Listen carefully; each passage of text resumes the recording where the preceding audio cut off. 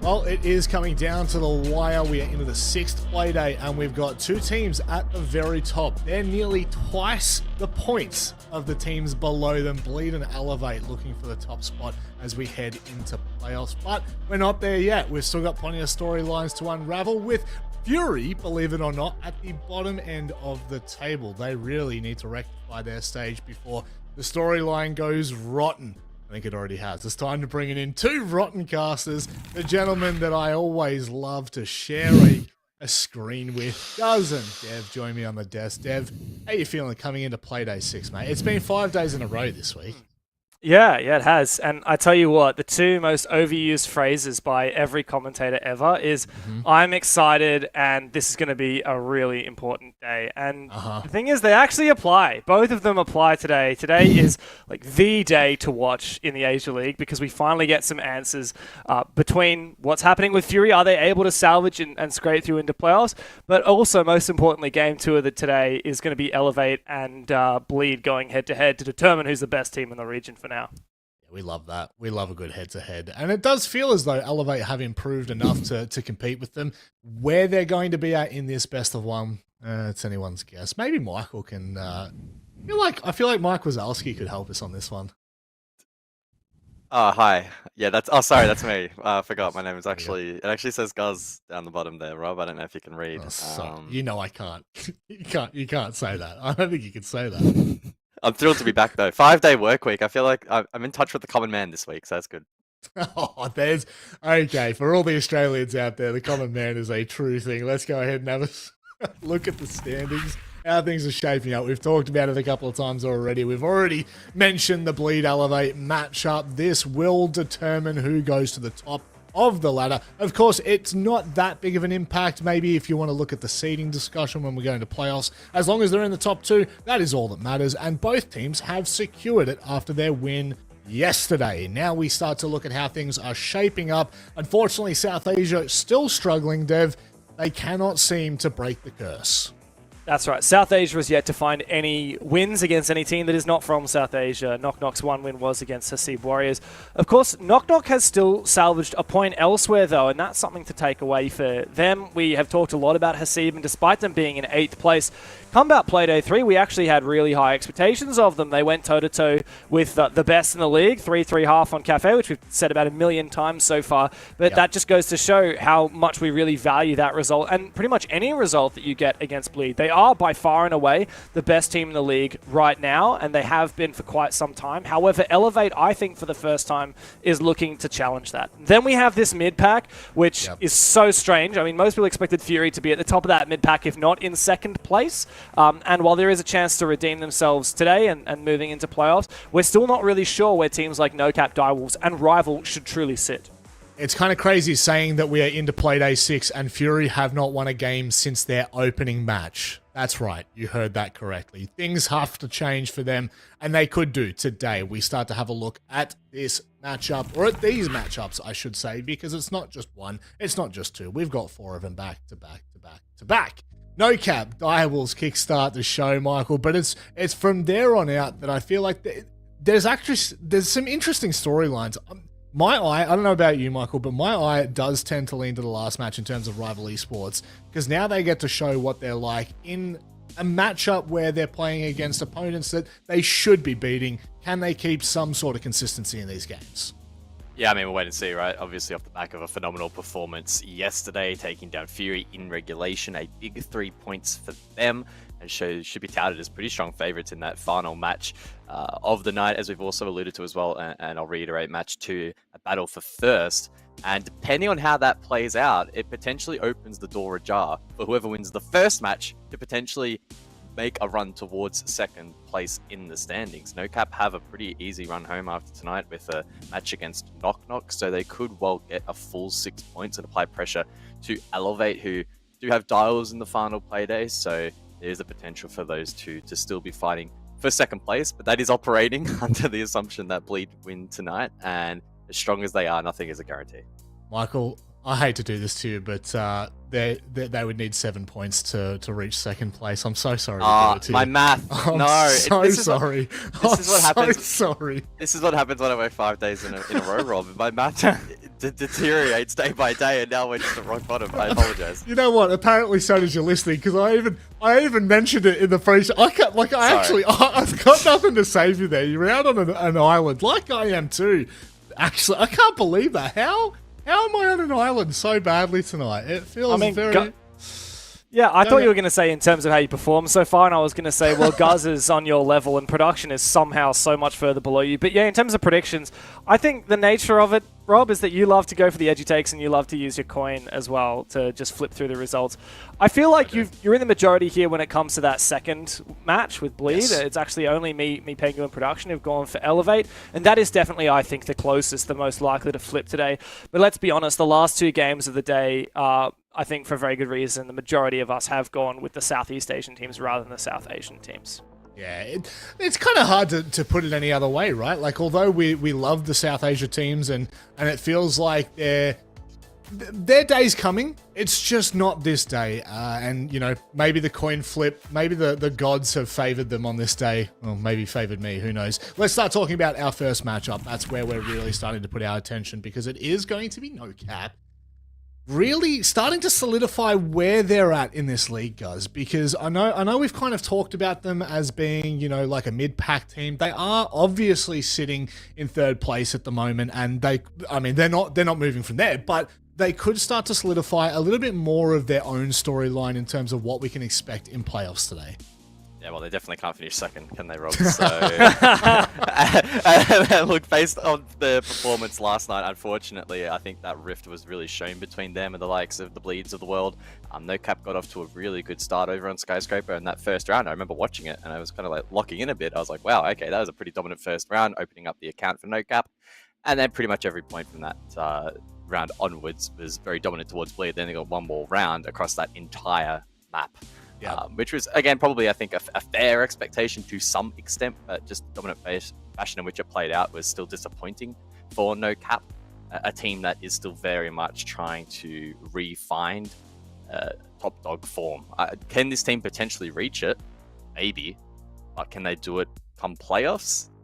I'm not so convinced. I think it would take some convincing to see them reach any kind of form of glory. There's no doubt about it, Michael. See, this is why we bring you on, because eventually we get there. We break through the ice a couple of times and we get to the good crux of it. But Direwolves, the roster, Dev, that really have been struggling throughout this stage. They've said it themselves. Harambe's obviously been quite positive in his interviews, but they fully are aware of the struggles they have heading into stage 2.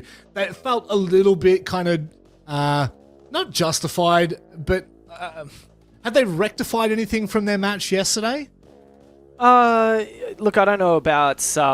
I think the rock bottom for them was, of course, their 7-0 loss to Bleed. But Yeah, yes, sure. yesterday they did have a dominant 7-2 over Knock Knock. For me, if you look holistically, Direwolves actually aren't doing too terribly.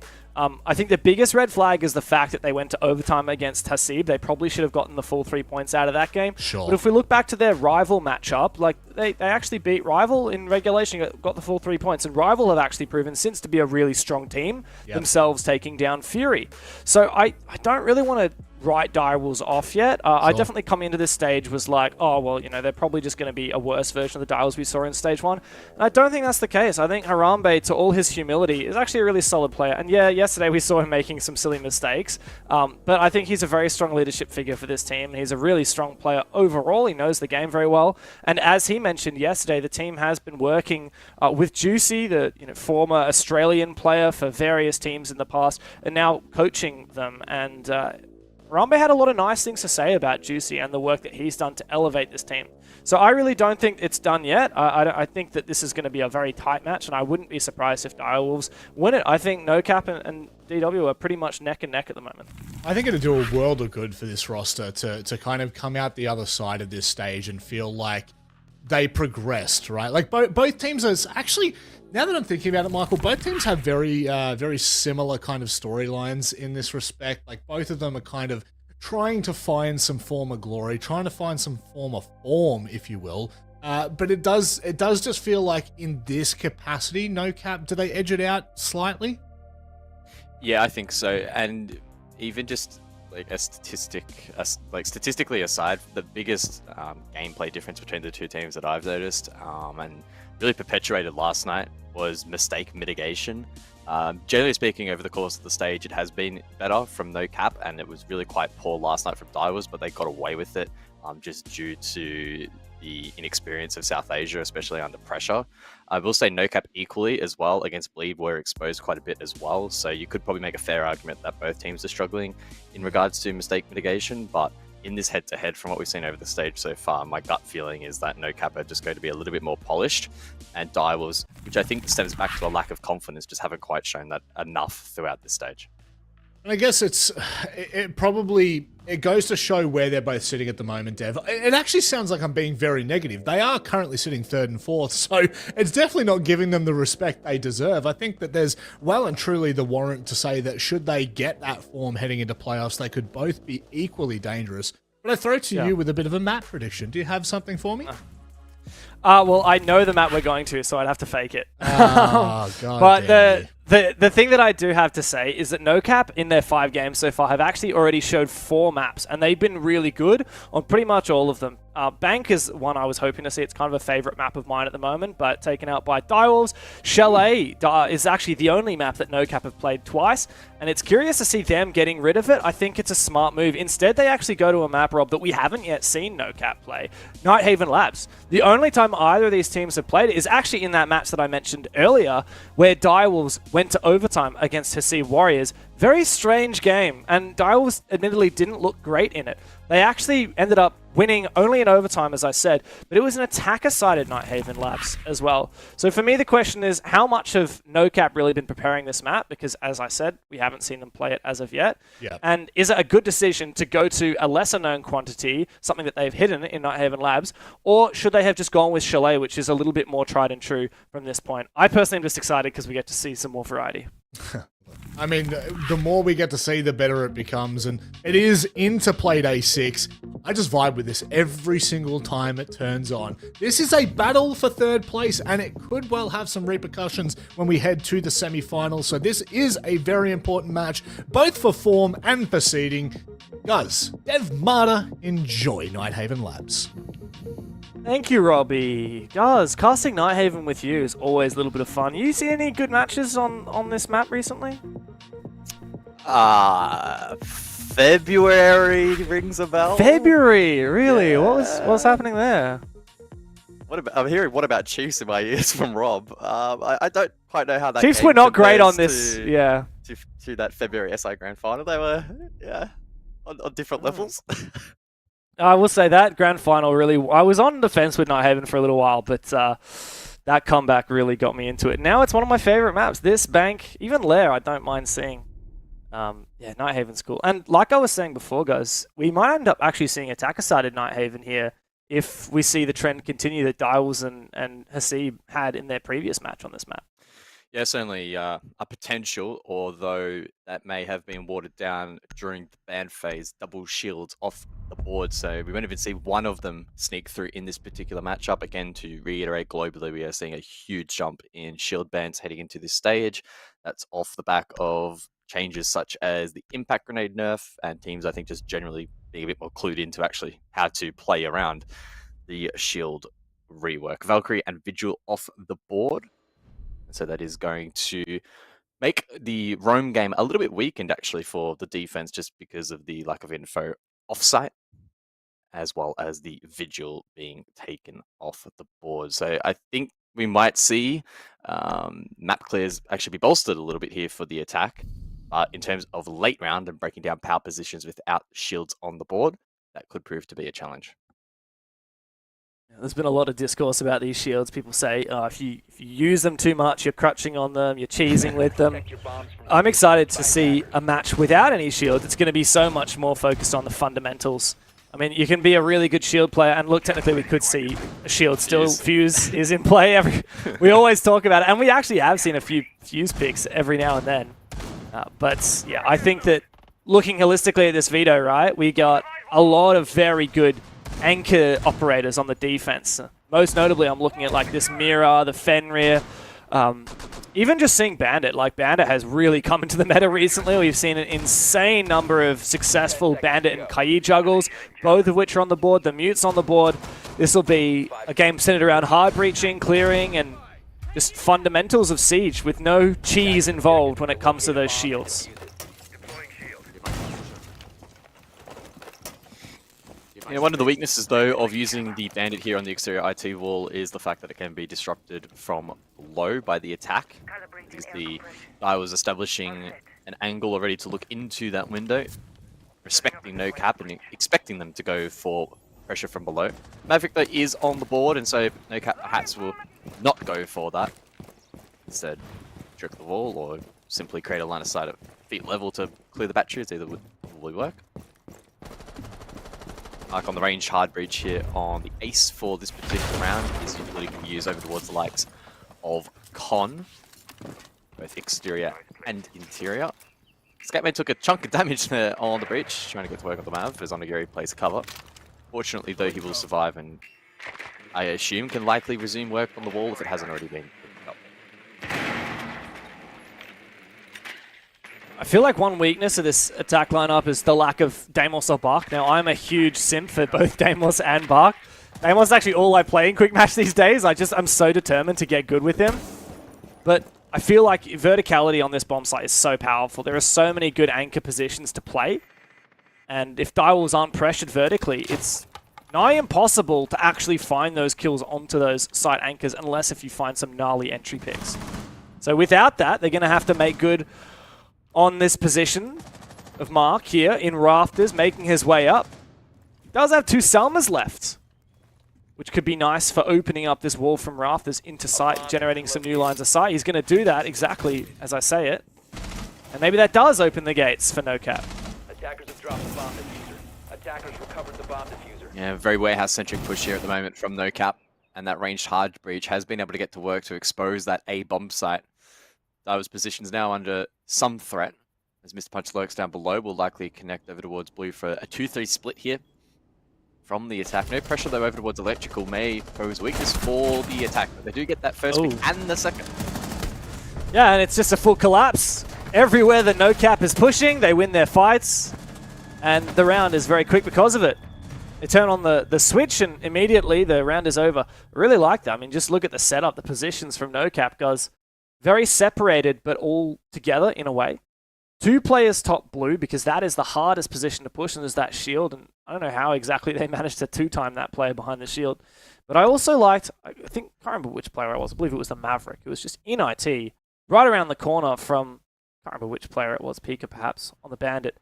Tempted to try and peek out, and all it took was patience, and eventually Pika is forced to move amidst the chaos of his teammates dying, and it's an easy lockout for NoCap. A flawless opening on the attacking side.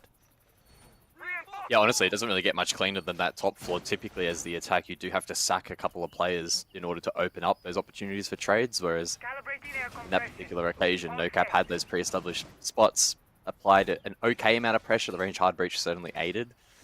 And then Direwolves just lost fight after fight after fight. Really no contest in that opening round. And could be a bit of a trendsetter here for the match. We'll wait and see. Maybe NoCap will be quite strong, despite both shields being banned out in this particular game. I guess we'll go for the second round, and we are going to see the Glaz employed here. Capitao as well for Onigiri running LMG. And Onigiri himself a couple of playdays ago saying that he wanted to be shifted to more of an entry role, getting into the map and opening up plays and opportunities, but this time fulfilling more of a util role. I mean, it appears as some kind of set piece from at least 3 players in NoCap. Maybe it's a bait though, because it's only 3 of them. They do have the diffuser here. Man, that Capitao really is just a behemoth of utility though. Already using that Gon 6, here come the smokes. EMP to follow. Mark looking to get into position and force his plan down. Mr. Punch is the one. And push comes to shove to land the shots here through the smoke using that Glaz. The plant likely to go down. I love the spam here from the EMPs, preventing any C4s from detonating. And now it's a pretty fundamental post plant here for NoCap. Barely a minute into the round and already the tie have a massive opportunity to lock out their second consecutive attack. Direwolves forced to retake. And look at this from Mr. Punch. He's not going to over-peek here. He's not going to pre-fight. He's going to stay. Be patient. This moment, wait until he knows he's got a kill shot. As the smoke subsides. Oh, Souffle lands an insane peek. Really be careful here. That missed. Onigiri is in an awkward spot. He hasn't managed to land the position yet. And okay, Pika, amongst all the chaos, is able to get into a position to get that defuse down. However, DCH up here has confirmed that the round is not going to be stolen away by Direwolves. A bit of an elongated attempted retake there from Direwolves, but a very solid attack there from NoCap. Yeah, no, that was really, really clean. Direwolves played that just about as well as they possibly could have. I really did like their discipline into not peeking the smokes. They fully anticipated the Glaz or had a read that there was a Glaz outside breach, and you were just not likely to win that fight. The unfortunate thing being that with the smoke utility being spaced out, it left so little time for the retake later on in that round. You can see here they were shoulder peeking, they eventually got the pick, but not a whole lot of time to go. There was a second very brief opportunity here with the fireball not landing as it hit a player in close proximity. As that flame went out, there was about a 2 to 3 second window max that they could actually still get that counter diffuse off in time. So it would have taken some really crazy timing there from Direwolves. Not to mention, Onigiri still stayed alive outside with that LG. He was just able to rain down hell. So yeah, really like that from NoCap. Another good direct hit. Once again, not needing the shields to facilitate plays where perhaps you would maybe, from other teams, see them on facilitate that entry in to go for a bit of a safer plant. They take a more calculated risk, and it works out really well there. I want to quiz you on something, guys, because I've started to harp on about the same operator for a couple of playdays now. And an operator that we're not seeing very much of on the defense that I feel like would be winning so many rounds. An operator that it used to be, you were mad if you weren't bringing this operator every single round. Why does no one play Smoke anymore? Smoke may well have won that round for Direwolves, had they had it. And I mean, I understand that there's so many operators you want to bring these days, and it's hard to afford an operator like Smoke, but I wonder if we'll see a shift where he starts to become more popular. We saw Bleed play it yesterday to extremely potent effect.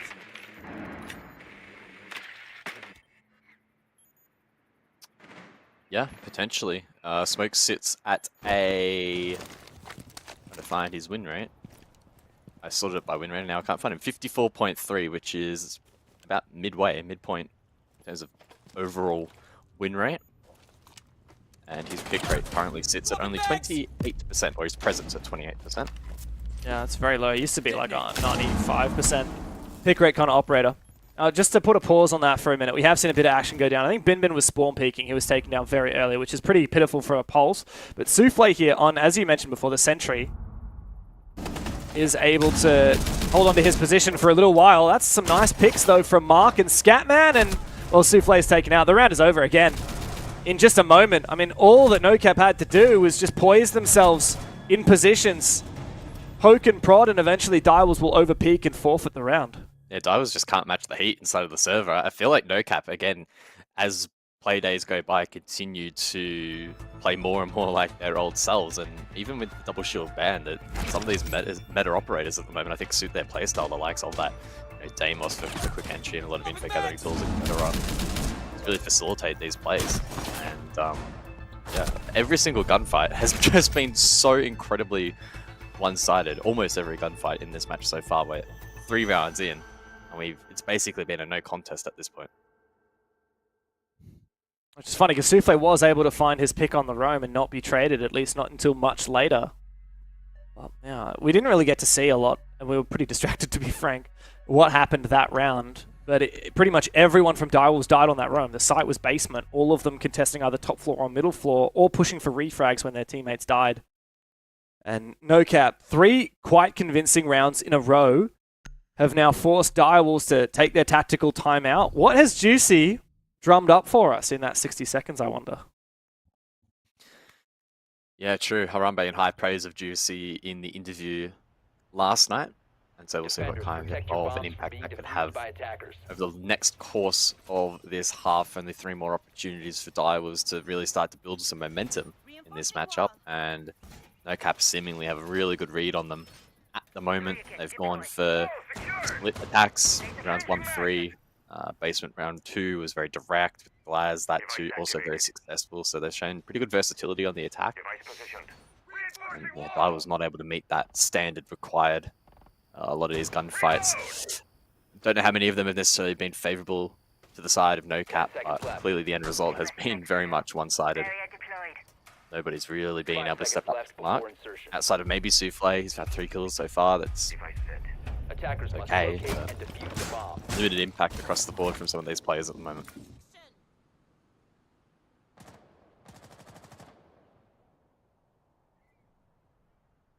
For NoCap, this does feel like a pretty big match. Seeing that Fury has been dropping off a little bit, NoCap, I've no doubt, have beat themselves up a little bit for how much they got stomped yesterday by Bleed.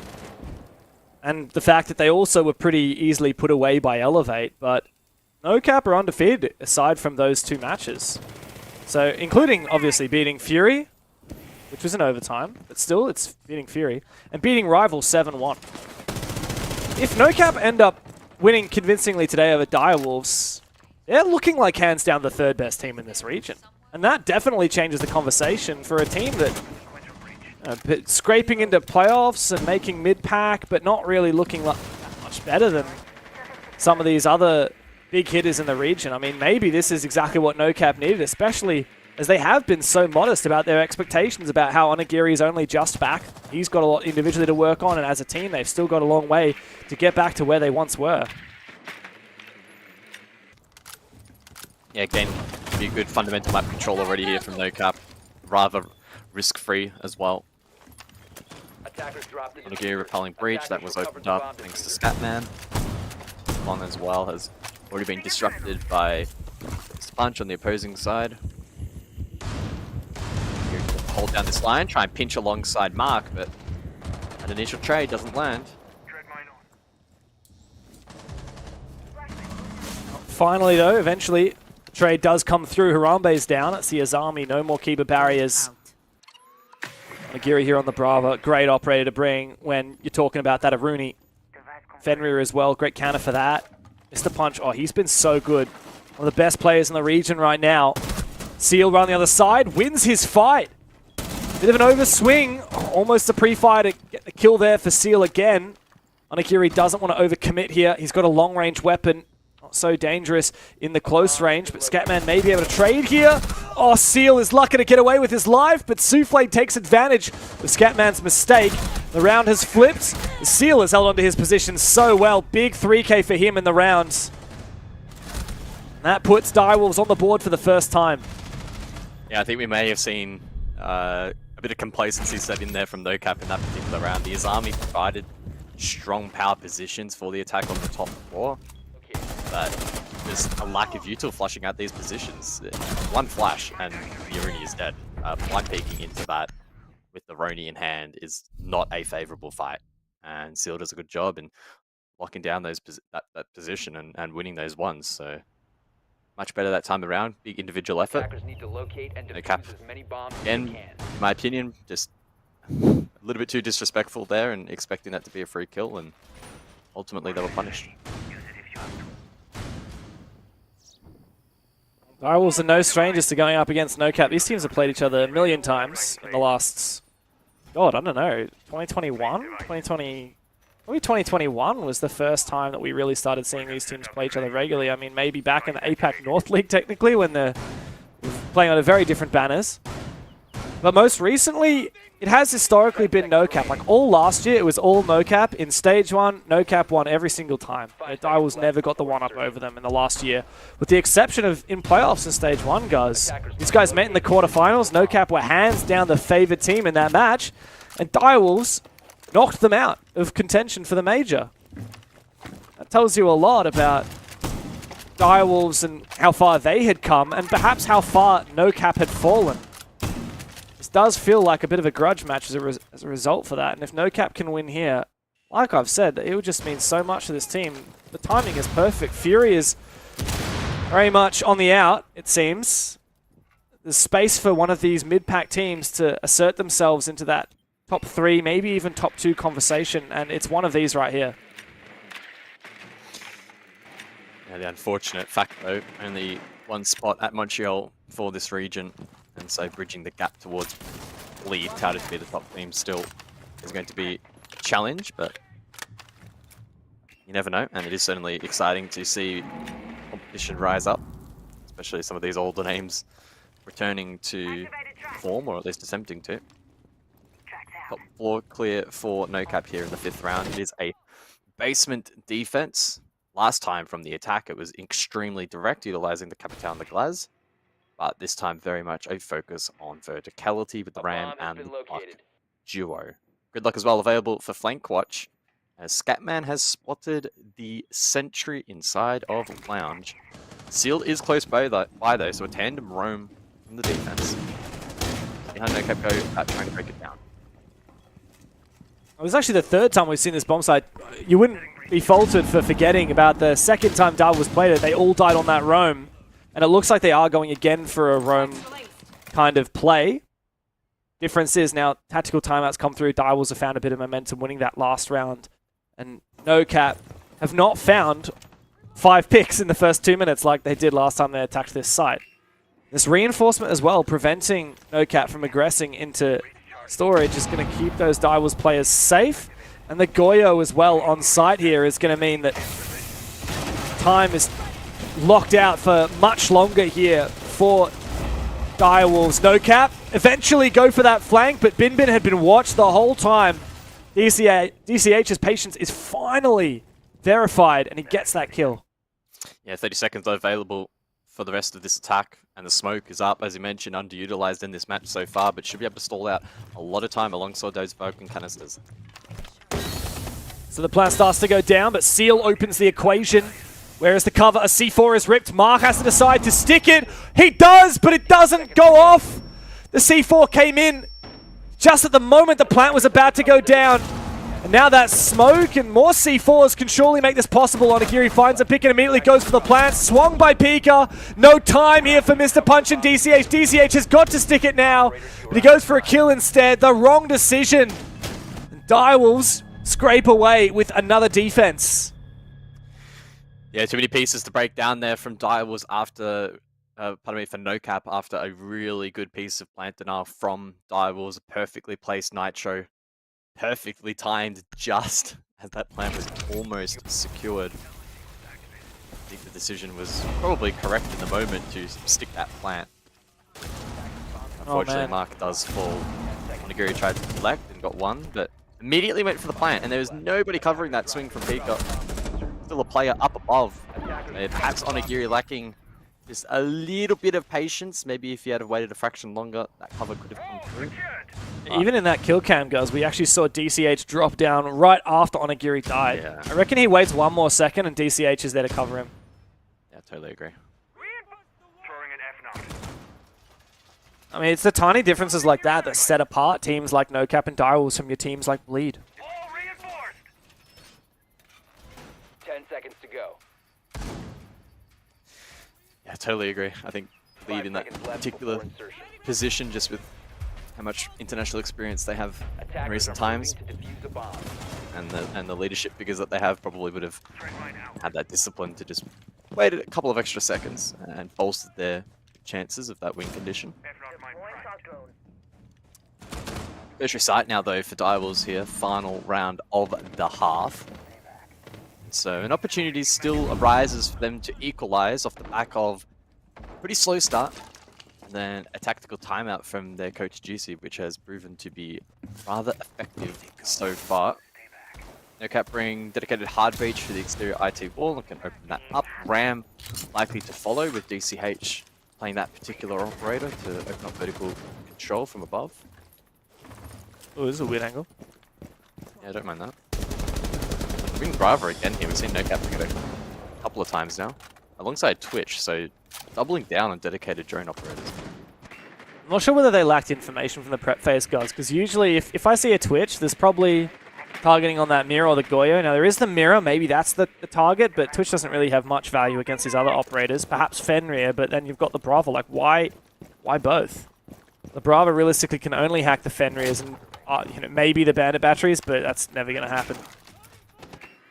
A bit of a strange choice for the lineup. It does mean that they're lacking a little bit of breaching. Got 4 castle barricades, only 2 Ash breaching rounds. Here comes an entry from Scatman. No! How does he whiff that? Oh, he's going to be kicking himself. Pika takes him out. Mark now looking for a reply. NoCap seem to be going extremely direct. Inching closer to the site without yet clearing down below or up above. Nice shot there from Mark. Likely to find a second one as well. Mr. Punch coming in for a big flank. Harambe has a solid position there, but if he overswings, could mean the death of him. Still control above and control below here. Nice shot from Mark.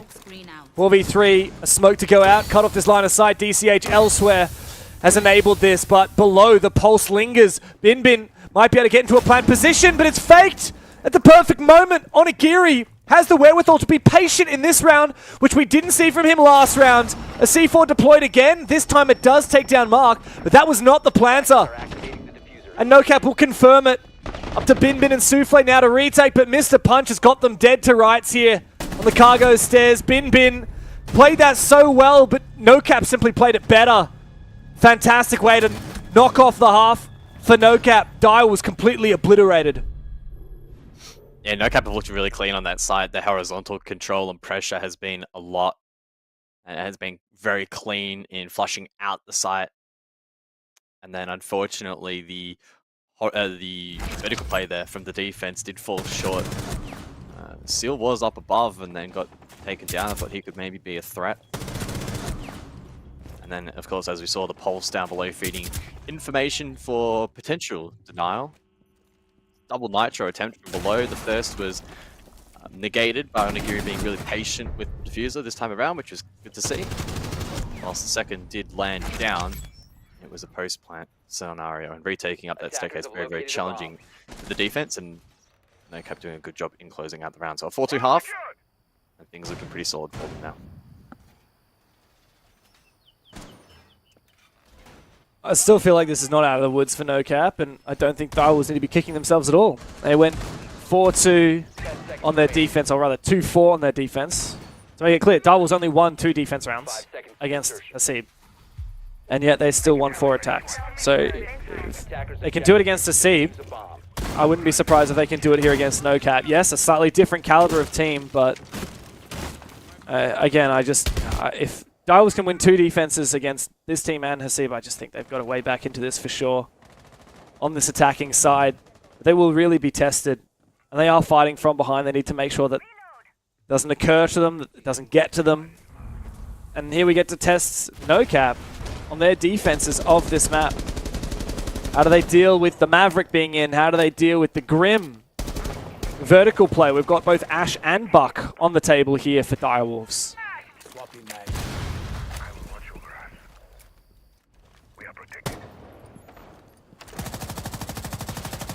I was making quick work of hard breach in this round. Foolproof camera though is feeding a lot of information into this particular position. And outside of the IQ to spot that utility, I don't know if they have the best tools to deal with that. I have one grenade in hand, and that may have actually just been used on the wall on the BBC. I didn't quite spot it. They were going to use the Selma, the breaching round from Ash, but they've already used one to open the soft wall, and there are mirror windows up, which I would much rather see the Ash be used to counter the mirror windows, which the grenades and the Gon 6 from Buck won't counter, and then see that other utility to deal with the rest of this util. Here's one of those mirror windows. That's a very challenging one to clear without an ace or Ash charges. Here's the other mirror. Hey, what are you doing? Onigiri, bro. You're not respecting this angle at all. That was straight troll if you had died there. Attackers recovered the diffuser. That second layer of defense from NoCap, I think, is going to prove... It will prove to be difficult to take down. Those mirror windows are certainly not to be underestimated. And unfortunately, Direwolves still haven't properly broken down this first layer of defense. They only now have a minute to work with. Here comes the double stack blue, which is pretty common. Big onus on these two unlocking the round for the attack. What have they got to work with? The position's been truly revealed now. Onigiri's in a very cheeky spot as well. If he pops his head up, he's likely dead. Flash goes out. The Bark actually opens up this position as well, potentially enter the site. The lines of sight will be advantageous. They know that Onigiri's behind this desk. They're just waiting for him to pop his head up. Easy free kill. Mark finds one elsewhere though. Missed the punch in the position now to win this round for NoCap as Direwolves continue farming. Massive round from Pika. 3 kills on this entry. The diffuser in Seal's pocket as he starts to force it on down. DCH goes for an extremely ambitious run out. Where is the plant denial? Big flank now here from Mark, but he's spotted and taken down. What an unbelievable round from Pika. The ace. A huge moment for Direwolves. They show that, yes, they truly do have teeth on their attacking side. Yeah, unlocking that position proved to be so powerful in breaking down that back line of the defense, and then NoCap pretty much internally imploding defensively there. Pika, big round, really well played. Landing some really formidable shots. A couple of acts of desperation through that round from both teams ultimately, but Direwolves was able to get that one across the line. Good confidence builder for them. And keeping in mind, already used that timeout, so just something to keep in the back of our minds if these attacks do prove to become a bit of a challenge and hard to break down. But really couldn't have asked for a much better start there to kick off their campaign here on Labs. So I guess what we've learned now, guys, is that Direwolves just need to focus up and make sure that Pika gets an ace every single round. I mean, they could try. That would be is that what highly Jesus unlikely, said? but you could try. What? It's funny. Pika and Souffle, both these players who they were the gunners on the old Direwolves roster, and funnily enough, they're kind of the only ones left aside from Harambe from that OG Direwolves roster. And they still gun. Like every now and then, you just have a Pika round like that. You just like. Yeah, they had players to refrag, but he just wins every single one. He never needed to be refragged. Gnarly stuff. Oh well, less likely to happen on these other bomb sites for sure.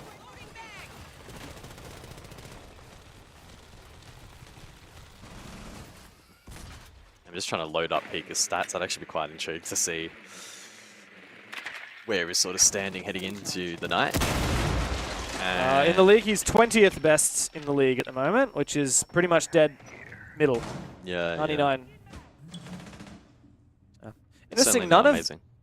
Well, he's the highest rate on Direwolves, and he's at 20th. You compare that to NoCap, right? You got Mr. Punch, 5th best player, Scatman, 9th best player, DCH, 11th best player, and Onigiri, 17th best player. 4 out of the 5 from NoCap, actually higher rated than Pika, the best of Direwolves.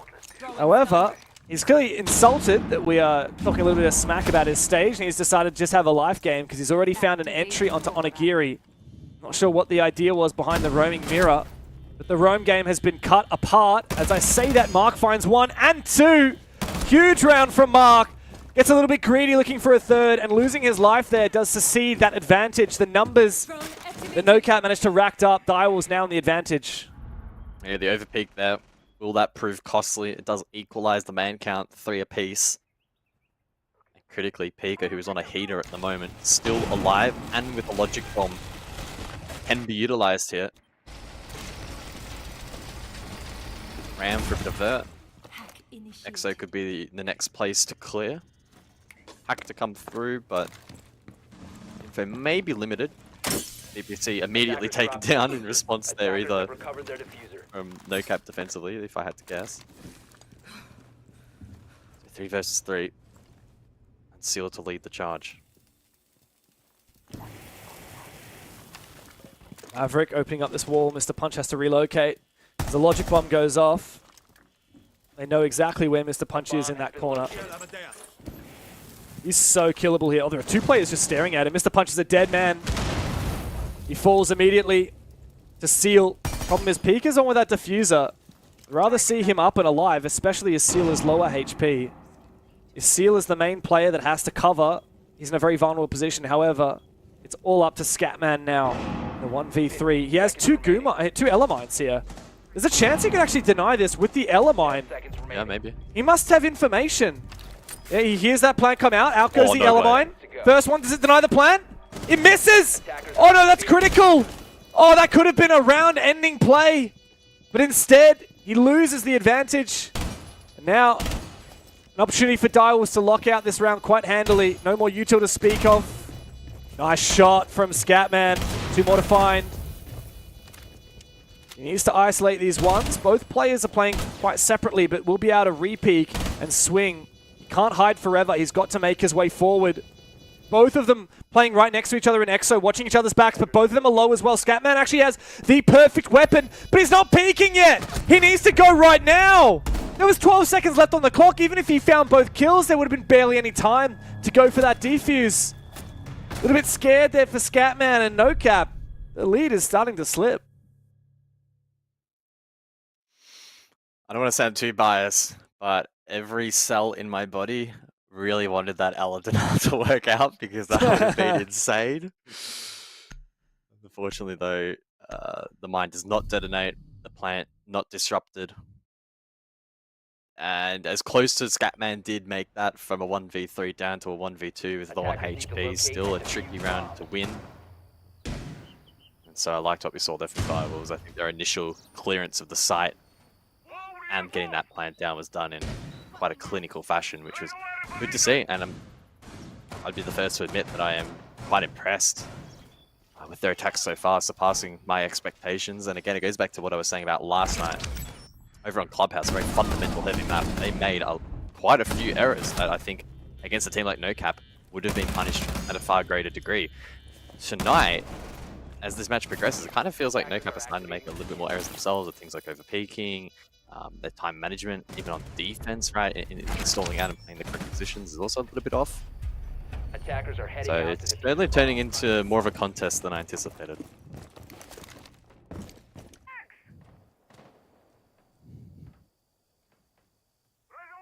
So Nighthaven Labs attack favored confirmed? I guess? Yeah. I don't know, we're starting to see it. It's the second game that I've watched in Asia League, which has been just so dominantly attacker favored. I was not really looking to slow down anytime soon. NoCap still have their tactical timeout in pocket. This is quite an aggressive hold on the top floor here for Mr. Punch. He's at quite a stage so far, as I said, 5th best player in the league. But he's in such a... Oh, wow, almost finds a wallbang for Harambe. He's in such an aggressive position, he needs to find value. He does not. Pika takes him down. And what a game from Pika. Dials again in the hot seat. NoCap losing control of the top floor is basically a death sentence on this bomb site. I actually have a very fun fact, and it's very well timed. You mentioned Night Haven Labs perhaps being good for attacker-sided map or attacking Haven. This site we're actually on right now is the worst defensive site globally in the game this stage. 28.6%.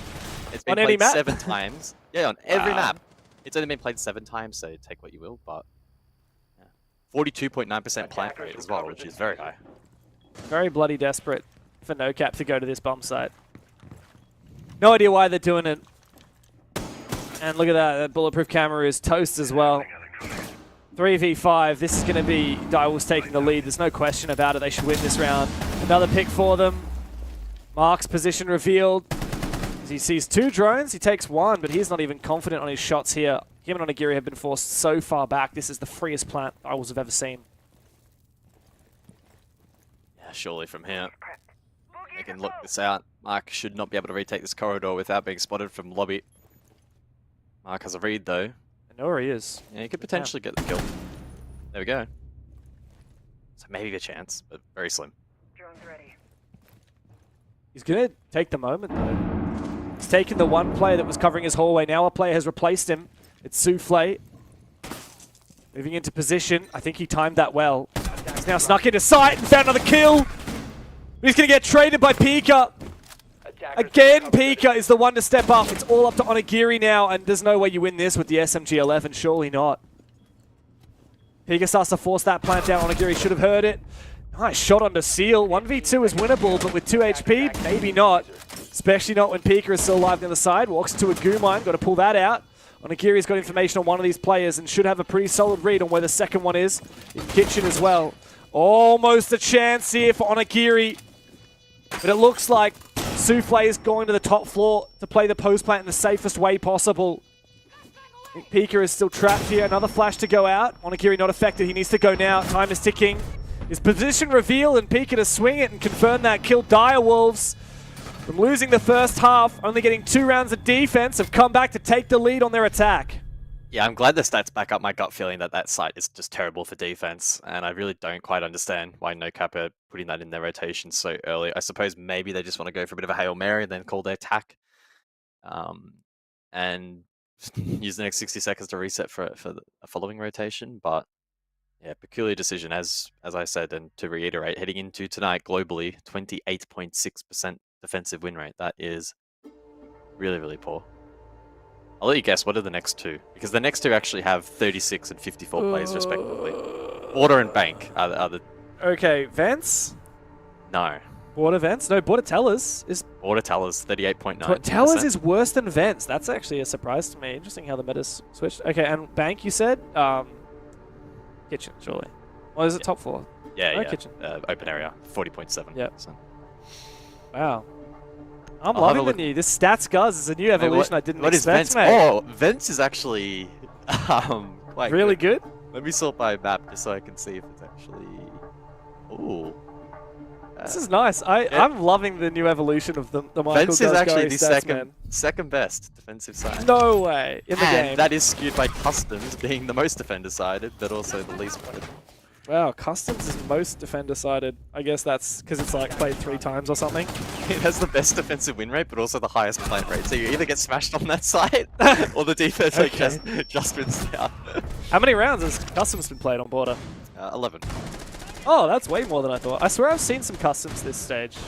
Yeah, globally, by the way. This is not Asia. Yeah, of course, of course. Oh, that's really fascinating. Oh, wow. What is the what's the CCTV site that we're on right now? And the basement here, tank assembly on Nighthaven. So second floor labs has a play amount of the most played? 109 rounds. It is the most played. 56% defensive win rate. Basement, Okay. 101 plays, so 8 less players, but a 64% win rate. So 8% higher win rate, but it also has about a 9% higher plant percentage. So I guess direct attacks, if you don't know how to defend, you're probably going to get planted upon. Yeah. Oh, fascinating. You don't really see many rushes on this bomb site, unlike the basement. Perhaps that's one of the reasons why we see more plants. Well, one ingredient that we haven't seen a lot of so far, but makes an appearance, is this clash. And based on Seal's reaction when he saw the clash, I don't think he was aware in the prep phase clash was well hidden, and there's no real operators that directly counter it. Of course, you can always just jump up, smack the clash's shield, and shoot her foot.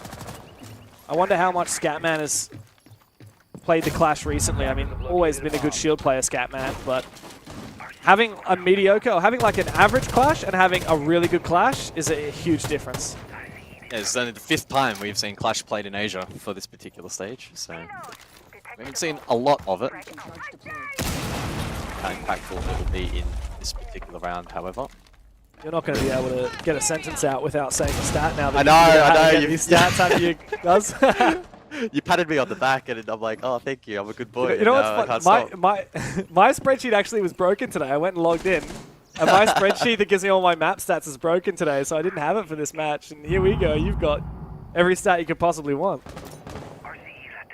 I try not to flood my cast with too many stats, but once I get the ball rolling, I don't. Oh, mate. Keep it rolling. I'm here for it.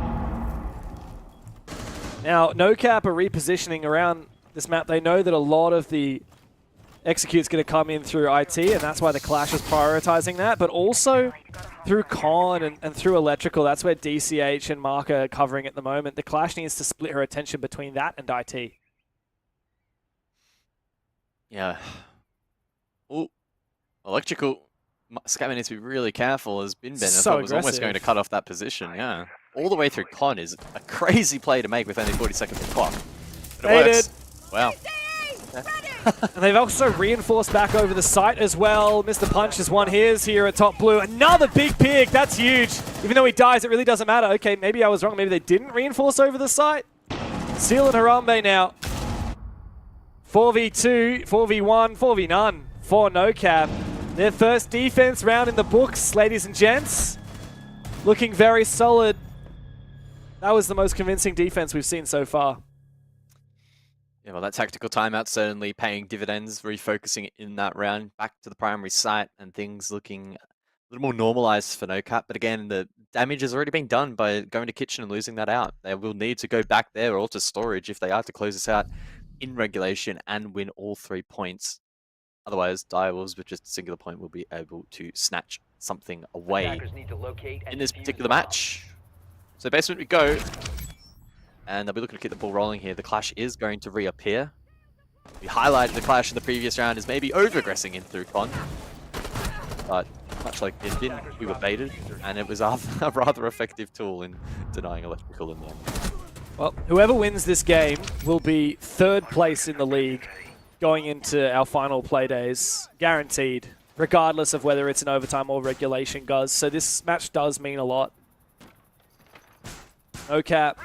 10 seconds to go. I mean, what a story it would be for them. What a story for either team. With Fury dropping on down. 5 seconds remaining. Of course, Direwolves was the next in line to the throne, if you will, after Fury. But I feel like NoCap have really pushed themselves back into this conversation. And there's, of course, a lot of hype around it as well. Now, just to remind everyone what being 3rd in the league means compared to 4th. When we go into playoffs, the top 6 proceed. And the 3rd place team is in a group with 2nd and 6th rather than 1st and 5th, so a much easier half of the bracket. Though at the end of the day, it's important to remember you have to beat everybody in the bracket. You can't just skate through and see Bleed on the other side of the bracket and wave at them as you both go to the major. No, only one spot at the major for this incredibly competitive region. I mean, hands down, the most competitive region that only has one spot in the major. It's not even a conversation.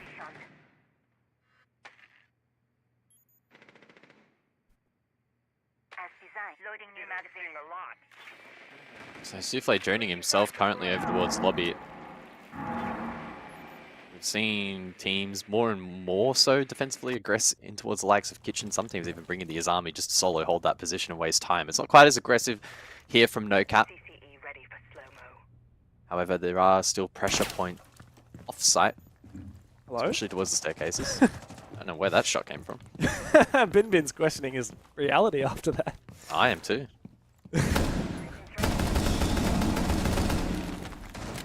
Alright, Clash again in play. Scatman here on the cargo stairs.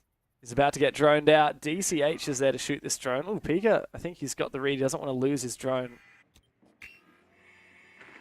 He's going to pick it up. He doesn't actually want to go and feed that drone. Lose it. He's a little bit uncertain. He's now changing his mind. He's going to go and do it again. Stairs are clear.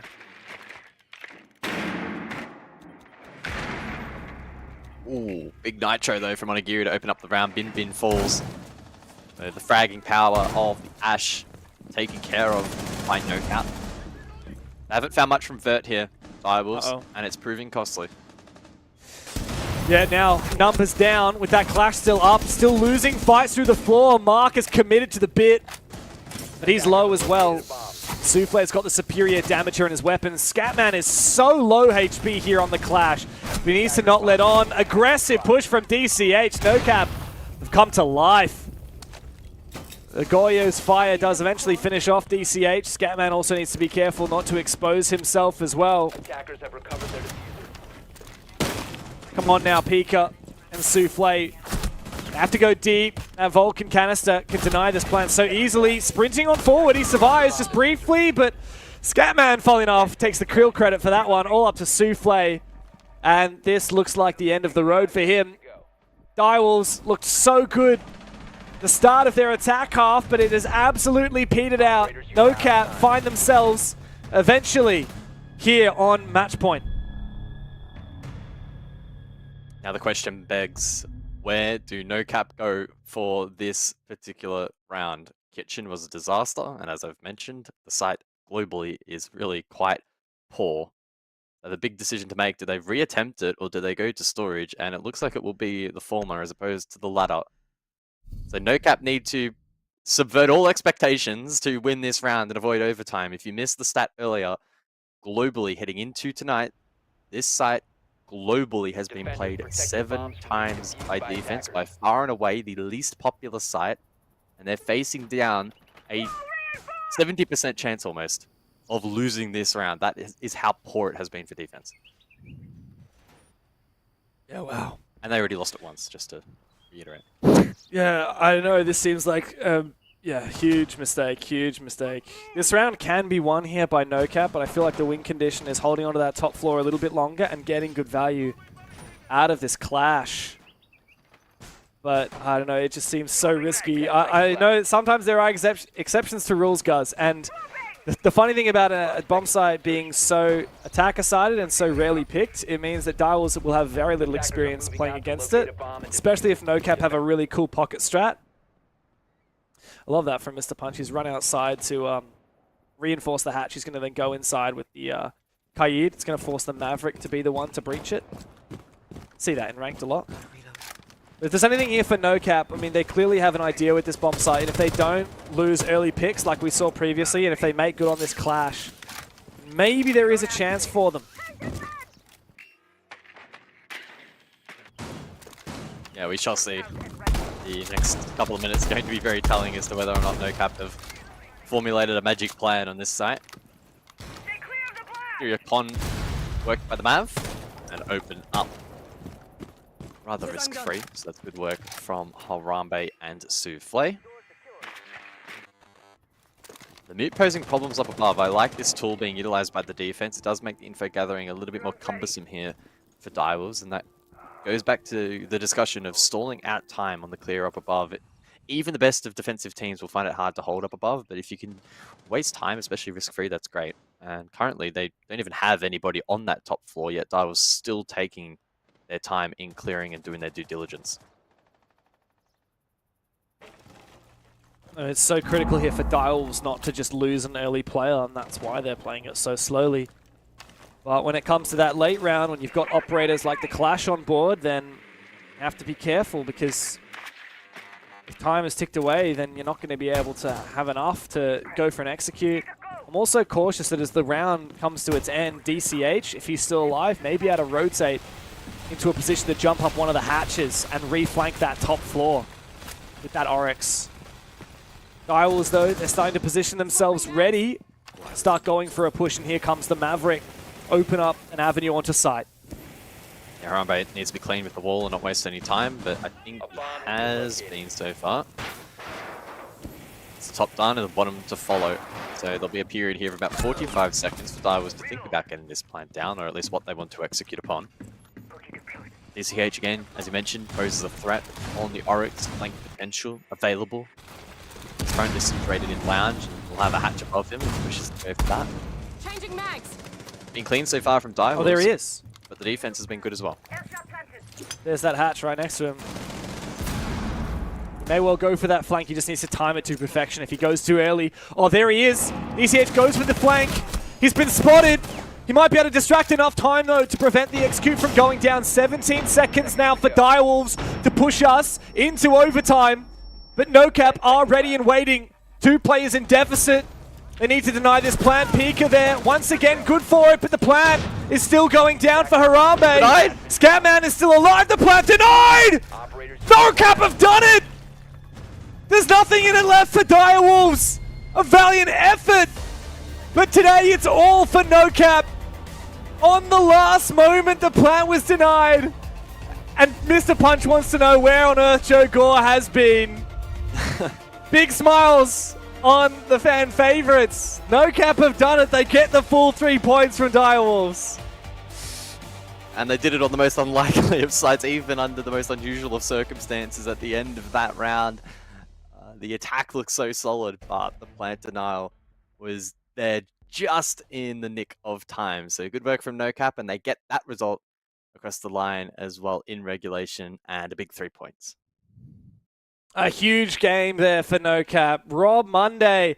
I know we were all a little bit surprised what happened there in the final moments. I actually didn't realize the plant was denied. Hang on a second. You want me to call you Robert? I'll call you Robert. Yeah, the Mr. full- Monday. Whichever you prefer. Robert James Monday, thank you. Would Are you be actually middle preferable. name James? Yes, I certainly am, mate. I certainly am. Great name. There's another name Great in there, but I'm not going to leak my entire government name for everyone. Look, very, very disappointing end for Direwolves. I thought that little roll that they got on for the second half, that was going to seriously do some damage, but NoCap with a denial in literally the last 2-3 seconds. That is absolutely devastating.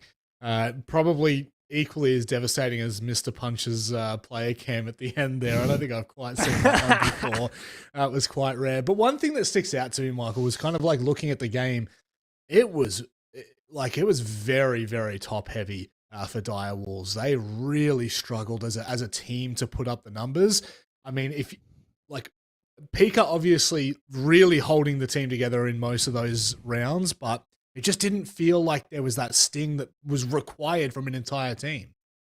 Yeah, if you take Pika out of the equation in that matchup, I think it would have been a little bit more lopsided, just unfortunately not having the same team chemistry as NoCap, and I think that's probably the biggest takeaway, that NoCap's team chemistry is really quite strong, and certainly in the upper half of the league, whereas for Direwolves, I think they're very much still trying to reacclimatize, and that's been affirmed in the Harambe interviews, where even he has admitted himself he hasn't felt particularly comfortable just yet. So that showed inside of the server a little bit tonight, and unfortunately, even with some of the shortcomings in terms of the strategic decision making and site selection, which is still mind-boggling to me from NoCap, they were able to just get it across the line. So it's difficult to be overly critical.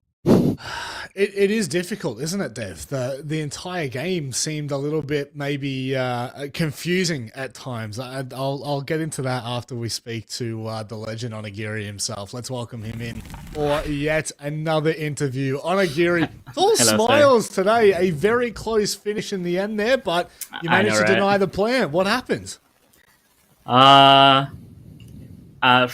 me personally, it didn't go as we analyzed them, like on the attack. As you can see, they improve, and we expect something more simple than this. But so we have attack pause, and then we talk about like what's the problem of defending this map. And then we figure out that okay, we figure out the problem and we managed to come back. So a win is a win, I guess.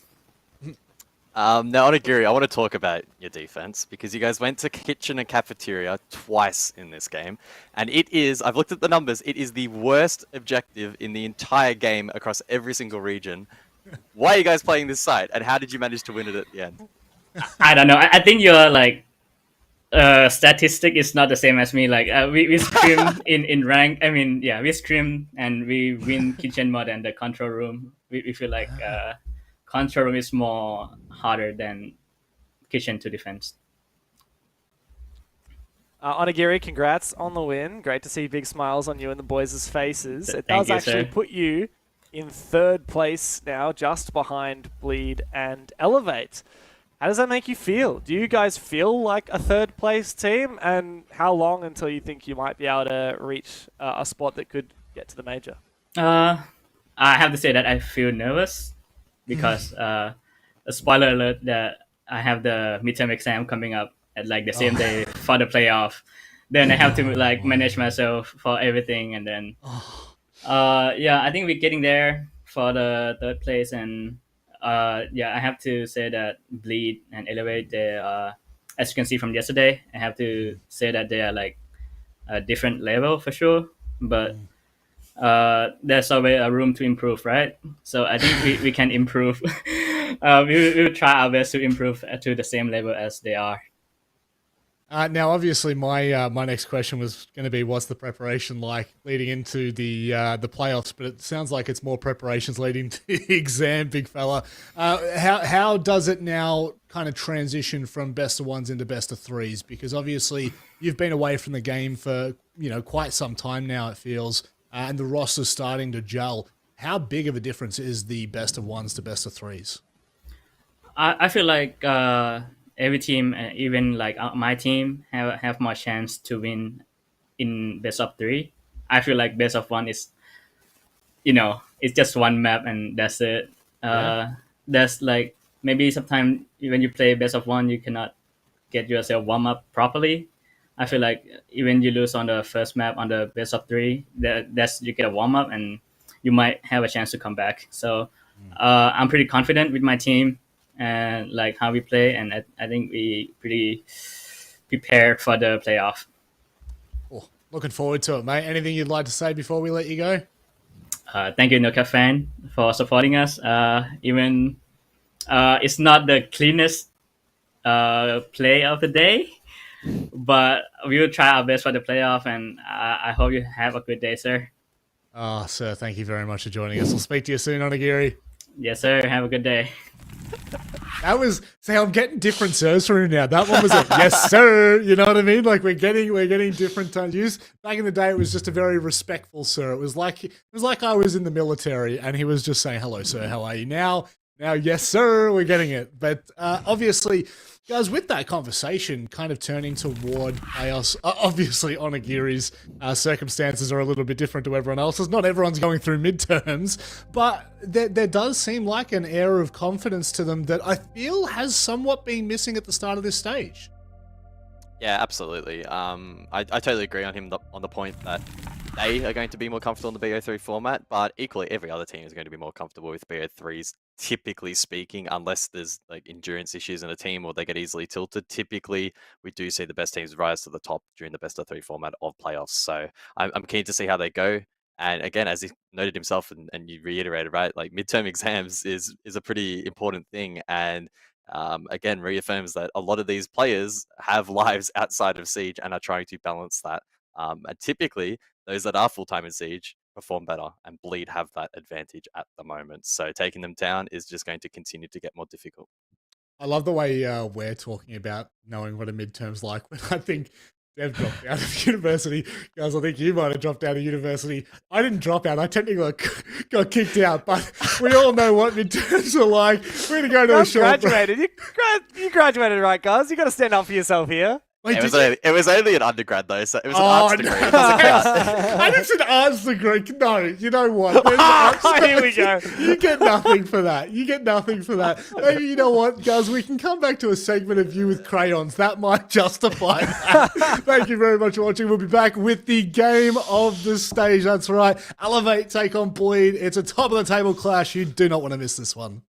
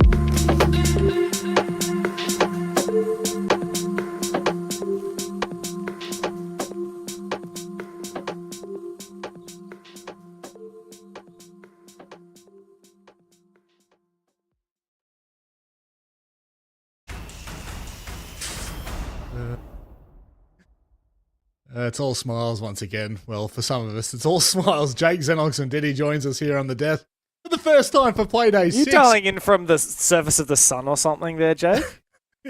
I haven't fixed. No, I forgot to do my lights. Hang on. Would you like to do them while we're live, and we'll just I am. just keep waffling? Yeah, cool. No, I am. Dev, Yeah. look, interesting matchup coming next. Obviously, we're all smiles, all laughing, but there is a very serious matchup that will determine the top of the table, at least for the end of Playday 6. Is that better for you, James? The best team in... I can't see it right now, but I'll check in afterwards, Jake, just to check. It's the best team in the region versus the second best team in the region. Which is which? I think most people seem to think Bleed are the favourites. They've made it to the major. Well, they've won every single qualifier for the region in the last 6 months. And last year, they also made it to the Atlanta major. They look great at SI. These guys just hands down look like the best team in the region. Whereas Elevate haven't been overseas since Copenhagen over a year ago last year. They are looking in hot form right now, though. So this is going to be one of the closest matches, hopefully, that we've seen all stage. I mean, this has all the ingredients to go to overtime. Yeah, we all know what happens then, don't we, Dev? We always know what happens. I don't want to curse it, man. Online best of ones, we always know how this ends. But last time, funnily enough, Jake, this match ended with an Elevate victory. One of the first times and only times we've seen Bleed beaten in a long time. Yeah, I mean, I think that coming into this game, the expectations on Bleed, but there's certainly the idea that Elevate have certainly been able to improve throughout this stage. There's a bit of history, especially from last stage when they beat them. But yeah, I mean, honestly, as much as we want to hype this up, at the end of the day, all the pressure's still going to be on Elevate to rise to that level that is Bleed. They beat them last stage. Can they do it again here where Bleed are clearly performing at an exceptional level, undefeated, not really dropping a whole lot of rounds? Elevate, you can say the same, are doing very similar, but I still feel like you've got to go and now do it against Bleed before we can really take you seriously. I'm fine putting them second. They're second in my power ranking because there's really no one else, but, you know, it's a whole different story when you're going up against Bleed. And Jake having you second in his power rankings, that's important, isn't it, mate? It's very important. You know where we're at. But Dev, look, again, I think Xenox has kind of topped that off perfectly. This roster is on the rise. They're constantly improving. Is it enough in a game like this? Yeah, I mean, I think so. I'm kind of on the cope. I just really like the Elevate storyline. I think they're looking better than any Elevate we've ever seen since this new revamped roster formed, since back when they had the old Thai roster. I think they're looking in peak form right now. It's taken them a little bit of time to really get the most out of the roster changes, bringing on Shed MC and to some degree N Hykel, but I am absolutely loving it.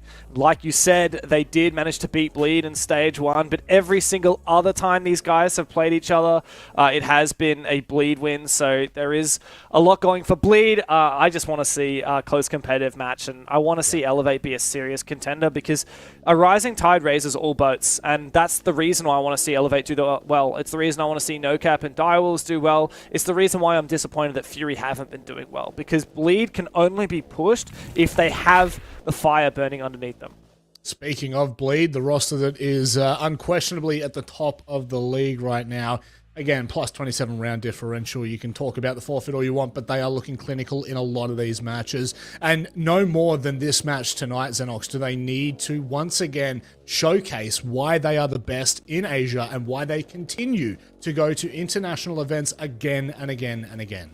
I don't think so. You know, we kind of spoke about it a little bit with Elevate. The fact that Elevate beat them last stage, right, kind of says that that one loss in the regular portion of the season doesn't end up being the be and all, and it just so happened as well that game, of course, was Playday 6 as well. So same time, same place. Will it be the same result? And even if it is, Rob, to kind of then answer your question again, no, not really, because playoffs is where it's really going to matter. The biggest difference, though, I think for me, as we get Hovid and Ikel, though, is that it was Fury that took down Elevate in the playoffs last stage. Well, that's not going to be as likely this stage. Now, it's far more likely statistically these two are going to meet in the grand final, because they're going to be either 1 or 2, right? There's no one else that can get into the top 2, which means if they are to play in the grand final, it's you know, something we haven't really seen before. Best of 3 of these two teams. Hoven has been great. We know that. I think every time I cast Bleed, I talk about the fact they're just such a team-orientated roster that it's not down to just one player. But Hoven, statistically, over the last 12 months, has just turned it on. I think when we originally saw Hoven years ago, he wasn't known as this like superstar fragger. Reap's got a lot of the plaudits, at times even Turd, but statistically, he has just not really done anything wrong. And even when you look at the stats of NHYCAL, gets smashed in cost, smashed in entry, and the KD's nowhere near touching Hoven. The only thing saving him is apparently the EPS, but I mean, you kind of look at the other 3 categories, Robin, they're not that close, even though NHYCAL has been great this stage. Yeah, and that's it, right? NHYCAL coming off the back of a debut stage at this level. So stage 1 was his first time we have seen him. We hadn't heard of him before. I think he has done a phenomenal job coming into this, but touching Hoven is not an easy task. I'll tell you that much. He's up in the heavens at the moment, but it is time for us to start to break this map down, Dev. And I go to you here because I know your stats are broken, but you've still got something up your sleeve. Yeah, fun fact, my stats are actually no longer broken, so there we go, I got him.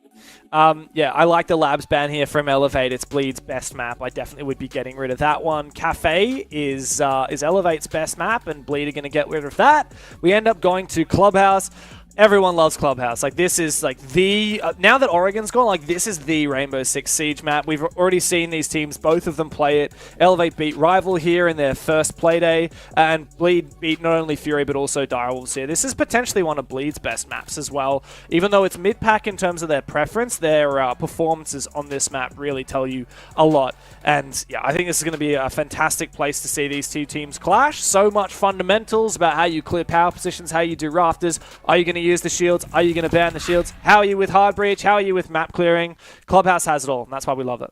So still just a little bit, yeah. Like not Simpsons level, but still there's still just a little bit to it. There's a little. Well, I didn't change this. I didn't change any of the saturation. I just changed the brightness.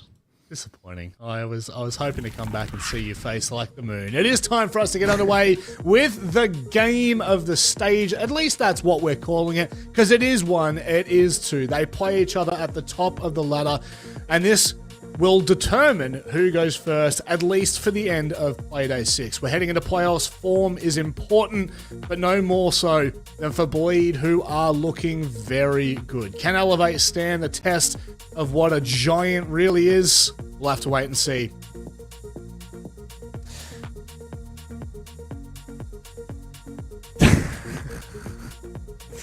Thanks, Rob. Thanks, Rob. Yeah, this is the game of the stage for sure. It's 1 versus 2. Elevate got the better of Bleed for the very first time in stage 1 in that BO1. We haven't actually seen these two teams meet since then. They didn't meet in the playoffs. They didn't meet in the EWC qualifiers either. So this match really does feel like a long time coming, Xenox. Did you go for Bleed for this one? Absolutely. Yeah, so you're pretty convinced that the Elevate's a little bit overhyped, are you? No, that I don't know how you've managed to put that word in my mouth, but anyway, I don't think they're overhyped. I don't know who's overhyping them, or who's saying they're overhyped. I think they're good. I think they're capable of winning this match. I think it's pretty neck and neck. But are you saying that they're not neck and neck? No, I never said that. I just went for Bleed. That was just my prediction. Okay. Do you want to? Yeah. Okay. So what do you think about Bleed? Do you need me to? If you need me to explain why I picked Bleed in this matchup, James, we need to have a different conversation altogether. Okay. In Which fact, conversation would you like to have? James? Reverse it and have the conversation as to why you've gone for Elevate. That's a better conversation to have. Sure.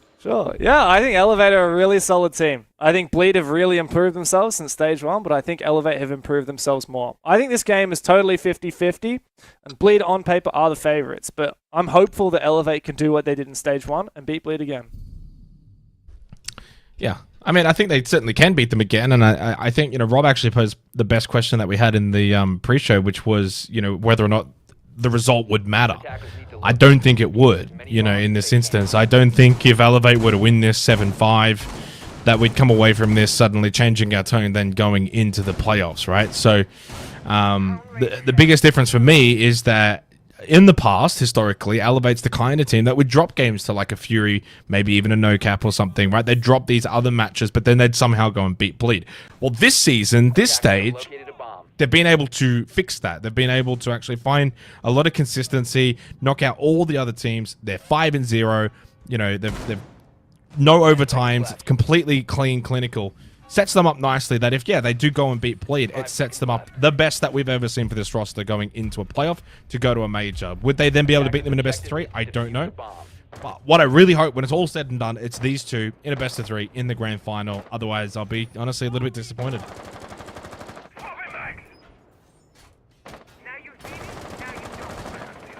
The Blitz is not through the ban phase, but the Monty's out, so still a little bit of shield potential available. But both of these teams have said that it's not their favorite way to play. They'll bring it if they need to. The Two-Brow gone, but the Kayid in, so still a little bit of that hard breach minigame going to be present on those hatches. Azami and Grim gone down. Azami, particularly on this bomb site, makes it so much easier to hold on as a defender in the late round, fortifying a lot of positions you'd usually need a deployable shield for. We've got 2 deployable shields. Bleed very much aware, they've prepped for that Azami ban, and they're confident that come the late round, they're going to be very happy to sit behind those positions. Defender is exposed.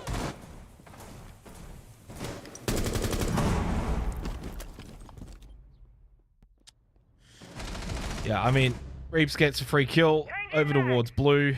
I don't know how he's managed that onto Ape, and the Ram losing its life this early on in the round, not ideal. So through the hatch, MC in towards Stock, and a bit of a strange opening attack right now from Elevate. Yeah, they'll start to head over towards Kitchen Hatch, get it opened up. But not really offering a whole lot of pressure. 90 seconds, haven't done a whole lot. Only just now starting to work some of these hatches as Mentalist also finds a kill from below. I mean, how often do we really see this? Not that often that, you're just having 5 basement and they find 2 kills just like that through a hatch or through some kind of angle. And this is a little bit poor from Elevate. They've been a little careless. It's hard enough to execute onto this site in a 5v5, let alone a 3v5, and Bleed know not to overpeak now. The drop comes through. Shed's actually in a great position, but he's taken down. In fact, every single player from Elevate on the entry loses their fight. Run of the mill for Bleed. Easy opening round, flawless. I mean, that was just a non-contest to start. And honestly, first half Bleed defense, I'm expecting them to at least do well in this opening half. They didn't really actually offer a whole lot up above. It was all of that basement kind of play, a little bit over towards Blue, but Mentalist getting that free kill over towards Moto. I mean, that really just shouldn't happen. And at the end of the day, yeah, that was honestly quite poor from Elevate. That was a little bit of a boring round for them. I think that they can certainly play a lot better. They've been so clinical throughout this stage. They don't make a lot of mistakes either, James. I'm not saying they necessarily made mistakes that round, but they certainly weren't their more cleanly self. Scopos in action, though, from Turd. Intriguing site choice as well when, the discussion regarding this operator, yesterday coming in for the first time being allowed, not only in just this region, but in general, was the idea of it being like a basement pick where you kind of use it top floor roam and then you can transfer back to the other shell down safely. We saw some interesting uses of it, but this is something I haven't seen where it's actually used on a top floor site. And conventionally when you think about gym bedroom, you don't really play the vert, you don't play the roam, you play horizontally. So what's the angle here from Turd?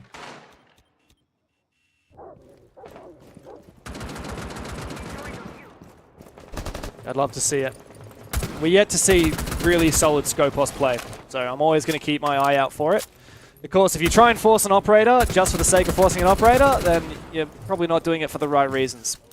I don't think that Bleed are a team that are going to do that. I think they're going to have a good idea if they're going to bring it.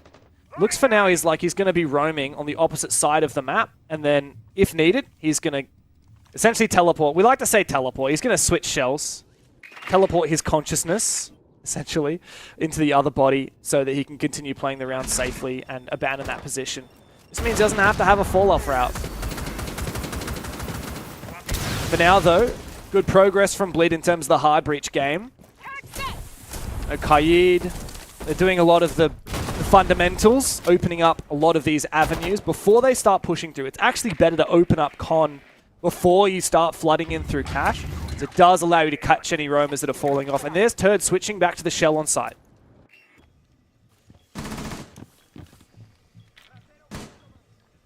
He has done so quite early. Not a lot of pressure towards Jacuzzi until just now as they get the main breach opened up. Selma onto the mirror window. Shot out though by Mentalist in towards Jim, which the fact he's even allowed to be in that position with the window open, it's just due diligence not done correctly by Elevate to have someone posted up on that balcony to deny the ability of that Selma even being shot. Yeah, Elevate's trying to do too much at once right now, and they're getting punished for it. That means there are gaps in their attack. Allows Bleed to get away with things like shooting off that Selma, which now has the flow-on effect of preventing Elevate from countering the mirror position. Now they're going to go for another Selma, and Ted is able to shoot off himself without getting swung.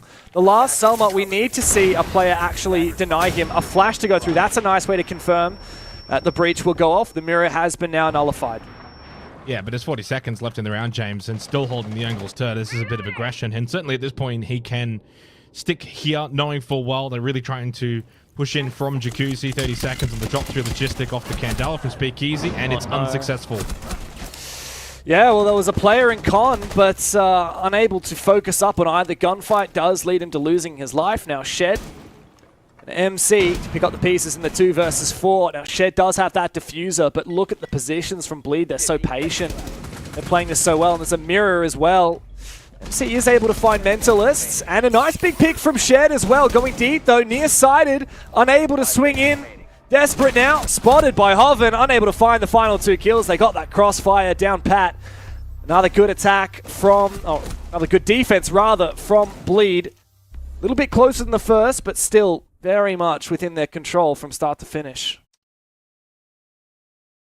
Yeah, I mean, how much of the control from Bleed was because of what Bleed were doing versus, you know, what Elevate certainly weren't doing at times, and the struggles that we evidently saw towards Jacuzzi, I think, played a big part in this round. Drop from Speakeasy completely by himself, James. You know, like at this kind of level, it's never going to work against Bleed. Understand, yeah, you're the Ying, you've thrown the Candela. The hope is that, of course, they're white, but there's also a Warden on the other side, and you know, that alone is a pretty good counter, and let alone the fact that you haven't cleared out con, you haven't cleared out logistic, you have not really a whole lot of pressure towards top main. So a solo drop like that from Speakeasy is incredibly ambitious. And then that starts this kind of like chain effect where you lose these kind of entries where they're all individually going in at the same time. 3 die, becomes a 5v2. Shed does a nice job, get a couple back, and it becomes a little spicy towards the end. But you said it best, Bleed were always in control. Attackers have discovered the location of a bomb. 10 seconds to go. Ted's going for this Scopos again. Wonder what he's planning on doing with it this time. I can't remember which match it was. We saw someone play top red on this side. Looks like he's put it inside cache. The danger of where he's currently got his second shell is if there is someone in con, which is a pretty normal position, then when he switches shell, they can simply kill him as he unshields. So it does mean that he can't actually switch away from his current active shell while his inactive shell is in danger, and that is a weakness. Well, not necessarily. I think the idea would be the teamwork. Whoever's playing top red, you kind of call that, and that's where the communication's so incredibly important. If he needs to go for that transfer, he needs to make sure that the player top red is holding the angle to the doorway towards con. So it becomes a little bit safer, so that if they do peek that and they are then anticipating him to switch, then the player top red can maybe provide the cover necessary. It's still, though, for me, the animation time and, you know, how much pressure you can get put under over towards rafters so quickly. It's Capitao as well. Like, you know, you get flamed out, James. You can't just sit there transferring. Although, I mean, I guess maybe you actually might be able to. Yeah, that's the funny thing, right? Maybe you can, but then at that point, like, the Capitao's done his job anyway, right? So have you really won? Yeah. Like, I don't know. Well, at least you get out with your life. But yeah, I would love to see that. It is one way that, funnily enough, Scopos can counter Capitao. And I don't believe the Capitao's fire will destroy the inactive shell as well. Of course, he does have to very quickly get into position and hit that transfer button, and it does take a little bit of time to do that. At the moment, he's still aggressively contesting this line of sight. Elevate have made decent progress. They know exactly how they want to push this, but with how aggressively Bleed are playing it, well, you can't lose fights like that. That's another thing you can do on the Scopos. I know Die's there, but the idea is that you can be a bit more aggressive on this operator, because let's say you take this fight to get chipped down to 20 HP, it's gone a little bit awry, but you got the kill, then you can transfer back into cash full health. So that's something that Scopos has that really no other operator really even has the potential of doing. Lead it in towards pit. This is a very common play. We see this a lot from Bleed. A lot of the times it's more so employed to stop, say, a Montang, slow push up the stairs. He's going to go for it anyway, expecting pressure to come towards Rafter. Oh, the C4 is red though when it misses, and now Shed should be able to get a free kill. No, Leader wins the fight. Never should he be winning that fight. Hobbins in an awkward spot, is finally taken down, and in a way, Elevate have won that exchange. Leader is now far off site, but getting that kill when he really shouldn't have is worth its weight in gold. Now Reaps looks to overpeak. Same for Mentalist. Bleed know they are losing this round. They need to make some kind of a desperate play, but there is no way that Mentalist gets check here. He should be lost in this position. MC flashes him, and he checks the angle. All up to Reaps and Leader now. Leader now falling back to side. Goes for the vertical plant on Island, gets it. Someone has to flood in and change this plant position. A 1v3 now made possible in this 1v2. Looking to isolate ones. He's got some info. No C4 to speak of, though. NHiCal looking to cover. Speakeasy can get out the breach and look to play this post plant well, but it's all on Speakeasy now. Oh, he's trying to stick a long arm around the doorway here and hope that as Speakeasy gets on the rappel, he's not going to be able to see him straight away. Oh, Leader! Oh my That's God. unbelievable! I need his POV. I need his POV, James. That was exquisite. I thought he was going to stick it. Even on the rappel as Speakeasy's going up, you could see in the bottom right that it was still being stuck by Leader. And as we flipped from the observation perspective, he's just dead. That is unreal, man. Incredible play from Leader. Like, that round was won by Elevate. They played it well, and I don't even blame the two Bleed players on site for getting quite aggressive there. Elevate locked them out. A massive credit to MC, by the way. Like, I thought for sure, I think it was Mentalist, the aggressive player in CC. I thought he'd won that round by sitting in that off angle. So massive credit to Elevate for checking, but simply Leader just clutched the round. Like, even the first fight, like, Leader shouldn't have won that from Oil Pit. He was unfavored in that fight. He was unfavored in pretty much every other fight that he won in this 1v3. Unreal. Yeah. I mean, there's probably a world in which NHiCal can play behind the server rack or even jump in towards rafters, James, but he makes the contact. He wants to try and take the fight early. Yeah, that's an incredible shot. That is a very difficult shot. He makes the right play. Couldn't obviously quite get around the corner entirely, and a simple shift on the rappel is going to expose him. So he understands that, and Leader's having an amazing stage so far. I mean, I think that round in particular, Lead again looked the team in control. You think about the play towards Pit, turn, open and kill. So like all these kind of like little engagements going their way from open and kill, garage control. There's like 30 seconds left in the round, and they're still pushing in rafters. They got a little bit fortunate, Elevate towards the end. Like Reeves got caught top red in the hallway, not really engaging in a proper position, and then flamed out. And they got the really good kill onto Mentalist. So I think, you know, that's a ballsy play. Don't get it twisted. Like it can work. You know, that is, as you kind of thought he wasn't going to get checked, and I kind of agreed with you. I thought that's going to be a classic rush in, sights clear. You got the player on the rappel watching the breach. We're not going to check Mentalist there because we don't think he's there. But the flash check, beautiful play from MC. That was the first point in the round that Elevate actually took some semblance of control, and then Leader down below denies the plant. Amazing play at top, and look, 3-0 into attack timeout, and suddenly for Elevate, they're on the ropes here already, and in a bit of a big match build up yesterday. Both teams undefeated, 5-0, 5-0, and I think Bleed just really showing they're still that level above. From winning 2 rounds quite convincingly on defense to winning the third one from a 4K 1v3, yeah, that's tells you everything you need to know. Elevate have a chance to get back into it, but yeah, they're going to need to realistically win 2 and ideally 3 of these rounds.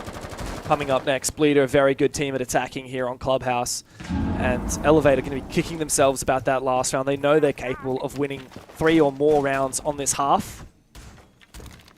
Bleed have a lot of depth here on their defense as well. Like, quite a different strat immediately. We're seeing a couple of operators changed on out.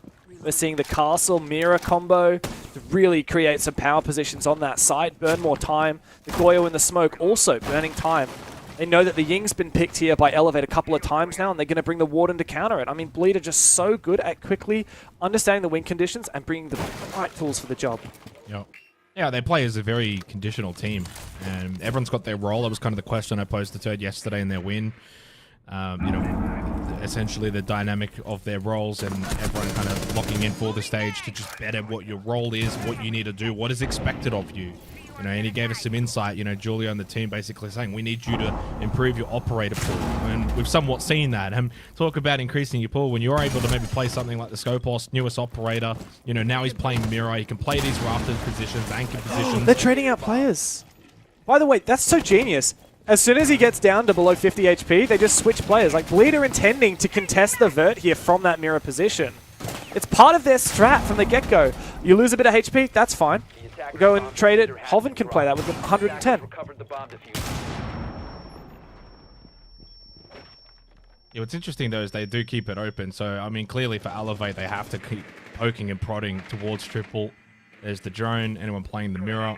45 seconds. They've done some work towards Kitchen, so you've got some of the vert established, but it's looking likely it's going to be just main stairs focus for this push by Elevate. They've lacked in terms of presence around the map, though. Are they going to drop Moto into main? Where's the blue pressure? Where's the dirt pressure? It doesn't seem to be enough of it right now for Elevate on this push. Bleed are very much stacked in church at the moment. Last info they had, Hoven was not in this corner. They need to make sure that they check for it. Are they going to go for an Arsenal execute? It seems like maybe they will. As Shed starts to get that plant down, a big flank here opportunity, but Hoven goes down. Plant has been denied, however.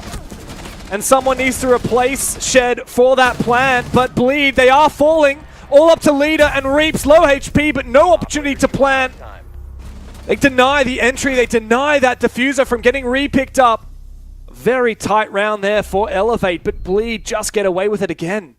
It's becoming a bit of a trend now. I think, you know, it's a 4-0 scoreline, certainly, but there have been a couple of these rounds, even going back to, like, the gym bedroom when Shed got a double kill, brought the round back late despite a poor start. We saw it in the previous round as well, Cash and CCTV, now back down in towards basement. So that's 3 rounds out of the 4 off the top of my head that these have actually been somewhat close. But despite the closeness, James, you can clearly tell Bleed have, and you said it kind of after the opening round, they've been the team in control. They're kind of setting the tempo, they're dictating what's happening inside of the server. So that little battle towards triple and swapping players out and playing the window, they are the ones that are basically saying, you've got to do what we want you to do. You got to play the way we want you to play. We're going to force you down main, we're going to force you to play Moto, and we're going to make sure Arsenal's locked down. We're going to play a dirt, back a site's clear, you can't clear us out, and it's going to be absolutely hell when you then have to push into site with 20 seconds left. Good luck clearing all of us. So, look, they did an okay job. It's scrappy. They get a couple of kills. It's somewhat close, but Leader always in control. 4-0.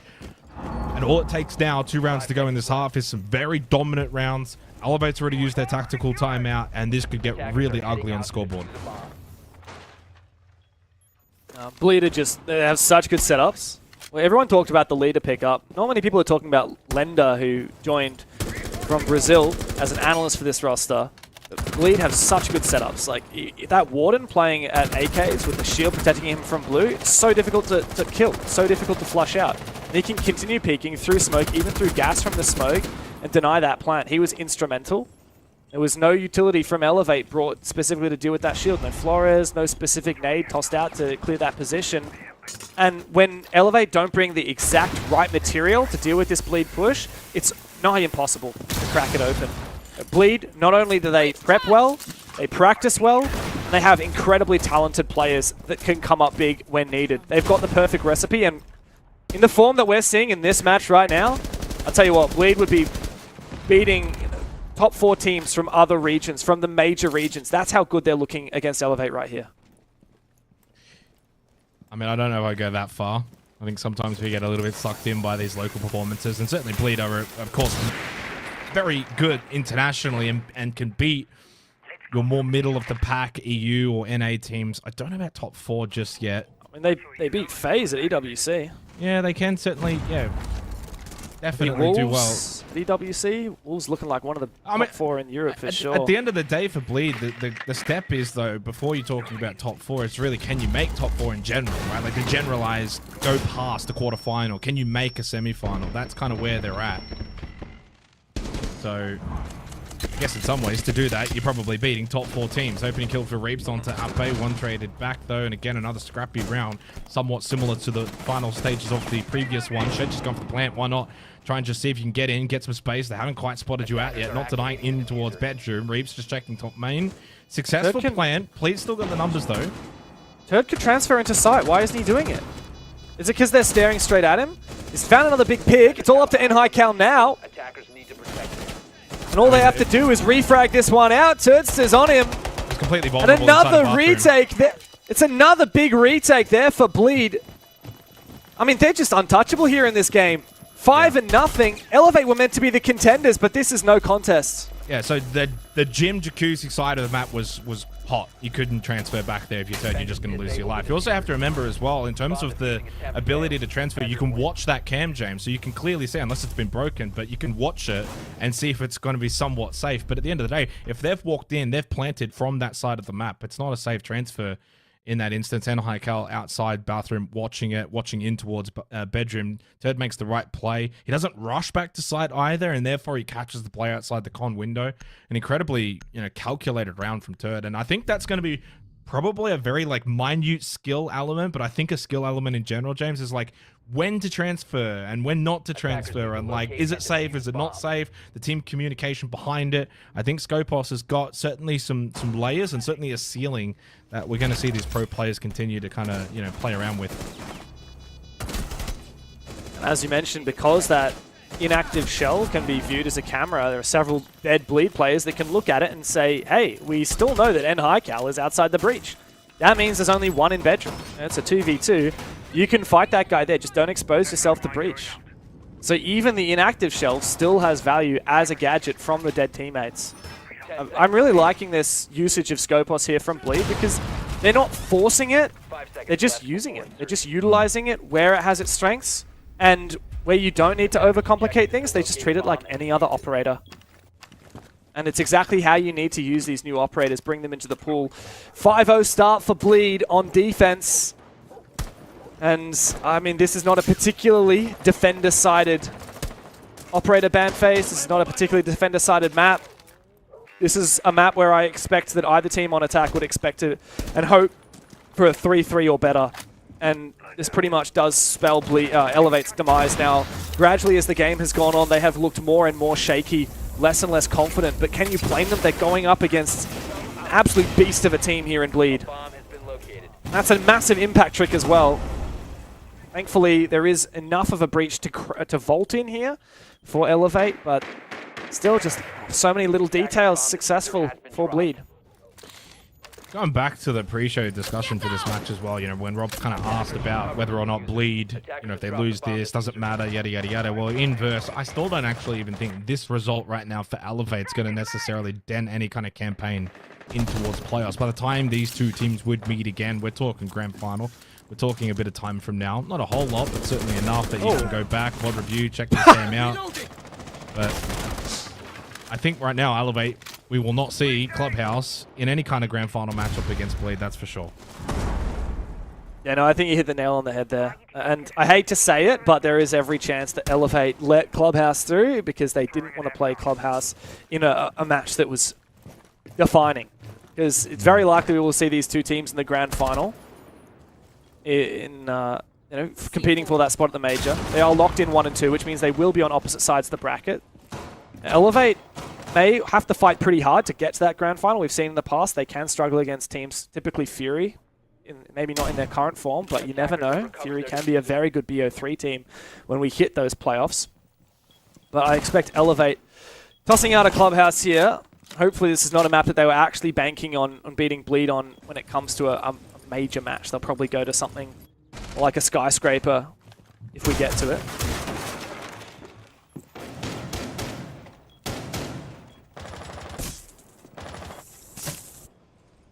Very slow pace here. There's only 35 seconds left, so someone's going to have to start doing something for Elevate. Couple still in the exterior, only into what's stock. Con, I mean, they're all split, set up again. Really nice defensively. Bleed, Elevator going to have to just hit multiple avenues and hope that you can win your ones. Zofia concussion comes out on the Turdsday. He seems pretty unfazed by it. 15 seconds remaining. Classic Turdsday here playing a doc. And Speakeasy team kills. 10 seconds remaining. Unfortunate. Elevate now, need to pick up the pieces. 1v3 for poor Ape, and he's not going to find a damn thing. Diffuser down on the ground. A crossfire to fight through. He finds Mentalist, and that's just a consolation exit frag. Bleed, completely untouchable. I mean, this game is nigh over. 6 rounds straight for Bleed. And Elevate, I think it's one of those moments where you got to laugh or you cry. Yeah, it's just one of those moments, you know, there's what, 15, 20 seconds left in the round, you're hitting sight, and one swings in from the cash doorway, the other one from the con wall, and Speakeasy just lines up Ben High Calc because he's taking the fight with Turd towards Rafter, and instead just team kills his teammate. Little exchange early on, and then it really did slow down. You can see that first kill, minute 44, the next one, 14 seconds, and that's probably just not good enough for Elevate. They needed to try and put a bit more pressure. Like, it's cash and CCTV, guys. You can certainly just, you know, poke and prod a little bit better here, play a bit more on the vert, see if you can push them off server rack, and a very disappointing half from Elevate, and for what's been a very disappointing game. Speakeasy 1-6, and High Cal 2-6. It feels like they typically are the, you know, the back end engine for this roster. When Elevate's playing well, those two are franking out, and they just haven't really been able to play well in this match.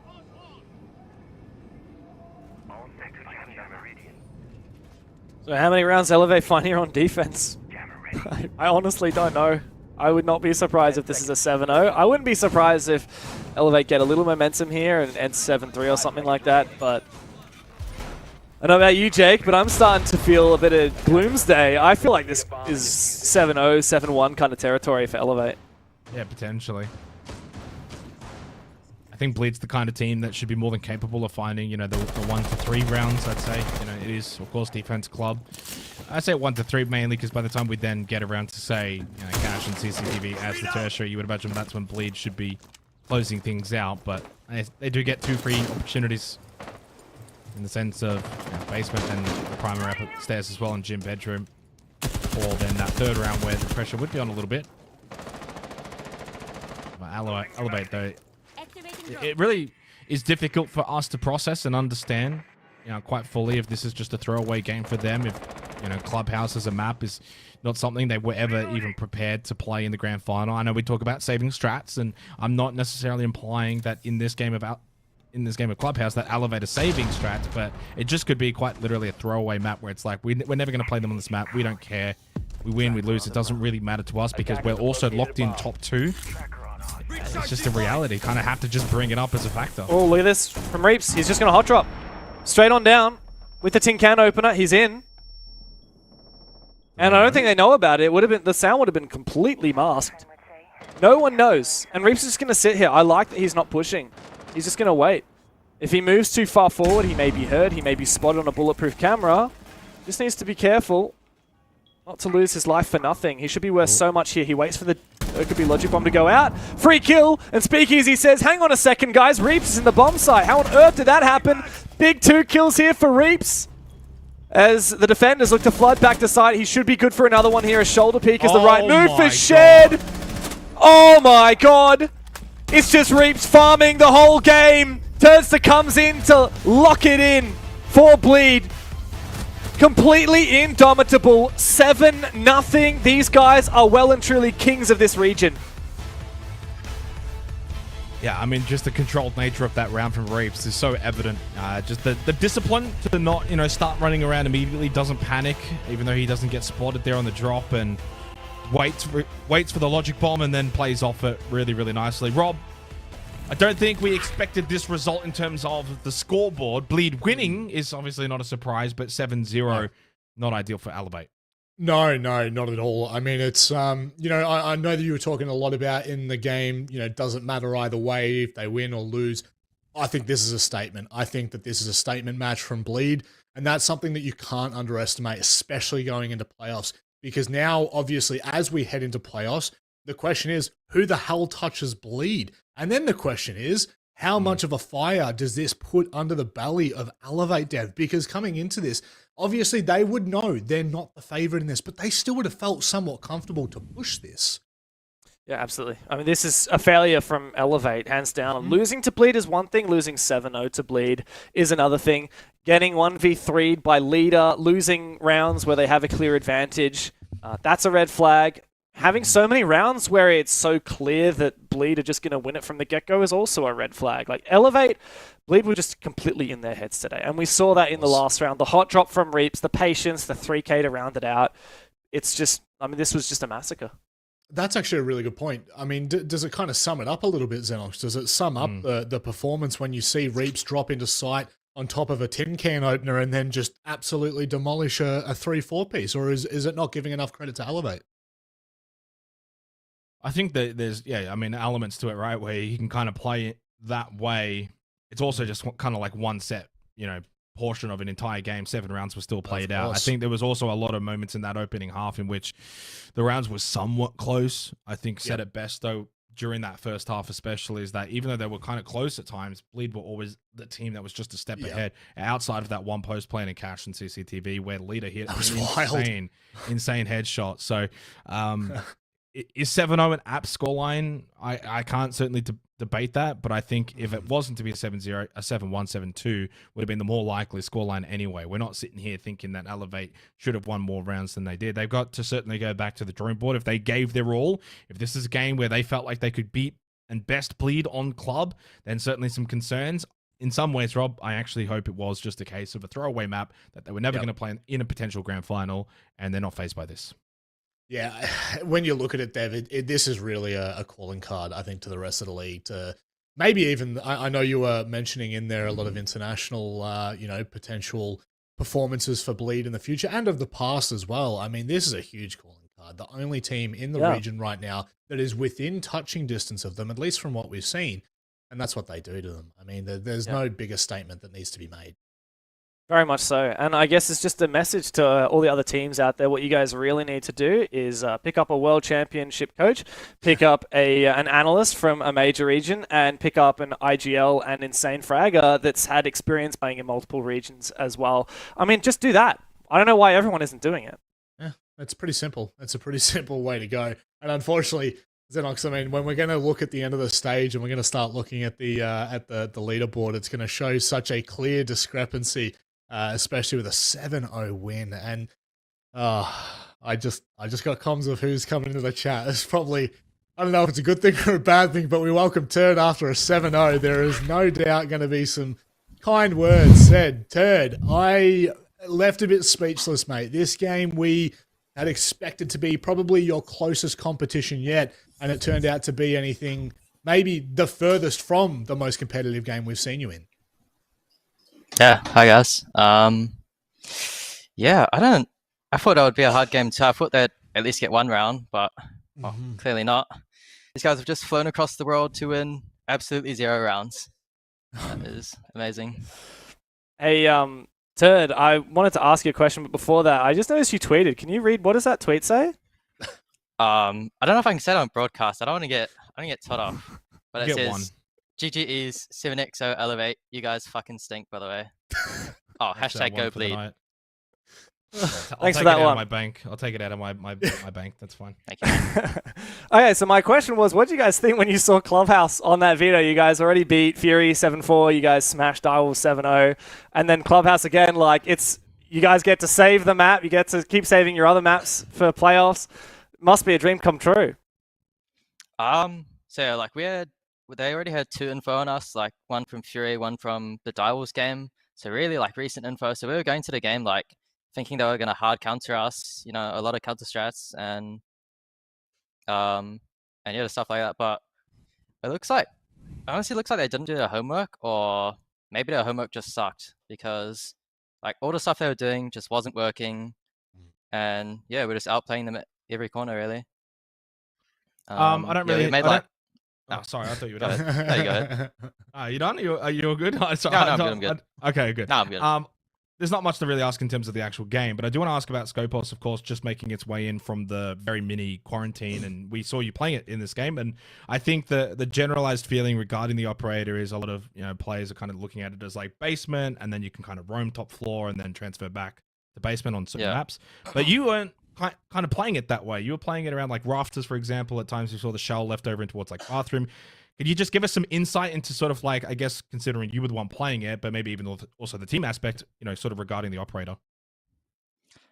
So I think like the most obvious use for it is, like you said, like a basement roam. You're on the second floor. If they're rushing site, you TP back to site. I think I wanted to experiment more with like playing it in death spots. So like, some death spots could be like chalet blue stairs or garage rafters, like I just played bank and the front desk. I wanted to experiment like playing in death spots and see if I could get out of those death spots and even maybe like teleport back in after they use a util. But I'm still like experimenting with it and finding new stuff to do. I was just having a bit of fun today, really, because the Army was banned. Oh, that's good fun. Obviously, we're heading into playoffs very soon, Turd. I'm going to ask a really, really simple question here. It doesn't get it doesn't get easier than this. How confident are you feeling heading to Montreal? Another flawless league stage, but I don't know. We have to see where we verse in the playoffs, because I think as it stands now, we're probably going to verse Fury and then Elevate again to two actually relatively hard matches, especially in a BO3. Usually we only verse like Fury in the grand final and verse like some interesting team in the first round. But this time we actually have to go through two hard teams, so that might change it up a bit. Didn't expect Fury to go down to 5th place, or even 4th, really. Do you still think Fury's a hard team? I still think so. I don't really know what's gotten into them lately, but I think they will find their form again in the playoffs, especially in BO3 format. I still have a lot of faith in those guys. That's scary. That's probably not something that's probably the nicest thing you've ever said, Turd. I don't think we've ever seen you say that with such conviction either. Turd, obviously, we'll wrap up here, but do you have anything you'd like to say before we let you go? Yeah, thanks to the fans, the haters again, always good. Arcanic Truth on Reddit, that guy's a legend. And thank you to Shed.Elevate for doing absolutely nothing every round of this game. Free win. Thank you. All right, bye-bye, guys. Thanks, ciao, mate. Keep it short and sweet. I think probably the most interesting part about it, obviously, he was actually quite humble in that conversation, more so for me, Dev. The transition between the question of, Scopos, all that kind of stuff, into what are we expecting for playoffs, and he's not out there being ultra confident, and it's Turd we're talking to. He's still giving a lot of props, a lot of respect to Fury. Yeah, I think it's quite clear now that Turd's villain persona is a majority a persona. He's not actually thinking those things. Like, when he's throwing all this shade at Elevate, he knows and he respects them as a good team. He's just getting in their heads, and it really does work. And especially the Fury comment, I think it does just remind everyone that Fury is an incredibly good team, and BO1s and BO3s are very different conversations. And also, if we see Fury really struggle for a couple of games, that's just a wake-up call that they need to hopefully get in shape, because we know exactly what Fury is capable of. Fury have the potential to be a team that goes to international events and takes maps off of teams from major regions. Like, that is what everyone knows is they are capable of.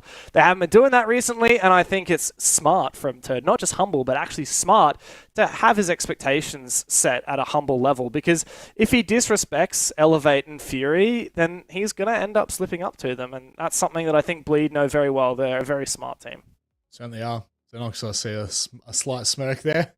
Well, mainly his comment about poor old Arcanic Truth, of course, for those in the R16, you all know, for our lovely favorite Redditor, but he made a thread earlier today about how Elevate were going to upset Bleed's 25-1 domestic best of 1 record. He got the map wrong, he got the result wrong, he got the scoreline wrong, and Turd just gave him a little bit of a shout out. So poor Arcanic Truth, bad luck, maybe next time.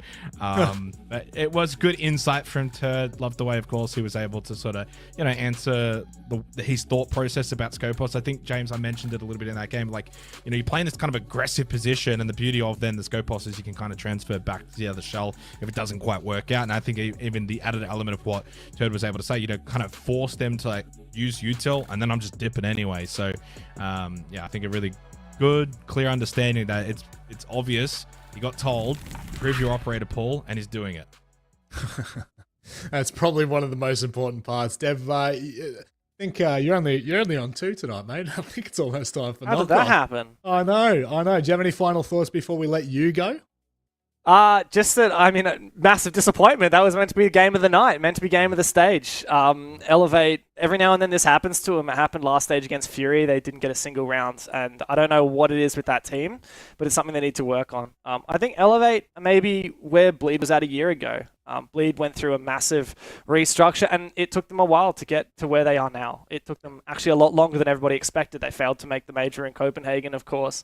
But Elevate, I think they'll get there eventually. I just really hope that we have a well-contested playoffs, and I think that Turd giving some respect to both Fury and Elevate gives me hope for that.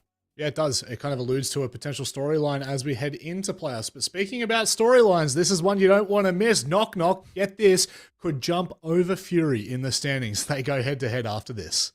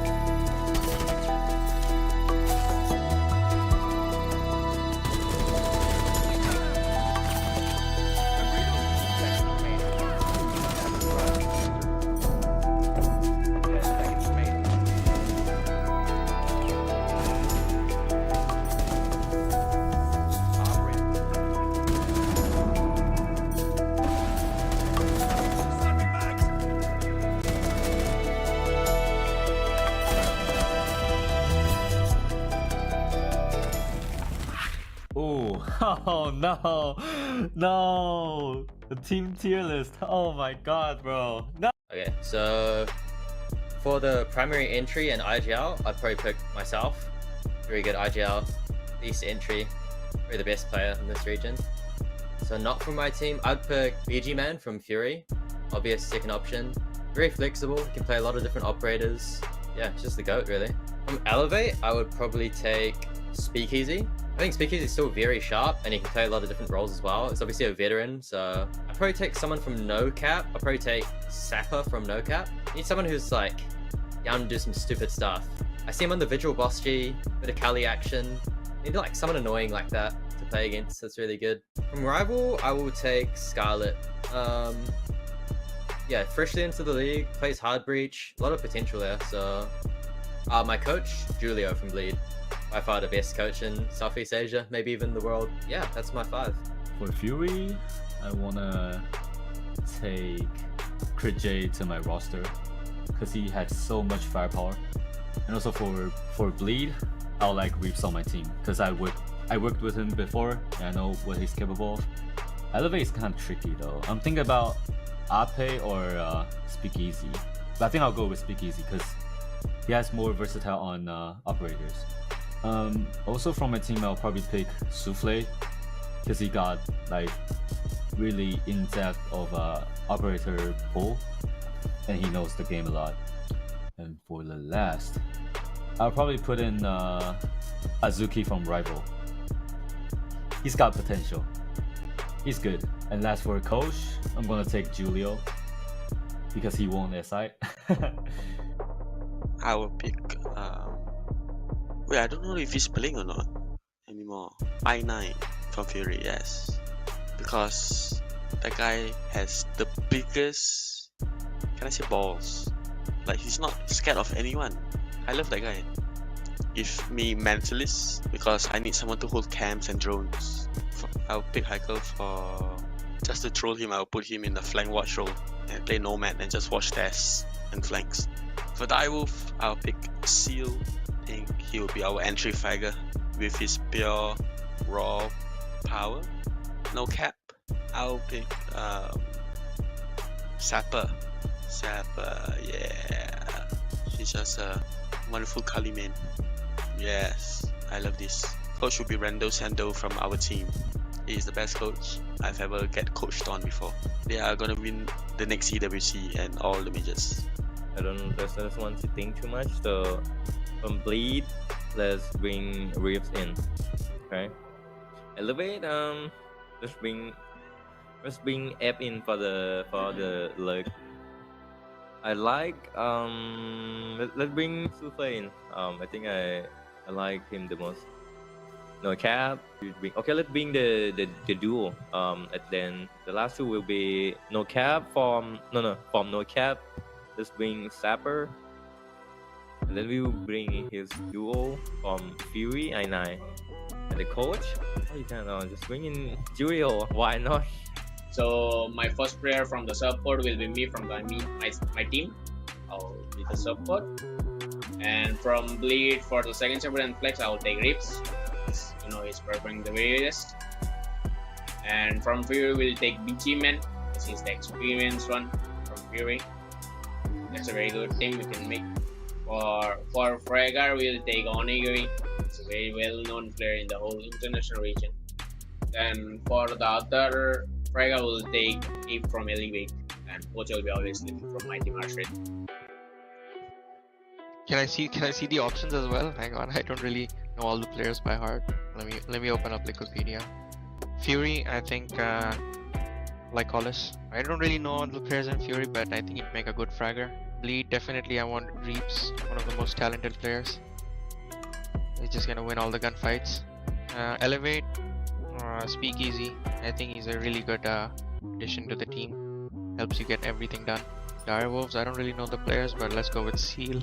Last player from NoCap, I guess let's go with Nano. For coach, I want Unique. He's a good coach. Fury, I'm gonna put Crazy. Yeah, he's the top one fragger in my opinion.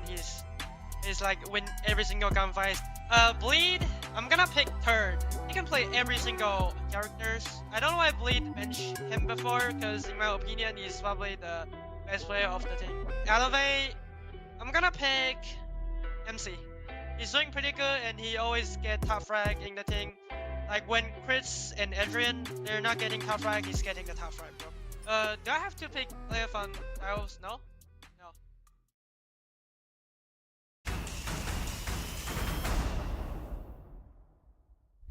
Well, unfortunately, I forgot you were doing something. I forgot. There's someone play that. We all know what song I'm talking about. Someone clip it, play it over the top of this.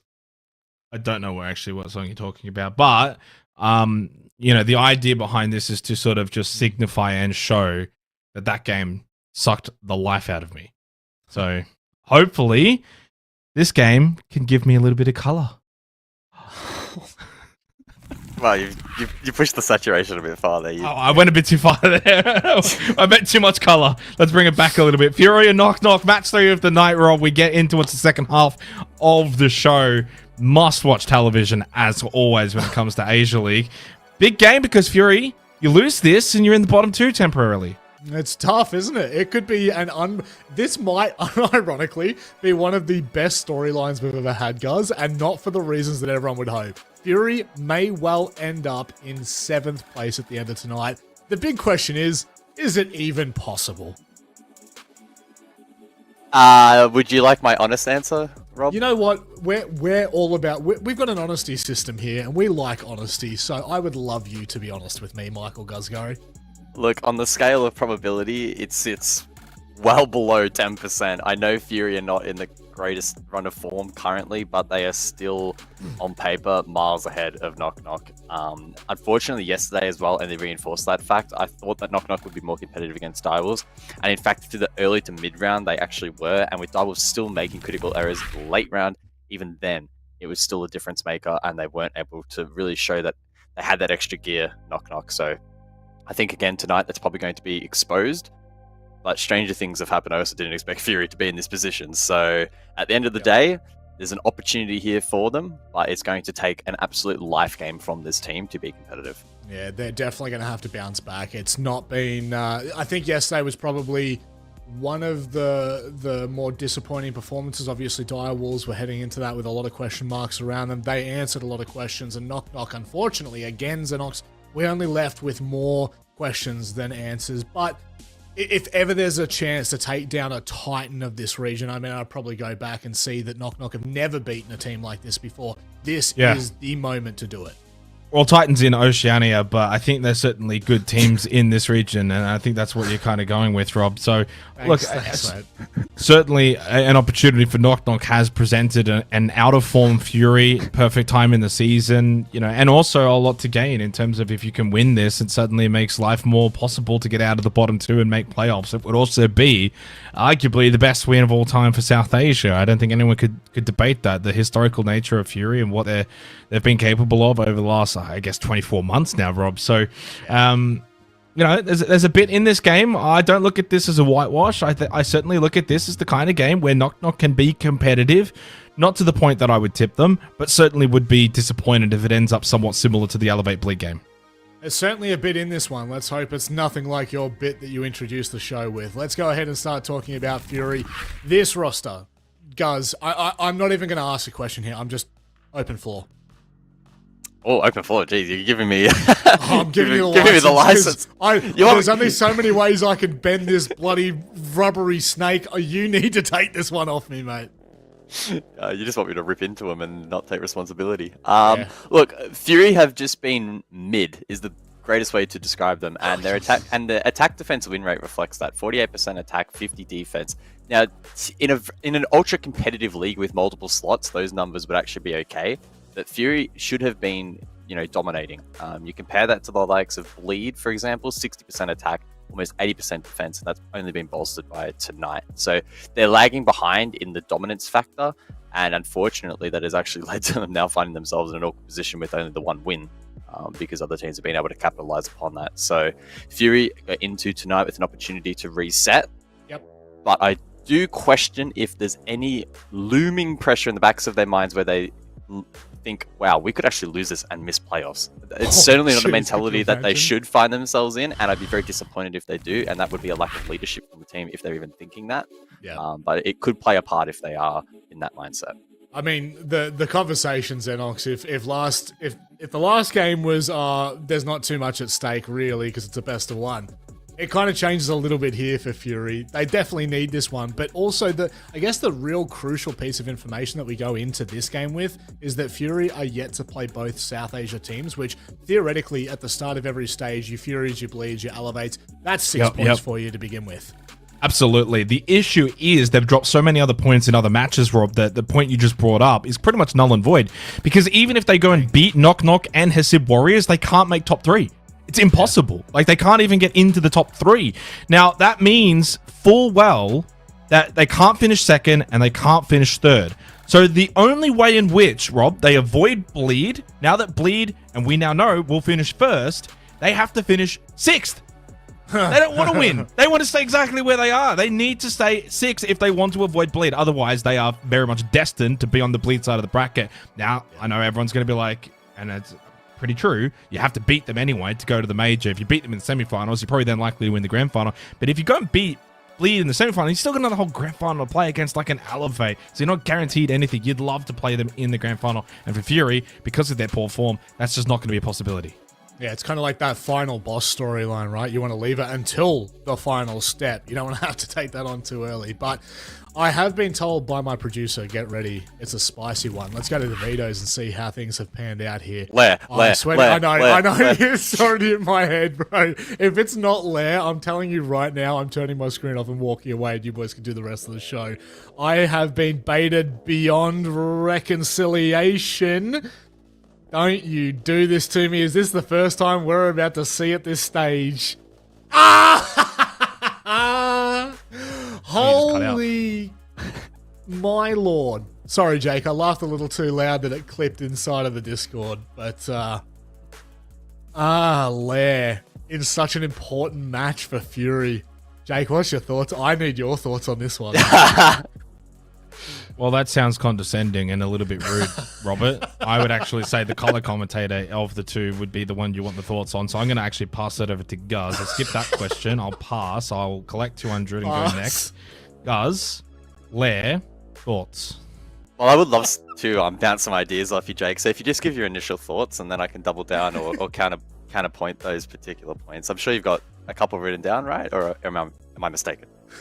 No, I've got absolutely nothing written down for Lair. In fact, I was not expecting it for this match, simply based on the fact that for Fury, do or die game, is this the match you want to go to? Is this the map?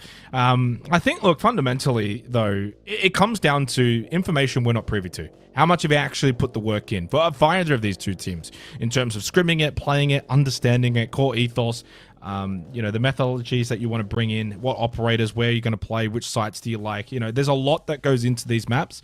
And with Lair being quite new, and also no one really wants to play it. It's the first time for Asia, right? Yeah, Asia, so we haven't seen it. Yeah, wow, there you go. 2 whole regions, Winter Play Day 6. So, I'm going to be very intrigued as to how it plays out, but I also wouldn't be surprised if this ends up being a bit of a ranked fest. Michael, you'd probably know better than me, but I feel like we've literally, I think we could count on our hands, the amount of times that we've seen it so far this stage. This is a very peculiar pick.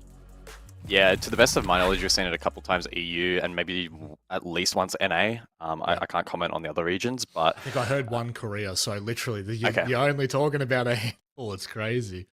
Yeah, there's super limited data, and I don't know how many of those ideas from those games have been taken and implemented into what we're going to see tonight. There's every possibility. I'm genuinely surprised that we are seeing it here, and I thought at any point in time it would be playoffs. Lair is a very large and very complex map. And even in the games that I watched in EU, I feel like it was only tapping into half the potential the map had. So I'm very intrigued to see how these teams play it, because we know that the fundamentals of teams here in Asia can sometimes flounder. And so it could make for a very different Lair to what we've seen in these other regions. Well, it's time to get underway. This is a very serious match. I know it's been all sunshine and rainbows, bit of humor leading into this one, but there is no doubting it. Fury, the pressure is on. We go to an untested and unknown map, and all I can say is, thank God it's Xenox and Guz casting this and not me. Boys, enjoy the match. Well, there's a lot of pressure in this game, Guz, and it's not for who you think, right? And this might be even left field for you as to where I'm going with this, but the pressure is entirely on the observation team. Like, I need overheads, I need some really nice cinematic shots from Sky. We need them to go absolutely balls to the wall here. I need you to give me some stuff, really sell this map to me. So I hope they've done their homework, especially Sky leading from that obs team. A lot of pressure, international observer. He should know what to do. Absolutely, we know that Easy Medics would have this under lock and key, but has Sky got Lair in his obs back? We'll see. Big game coming up for him. Yeah, I will say I played a little bit of ranked with him on this map, and it was quite underwhelming. So hopefully he's put in the prep work, and hopefully you have as well. The new HUD does not have the compass anymore, so you may be a bit lost, but fortunately I will be able to guide you through this map. Very excited to finally see some Lair. Everyone follow Guz, the leader.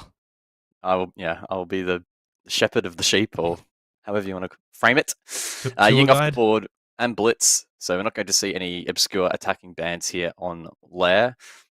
Defensively, there could be a couple of different options. I think Azami will be quite impactful on this map, and so that might get taken out. So to the mirror, there's a couple of extension holds, especially top floor, where the mirror is quite popularized. So mirror will not play into this particular match. Final band might be the Valk, and indeed it is. Oh. So Azami will stand tall. Oh, you just wouldn't get that elsewhere, I don't think. I don't think so. Not in North America, certainly, of all regions.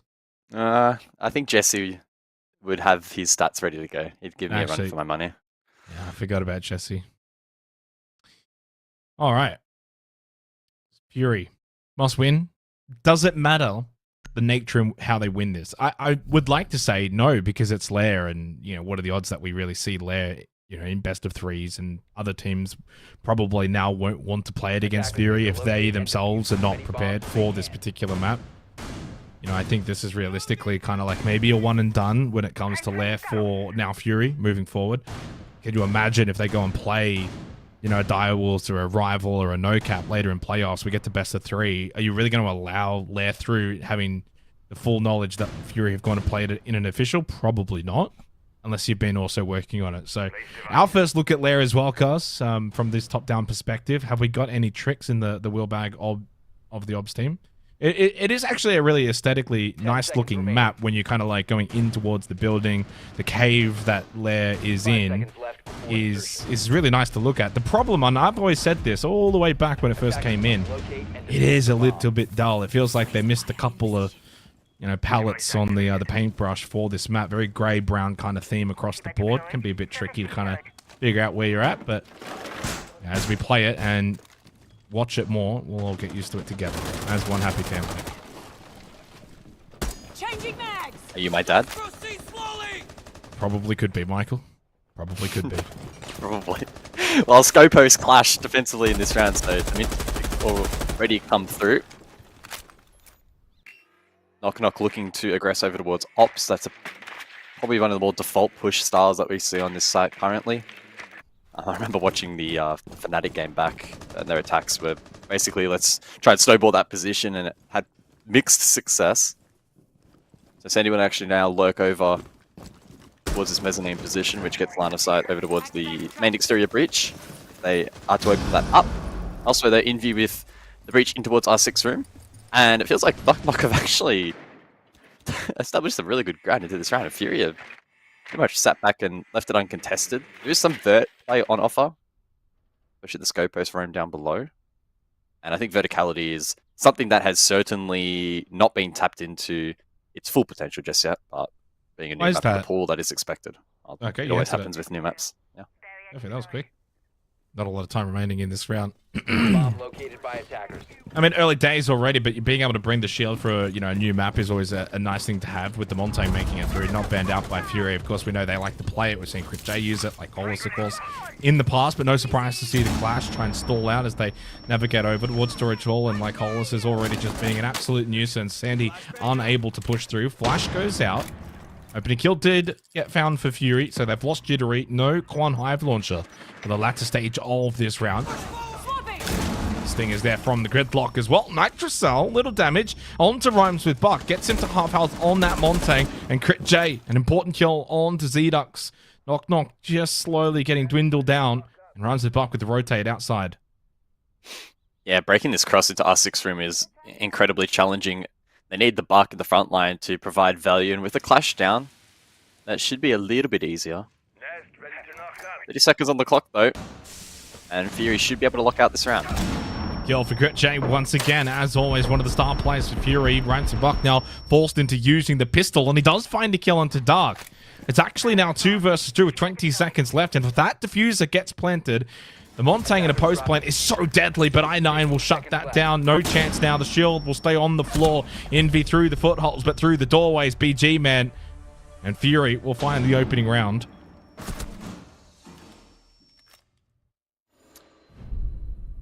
Yeah, Knock need to ensure that they're getting better value from the Monty. We saw it play a couple of different positions that round, initially over towards Ops, and then a late rotation in through Display.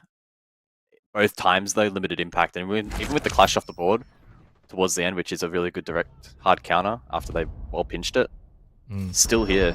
The shield rotated again, and then there's limited time. And those anchors on the objective itself never really under a substantial amount of pressure. So, look, not the worst of efforts there from Knock. Top floor has proven to be the primary side of choice for many teams around the world so far. Yeah. So you can kind of write that one off, but I want to test your knowledge a little bit here, guys, while we're in the prep phase, but there's 2 other maps in the pool that have now been played the same amount of times as Lair. What are those 2 maps? In Asia League, sorry, to specify. Is one of them Cafe? One of them is Cafe, correct. I only played one so far. There is one more. And the other one... maybe Bank? No, incorrect. Close. Border. Bank twice. Chalet twice. In fact, it's been the Clubhouse season 7 times, guys. Labs 4, Consulate 3. Everything else 2 to 1. So clearly there's been a bit of favoritism when it comes to, you know, more structured defensive maps like Clubhouse and Nighthaven Labs, which is strange then that Cafe, you know, like now Lair and Border have only been selected once. That's of course just for Asia League. And all of that really does change when we go into best of 3s in the playoffs. Of course, we'll be seeing far more expanded map pools, and that's always an extra element that for teams is a skill that probably a team like Fury has been yet to actually exercise, but their map pool certainly a lot bigger than other teams. As much as they're struggled in the best of 1s, they're the kind of team that when it comes to best of 3s should definitely improve. So we'll see the Monty spearhead the push over towards Warehouse. There is this single breachable wall that leads into Missile, I believe it's officially called. Sort of like a 3-lane option here for the attack on the basement site.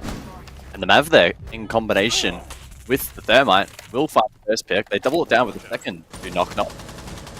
The hard work of this round already done. Now it's about confirming this 2-man advantage into a round win. I've seen the Scopos get picked again, but I haven't really been able to actually see whether or not Crit J is going to want to transfer back down. Is currently 2nd floor, but no pressure up above from Knock Knock. I do wonder if he either rotates the normal way or if he does look to just kind of transfer back to site. Looks like he is on the move over towards main.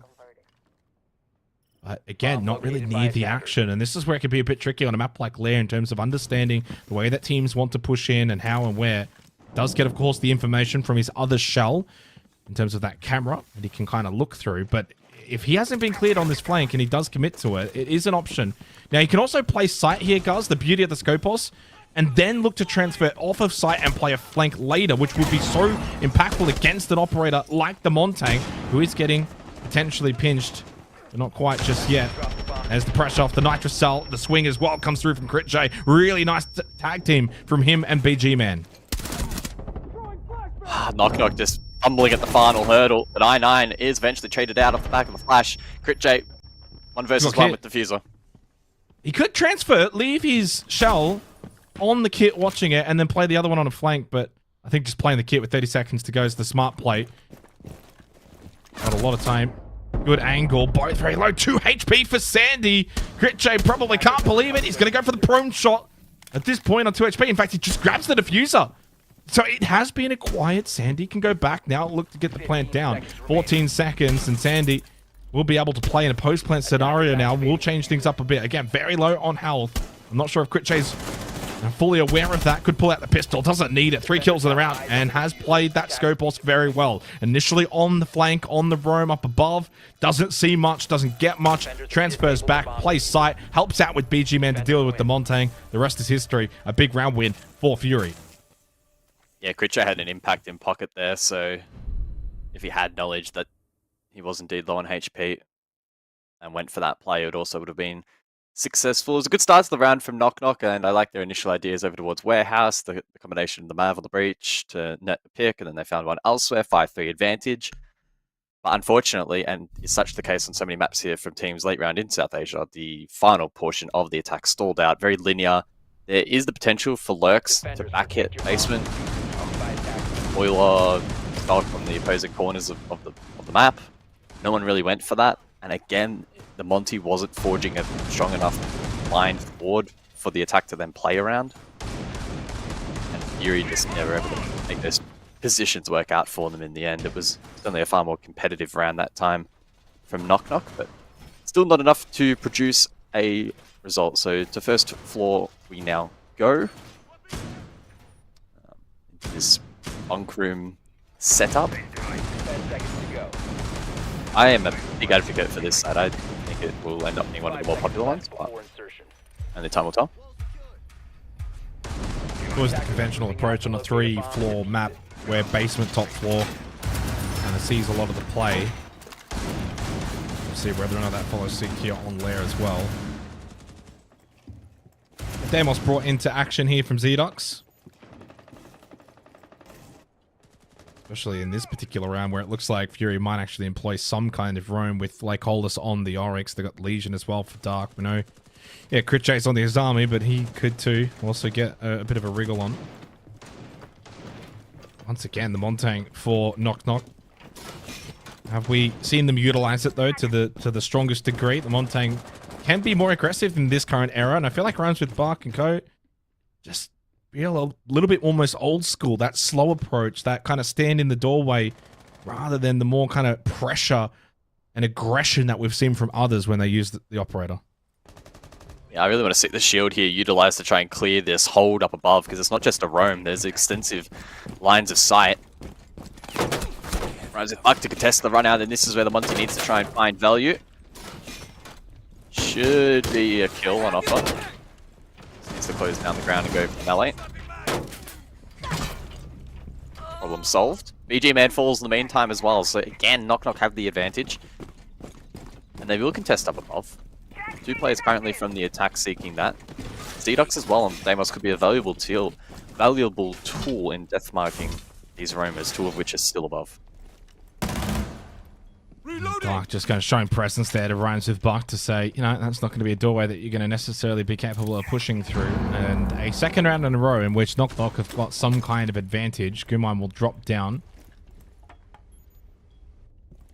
Of course, last time out it was Crit J. That was the hero. He is in the grave for this round. Someone else will have to stand up. Dark Lycolis on I9. On the move, shuffling around, and good pressure. That will be the Montang shut down. Lycolis will lose his life for it, but maybe for the betterment. Now on a 2 versus 2, with Envy and Zedox both on 41 HP and Inverse 14 HP for I9. Lots of time. Prone position for I9 on the swing. Great jiggle peek from Envy. Successfully outplays I9, and Dark now in a 1v2, and surely Knock Knock will be able to find their first round of the half. Dark with little to no intel. And it should be Zedox to win out in this fight. Indeed he does. The death mark was looming. And he's played this well, and Knock Knock are on the board. Yeah, that was much cleaner through the late round from Knock Knock. Really well placed and well timed rotation up above. And despite the counterplay from Lycolis being quite good, we saw the Oryx dash there onto the Bonti, and that netted them the kill. The attack was still able to formulate really good pressure up above, and that Deimos, as I highlighted, really able to provide value there and confirm the 2 versus 1, even with a bit of a split attack there at the closing portion of the round. So clean work from Knock Knock. Maps tend to be incredibly defender-sided when they get into the pool. That's in respects to ranked and also competitive, typically speaking. So if they can just chip away at the tertiaries and have a 2-round half, that is enough to play off.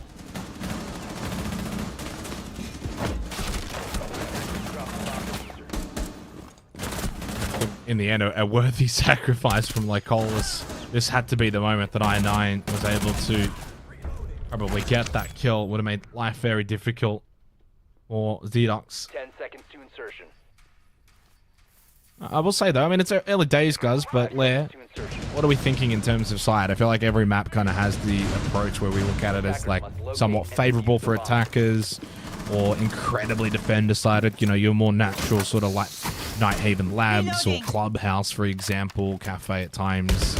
Ultimately, though, do you think there's going to be a lot of that discussion around Lair in terms of defense, attack? Maybe a bit of 50-50, maybe that neutral map potentially while teams figure it out. If I had to guess, the map is going to continue to be very defender-sided up until maybe the conclusion of the major if it gets enough playtime in Montreal. The map is just so large and there's so much scale that the defense can play around and actually utilize, which hasn't been properly tapped into yet, that I think it will need to favour defense for quite some time. Equally though, I guess it does offer opportunities for the attack to find playmaking opportunities too. I don't know if this map will favour the shield meta as much as maybe others, just due to the sheer scale. Shields generally are a little bit better in smaller maps where there's less of an opportunity to establish crossfires. So only time will tell. Top 4 though continues to be the primary rotation here for Fury. So the Mav is brought his account. Matches on the wall, making things a little bit challenging, but an Impact EMP to deal with that. That Maverick hole, though, has created an opportunity not only for the Impact check, but a kill. So a fatal error there from NoCap and Fury punish. Jay low on health, but opening kill, and that is also one of the hard breaches down for NoCap, trying to just play off of this foothold. Envy catches Dark, but not enough to get the kill. Subsequently gives over the intel to Fury in terms of a vulnerability and a weak spot. Still very much expecting a push from Fury to punish that courtyard balcony position. Into ults now for Rhymes with Bark. He does spot too. The clash there, of course, as well. A helping hand, and the main reason why I9 is getting overly aggressive here. The clash now making its way forward. Dark ended up losing his life, and same too with I9. He was aggressive up against the Montang. They are struggling to deal with it, even with the clash. Pistol out. Rhymes with Bark. Successful headshot onto Crit J, but the smoke. He goes down in the gas babe, and suddenly only one shield left standing. The clash of Lycolis in a 2 versus 2 with Zedox and Sandy. 30 seconds left. The fuse that needs to be reacquired as well. This now a tricky situation for NoCap. Top priority here for the attack is kill BG, man. They need to get the clash on an island, especially with Sandy low on HP. So little time remaining. Great shot though from Zedox, and suddenly a little bit more winnable. What's the plan now for Lycolis? Tries to spin around and get the SMG out. Zedox with a double. Doesn't quite work for Lycolis. And Fury have dropped another round. Yeah, perfectly well played. Isolated BG, man. Put the clash on an island. Lycolis was not going to win that. Definitely not the 360. And there wasn't enough leeway in terms of time for him to be able to wither that down either. So much better work there from NoCap. We saw the aggression from Rhymes with Buck on the Monty. Attracted the attention of the clash. The backline then was able to find picks. And even though he dies, his impact in the round was already felt. Sandy was actually below there on Vert as well. So that was a really nice clinical clear onto I9, who was trying to support that clash. There's some really good ideas being brought into that attack from NoCap and able to convert them. So some promising signs in this map for them. They get a primary under their belt. And we'll see how they go here on basement.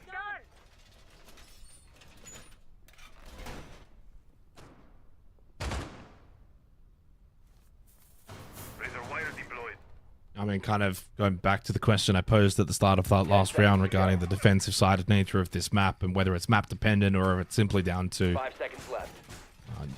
a new map and not quite having ideologies implemented. Still, only 2 rounds gained for Fury so far through 4 means for NoCap 2 attacking rounds. If this were a Labs, if this were a Clubhouse, well, we would certainly be a little bit doom and gloom right now for Fury. I tell you what, I'm on the edge of that. I think the next round, if NoCap find this 5th round and find a 3rd attacking round, the doom and gloom state starts to envelop onto Fury's side. 4 losses in a row this stage. Coming into this game against South Asia, they must find a way to win. 2 rounds dropped in a row, and maybe now looking to pick up the pace here. Sandy, of course, with the adrenal surge here, if he wants to help out, Rhymes with Buck, who's just going to run straight into Phil, and that's going to be an easy kill onto I9. Caught completely unaware, cause he had no idea that he could get rushed like that. Default still up, they'll deal with it though, and suddenly decent map control established for NoCap already. Yeah, two defenders though, and the Oryx up close could dash. It's risky. Oh, he's got him! But there's numbers still there, so risky for Fury to just send it down the stairwell without full intel. Sure, Dark does deal with the Montang, but at what cost? At what cost? Lycolis will get brought back up, but low, and Crit J3 again. Not for the first time in this half has Crit J been able to salvage a round for Fury. As competitive as NoCap have been, Crit J has been there to stand tall. The Fuse are in a bad spot, and the round incredibly winnable now for Fury as Zedox in a 1v3. It did look, though, for a brief moment that NoCap had been able to find a way to put them in a good position for this round, but credit to Fury. They bring it back nicely. Lycolis is always there and ready for the trade. On to BG Man, and Fury retake the lead. That was a very chaotic moment. It's pretty rare in Modern Siege where you see two death balls run into each other, especially so early on into the round.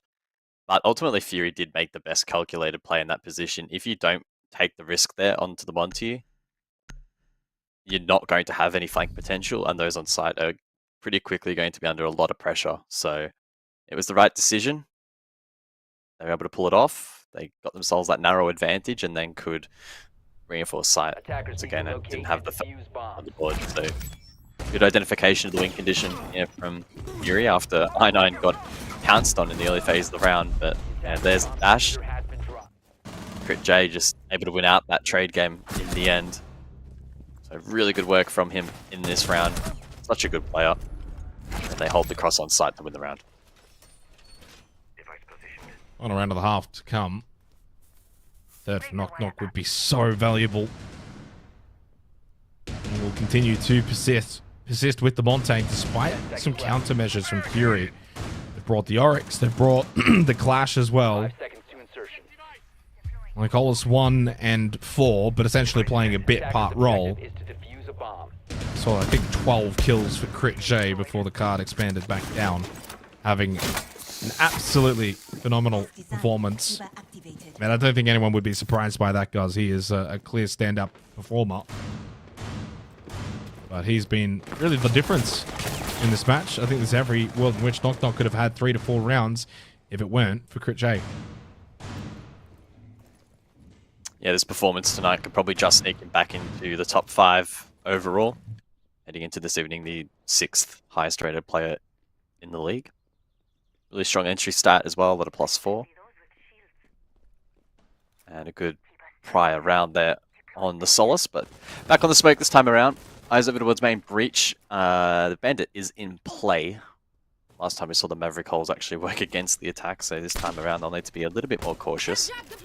NoCap doing their due diligence and making sure nobody over towards Mez will have line of sight towards breach. Have ace combination this time around. BG man under pressure.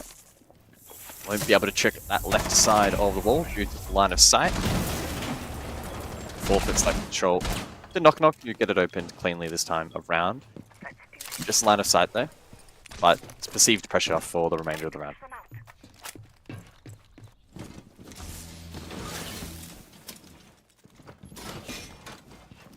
Pick up the pace now, NoCap. 90 seconds left. It's time to just open up this wall. Clash. Nuisance. Really, the goal right now for Fury is to just deny them the ability to open up R6 all too easily. That wall still electrified and reinforced. The struggle right now for NoCap, and as good as the Montang is and as impressive as it can be, to Clash in this instance probably overpowers it in terms of that oppressive nature. Blocking that doorway with a reinforced wall into R6, still standing. NoCap need to find another avenue. We need to see some lurk potential, I think, brought to the board here. A linear push is not going to work. Envy off the board. And no pressure ops just yet, but a rotation to come through here. And Jittery on breach has found one. Now he can probably just sit outside. He's 14 HP anyway. Maybe they can try to cut off and isolate I9, who's under pressure now from the shield. Pistol play again from Ryan's Park. He's got another one. Has been quite proficient on the Montang, not just with shield in hand, but also pistol. Jittery still stays in that breach position, while the Montang makes his way over. The Clash, of course, though, still a nuisance. Still an absolute huge thorn in the side of NoCap, and the Nitrocell, the biggest thorn of them all, gets rid of Rhymes with Buck on that shield. Sandy with a kill onto Crit J. Stops the hero, but 5 seconds left. No kit. And no chance for NoCap as Fury will close the half out. Collecting 4 rounds after all. Job done. Let's see how they go on the attack, though. Yeah, it was another decent opportunity that presented itself, I feel, in that round for NoCap to be able to produce a result. It was a good rotation late with the Monty, but they didn't collect the fuser. And they probably needed an extra 10-15 seconds in that round again to try and isolate the Clash and put her on an island. But that opportunity did not present itself, and it was well played by Fury to lock out that win condition in the last few portions of the round. And so we'll see them now on defense. Top 4, the expected primary side, and it is selected once more. We've seen quite a bit of Mav play throughout this half. In the first half, we saw quite a bit of Mav play, especially on this top floor, to try and counteract the Bandit. We'll see what kind of ideas are brought here by Fury on their attacks. I assume as well the Monty will continue to be a popular selection, although currently it hasn't been teased. Defensively, the 2 Barao as well in play, so yeah, certainly some different compositions for this top side, and expect it to play out a bit differently. 5 seconds remaining.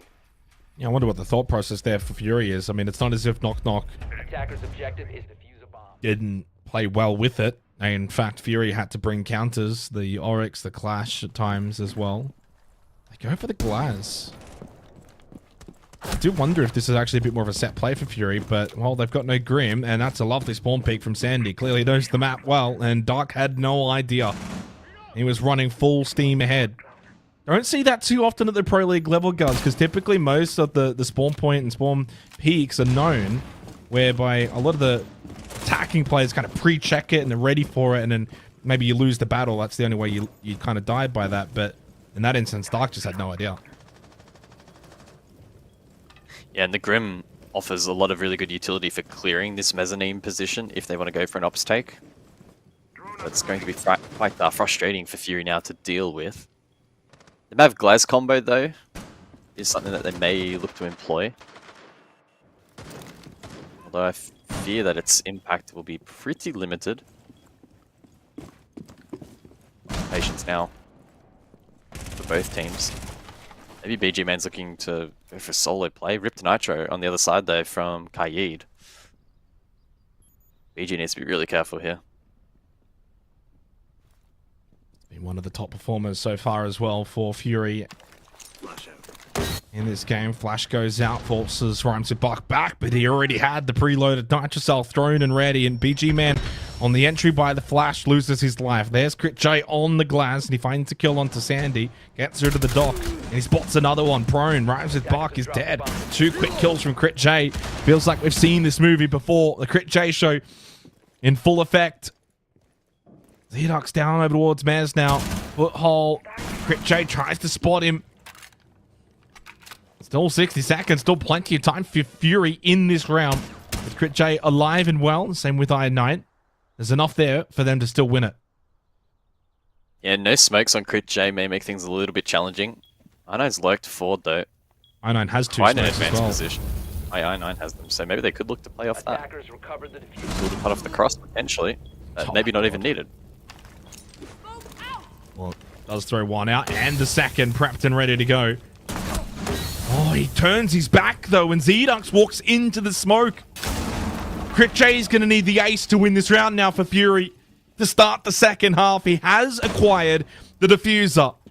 The one-man show making its way into town, but Peaks says Zedux. And he does land the shot to get the kill and stop that show. And takes down that boogeyman. Knock Knock with a 3rd round acquired. Keeping this one close between these 2 teams, looking to avoid the bottom 2. Yeah, Crit J carried his team very hard in that round, and it still wasn't enough. The Glaz got good value sitting inside of the smoke. That push over towards the bathroom half of the map. But it stalled out quite nicely from Knock Knock. They got the first 2 initial picks, and despite Crit J's heroics, they were able to hold that cross towards the late round. Reaggress through the smoke onto I9. If we look back at that Crit J multi right there, Zedux, the overpeak, was really well poised to get that kill. And it left Crit J with no room for error. Eventually falls. And a good start to the attacking, the defensive half for Knock. Bring the Maestro, the Solace. Good information in this round for Knock Knock. Still no Montang. Is that going to end up being a discussion point? Guys, if we get to a latter point in this second half where maybe Knock Knock take a lead, start to continue to do well, and Fury are not opting to bring that Montang, it is readily available. It did prove to be successful, and like Collis does switch to it at the last second and brings it. So I guess discussion point over. Now more so to see if he will be successful with the Montang. We know like Collis is a great Monty player. We know Crit J can also flex onto it as well. Curious to see how aggressive he's going to get on the shield op and whether or not Knock Knock are going to be ready for it. Yeah, the Monty pick rate for Fury currently sits at 37%, but their win rate only at 28%.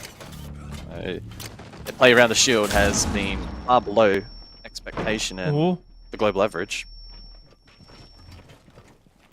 Well, let's start with the Banshees. The Nitrocell does do damage, like Hollis, of course, was trying to deal with them, but the Nitrocell has also kind of gone and done that for him, but he did lose half his health. Logic Bomb does go out really early, so right as Dark has got it, I was a bit surprised for a second. I was like, hang on, you got to wait for that.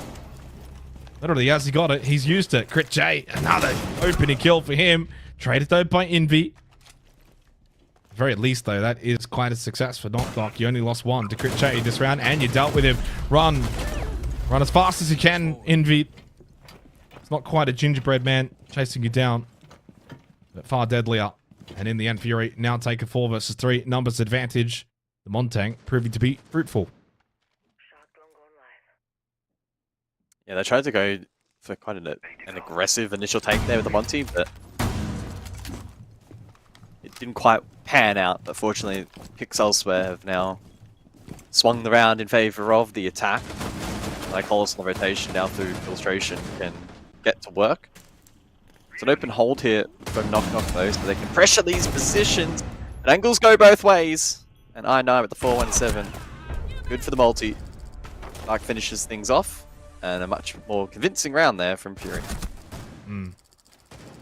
Yeah, I think that like between the two teams, like I know that Knock Knock have actually kind of kept this quite competitive, and maybe, you know, in another stage, guys, we'd be kind of looking at this and giving them the huge plaudits that they, in this case, definitely deserve. The issues that Fury, of course, have been, well, quite bad this stage. They've lost 4 games in a row. They find themselves, you know, basically in last of the teams that qualify for playoffs. And it's still only a 5-3 scoreline, so you kind of like they're getting the job done, but it feels like them also just limping over the finish line more than really having a full stranglehold of this game. Knock Knock have had their fair share of good moments. I'm sure there's also moments that they would like to have maybe had again.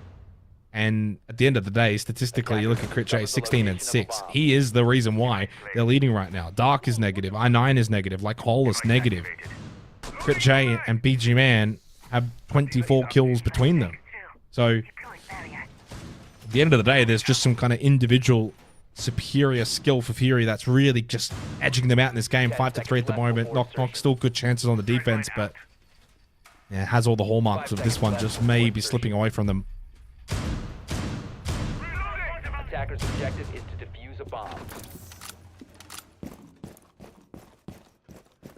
Yeah, eager to see how the tertiary pans out here for Knock Knock. What kind of ideas can they employ? It's double hard breach denial from them with the Kaid and the Bandit combo. No Montang this time around from Fury.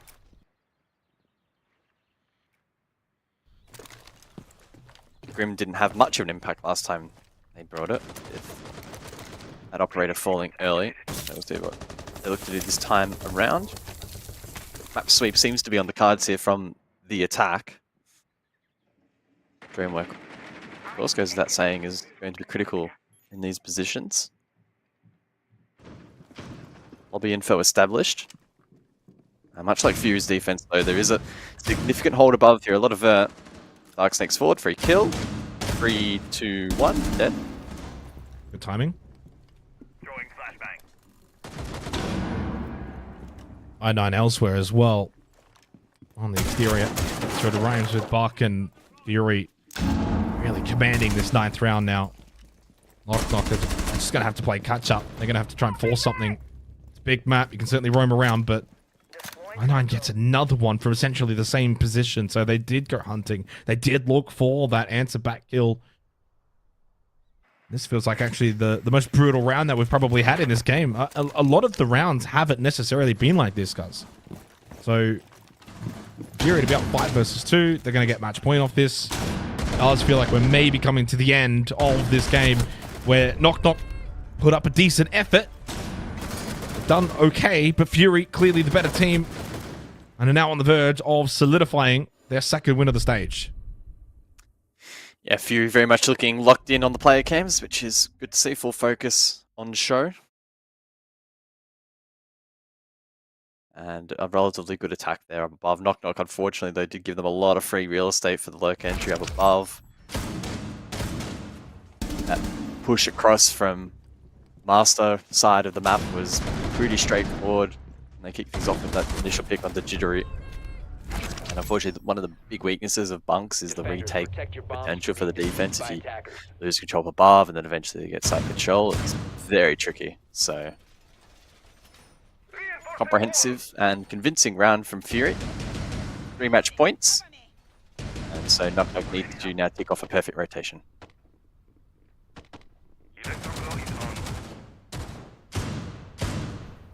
What do you take away from this game for Fury, provided they close this out 7-3, 7-4? Do you feel like there's belief back in the camp of Fury? Do you change anything in your mind about them going in, I guess, into the final playday next week? 5 seconds to go. I think it bodes them some confidence on Lair. I don't know how much more I would be reading into this result. Knock Knock likely to be the weakest team in the region. So I suppose having the confidence to go to Lair is, again, bodes well for BO3s, but they're more likely to be played. Shout out to Crit J as well. He's 16 kills, so been a good performance from him, solo tonight. Although you don't want to be crutching him too hard. They do play Civ Warriors next week, Fury as well. So talk about a lead into the playoffs to get your form back. And beating up on 2 South Asia teams. It does also mean that winning those 2 games is very likely to get them out of 6th, which, again, as pointed out in the desk discussion, will put them on the side of the bracket with Bleed, of which actually has already been updated on Wikipedia. Elevate and Bleed into the semi-finals, and it's only played A6. They're that solidified, and of course with the result today, it also has locked in 1 and 2. So those 2 have definitely separated themselves from the rest of the region right now. 4 versus 4 in this one is Lycolas on the exterior. Same with BG Man. It's only Dark and I9 pushing forward, and apparently that's all you need. Shield Man pushes in. Dark plays behind him. You get Ops control. Now Mez control. Lycolas and BG Man still yet to join the party to make this a 4-on-2.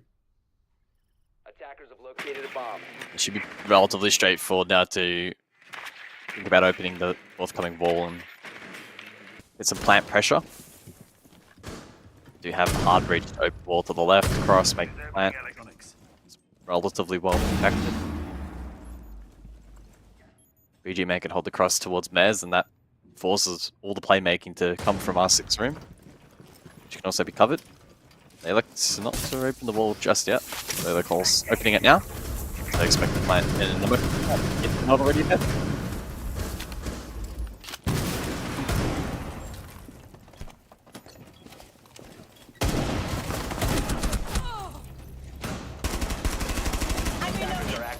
Plant does go down. Makes this now incredibly unlikely for Knock Knock. This game has just slowly but surely slipped away from them from the competition in the first half. Lycolas does kill Sandy, and Jittery will fall, and Fury. Well, it's been far too long between drinks from them. In fact, it's been 17 days, guys, since their last victory in Asia League, but the second win of the stage has been found. Yeah, our first look at Lair in Asia was certainly intriguing. I don't think either team massively reinvented the wheel, but there were some good highlight moments from both teams, but just a little bit too clinical in the end there from Fury and Crit J Rob with a very good performance tonight as well. I mean, are we surprised to see that, right? This is just it's a common occurrence now from Crit J, seriously making an absolute name for himself in the league. And I mean, who knows what he'll be able to do when he goes internationally, if he goes internationally, sorry, I should say, because it is looking really grim. But that's the first time we've seen Lair. And honestly, from what I saw, I'm so sick of the shields. I'm so over it. It was so rough to watch in terms of like actually trying to understand the map a little bit. But for the first time that I've been able to witness it with my own eyes from start to finish, I enjoyed it. I thought it was entertaining enough. One thing I will say is I really enjoyed Fury's like cheeky little counters they were bringing for the Monty in that first half between the Oryx and the Clash, just keeping it really, really simple. That's probably the first time I feel like I've seen Fury really be committed this stage. Maybe that's a bit tough to say, Xenox, but I mean the scores have just proven to us that they're just not on the same level. And even today, you saw like little glimpses of it. Yeah, I mean, Crit J was sensational in this game. Absolutely sensational, right? Mate. Like, I need to say that again because, like, it was a difference maker inside of the lobby that, you know, I think in the past for a team like Fury, we kind of look at them as a team. It's where we always speak about them very positively as their team performances. But in this instance, tonight, Crit J just went to another level. And it was also the impact nature of his kills in the first half. You think about when the game was on the line and the rounds were close, getting triple kills in, you know, kind of 4v4 environments, or, you know, at one point 2v4, he goes and gets 3, brings the round back, they clutch up. So some really, really big impactful moments from him, and a big reason why they were able to, you know, eventually get control of this game. And credit to them. A risk as well going to Lair. So I think going to Lair, the performance from Crit J, I know they only beat Knock Knock, and I say only, but a little bit of a danger game, a bit of a trap game, and Knock Knock would have been thinking, it's a vulnerable Fury. So they've navigated this hurdle. It's a good hurdle to navigate. Certainly now, though, they've got far more big goals ahead of them going into the playoffs. Well, let's navigate our way into the interview room, shall we? Because this is the first time we're hearing from Lycolis for, I think you said 17 days, Xenox, which feels like a very long time. This might be the longest time we've gone without speaking to you, Lycolis. I've got to look. I won't ask the questions about you know, kind of how the league's gone so far. I'm sure these boys will. I actually want to talk about Lair. You guys obviously not banning it. You're ready for it, but were you expecting to play it today? Knock Knock not banning it out is a bit of a surprise to me. Yeah, we didn't expect to play today because like usually Knock Knock just gonna bat it, but well, for some reason they left it, and the last 3 map was like Crabhound, Sky, and Lair, and we are with a side select, so we're probably sure they're not going to the Crabhouse. Oh no, we are not, they're not going to the Skyscraper. So we kind of just like, why don't we just play Lair? You know, it's a new map, and we have to be the defender first. It wasn't like, you know, hard to play compared to like other map, and they maybe have some counter strat on Crabhouse. So yeah, we're just gonna play Lair. So we just in terms of counter strats tonight, we saw you guys play a ton of Oryx into the Monty. We haven't seen a lot of Oryx this stage, I must say. Is that something you guys have discovered to be quite powerful, or did that sort of just come tonight out of nowhere? No, we just like one of like our way to play against like a Monty player. Yeah, we usually just like play Oryx or maybe Smoke or Clash to like counter it, and they have been like running Monty a lot of rounds, so we just pick it to counter it in case they actually pick Monty. Yeah. It's been 3 weeks, Lycolis, unfortunately. Is it possible to give us, since your last win, I didn't add that part, is it possible to give some insight as to what's been going on internally with the roster, with the team throughout the last couple of weeks? You know, is there panic? Is there worried? Have you guys kind of sat down and talked things over, why you weren't winning certain games, why you're the position that you're in? Has there been, you know, internal discussions? Yeah, there's a lot of internal discussion. I believe like yesterday was the most like the day that we have like a long talk, you know, because like I believe like losing to NoCap, Elevate, and Bleed was like still like understandable, but like but for rival it's like we need some like, you know, serious talk. We need to fix this. We need to win the last 2 games to go into the playoff. You know, like we may be good in like one always so like maybe we are good at like best of 3, but if we can't even win a fucking best of 1, we can't go in. Yeah. Yeah, it's up there. That I guess that kind of just leads into the pressure element for me. Have you felt the pressure over these past couple of weeks? I think a little, because like if we actually ask each player, they're just gonna they're fine. But I knew that probably they could feel some pressure, you know. So yeah, a little bit of pressure that we have to like win the last 2 for like guarantee. Yeah. Yeah, for sure. I think I don't know if you heard Turd's comments. I mean, it's coming from Turd, which is shocking, but he said that obviously, like heading into playoffs, they're still really worried about what you guys can produce. So clearly, there's a very big element that, you know, even they believe that these best of ones anything can happen on the day, and I think it's been shown through and through. Boys, just very quickly, do you guys have any questions like Hollis? I just very quickly, like Hollis, because obviously playoffs is a different beast, best of threes. Is that where you feel like as a team you guys can actually get back to your best siege? I feel like Fury as a team has a very good map pool, and I think adding Lair to that is great as well, because teams now have to kind of look at that as maybe another ban in the veto process. So do you kind of just look at the playoffs as a chance to reset a little bit? It's going to be best of threes. Is that where you can maybe find some positivity moving forward? Yeah, that's what we're hoping for, and I believe that what we are good at as well. So in the best of T, we believe that our map pool against the other team have like open more option to play against them, and I think we're gonna do a better against like in the best of T. I feel like we were like able to play like adapt more in the best of T series than best of one. Yeah. It's funny, there's a very common sentiment, even Onigiri said that as well, that he can't stand best of ones because, you know, you lose one map and it's all but over. So there's a very strong sentiment that a lot of teams are waiting for playoffs, including yourselves. Like, Colas, would you like to say anything before we let you go?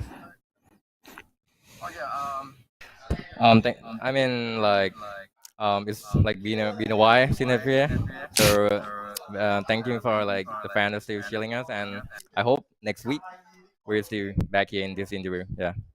Yeah, we'd love to see you back in there, mate. Thank you very much for joining us, and say hello to all the boys for us.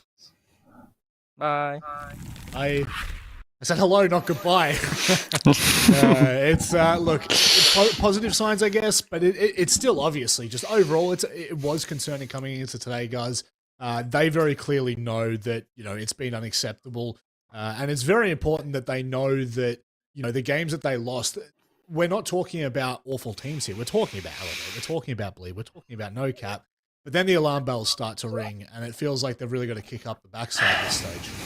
Yeah, I really enjoyed that interview. It sounds like there's still a lot of passion in the Fury camp. We have been interviewing like Coles now for years. He has never sworn in an interview. Not to throw him under the bus, but you know, he dropped a fat F-bomb, and I think that really reflects how much the team got a bit of a wake-up call against Rival. They're like, wow, shit, we're actually in a bit of strife here. Yeah. I totally agree that a loss against Bleed or even a loss against NoCap is somewhat forgivable, and you can make up for that in playoffs. But performing like they did against Rival won't be acceptable, and so building up here in the best of ones to close out the stage into hopefully a playoff position where they can find comfort in best of threes is where we should see Fury return somewhat at least to their very best. Yeah, and it is scary for the other teams kind of looking at this now and just, I guess, using that as a prospect, because Fury, they are going to come back with a vengeance. There's no doubt about it. And they've got 2 games critically. Now they've only got 1 game, but obviously this game, they've completely struck off the list. And the following matchup against a Sib, I mean, it is a way to kind of build form a little bit. Maybe you could argue there is a chance of a false positive going into playoffs, having the 2 South Asia teams that they're versing. They won't have as much of a challenge in a competitive match. But at the very least, again, like you said, guys, there's a bit of passion behind this roster. And my real questions, Enox, is, are they going to bring the Fury? Wow. You said a lot, and then you ended up on that, and it just ruined everything. Look, I honestly, again, I don't want to take too much out of just this one game. I think said it best in the interview with like Hollis that, you know, looking ahead, best of threes is their best territory. And the only issue throughout all of it, though, is because they lost earlier games, they're not in the best position to proceed to a grand final, which means, and the reason why I'm saying that is because they're very likely they're going to play Bleed in a semi-final. Yes, you got to beat the best to go to the major, absolutely, but ideally you want to prolong that as much as possible. There's a reason why we kind of talked about it previously, and many years ago it used to be Bleed and Fury, opposite side, meet in the grand final, etc. So, look, at the end of the day, though, I think in terms of a warm-up for Fury, they got Hasib next week, and then going into the playoffs, it'll be, you know, either a NoCap, a Direwolves, or a Rival. I think that's a good test. You win that nicely. Then you've built nicely into that Bleed game, and who knows, maybe form is refound. But clearly, and as like Cola said, that loss yesterday to Rival, they weren't happy, and I think some alarm bells went off. They weren't happy, that's one way of putting it. He had a bit more of a choice word to use for it, but nevertheless, like Colas and Fury, they're back on top of their game. Let's hope that they can take that into playoffs as they take a Sib on next week. But we've only got 1 more game to go, so don't go anywhere. We'll be back after this.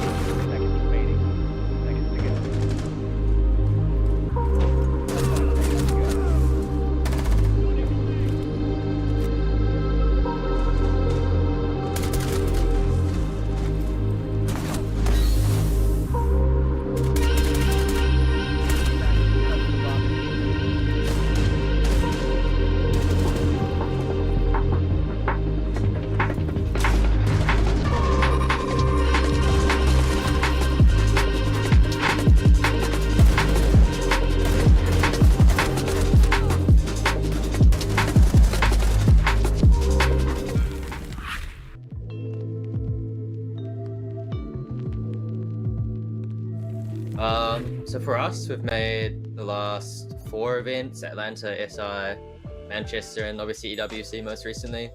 So I think anything less than like a major qualification would be pretty much a failure for us coming into the season. For every stage, our main goal is to make it to major. So it's also our expectation to beat like every team in this region and make it to major. Be champion once again, just like last year. Before we preparation. This season is looking really, really good. The state of the game is something I'm really enjoying after a long time. It's really fun, and I'm looking forward to having a great time and hopefully securing a good position in this league. We have a big enemy like Bleed, Elevate, so yeah, I expect to win against them and qualify for the major. That's what my goal right now. Yeah, honestly, I think we can win like top 3 or top 4. We're like full of passion right now. Yeah, and I think that helps. Our team has to play against the MENA region as well, because we normally play on UAE server. The 2 regions, Asia and MENA, they're very, very different in play style. That basically results in very unique ways to play the game, and I think it gives us an advantage in some of the situations against the Southeast Asian teams, such as Fury Elevate. So we're gonna have to see how that pans out. Yeah, it's Azuki, our core player, like our fragger. I would say it's the top 3, okay, top 3 fragger in our region. When he do the 1v1, he never lose 1v1, bro. Even he's like against like Rips 96, third. Okay, Krij sometimes, but yeah, he wins a lot. I think for one, like the diversity in our team, like we have Leader from EU, Reaps from China, Hobbin from Indonesia, and I'm obviously from New Zealand. Especially with all the international experience we get, we can bring things back into this league that people have never seen before. So yeah, I would say that's what makes us unique from other teams. My playstyle is kind of slow, and I like to do like structured stuff. I don't like random jump outs, stuff like that. That's why my team plays that. I would think about the last season. I think the last season our playstyle was like, yeah, we usually didn't play post plan, or most of the try to plan the bomb. It's just like team deathmatch sometime, I think, in the last season. Yeah. Every one of us is different playstyle. You will see one of us going very aggro, one of us very slow. It depends on the day. And my playstyle will be very aggro against anyone I know. So be ready for the aggressives. Thanks. I feel like I'm the kind of the player that fulfill the needs of my team. Like if my team needs something, and yeah, people are always curious like why like some operator like Bandit. If I play Bandit, I bring Barfire and then not a C4, and people are like, why are you bringing Barfire not a C4? I'm like, that's what my team need. They need a Barfire, not a C4. My playstyle is like if I'm holding an angle and you're picking me, sorry bro, you're gonna lose the gunfight. I'd probably like to be Elevate, Fury, rival Esports, ironically. I'd like to smack Azuki, that would be fun. I think that would be Elevate NoCap. Yeah. Yeah, I'm pretty excited to fight against them. I think we can win. Yeah, I think we can win. It's literally every team in this region. But I think the ones we have to prepare a lot is Bleed and Fury. I think our main rival was Bleed, but Elevate is also catching up. So I think it's Bleed and Elevate. It's your team, yeah. I would say everyone. We don't take any teams for granted. Like it's not like we go into a game as like it's gonna be an easy one. No, considering how strong our region has grown, especially, I think we have to take this one by one. And I would go for like everyone is our rival in this league. What a contender to win the league? Me, Fury. Let's go. I think Fury, Elevate, and Bleed, definitely the top 3, but we're expecting some different things to happen. No, most of the time it doesn't happen in this league, but maybe, who knows. I want to say NoCap, but I gotta give it to Bleed again. It's very hard to beat them. They are the Apex super team right now, but like I said, it's possible. Contenders, I would say Bleed one, Fury, and us Elevate. I think it would be Fury and Bleed. And if we're gonna fight Fury and Bleed, that's gonna be the hardest. But if we win, yeah, I think that's all, bro. If we win, we just win the whole tournament. Got you tulips in a hand up boss like communist. No, I can never ever get back all the things I missed. But I'm that man that think you got the gist. Got you tulips in a twist. Hand up boss like communist.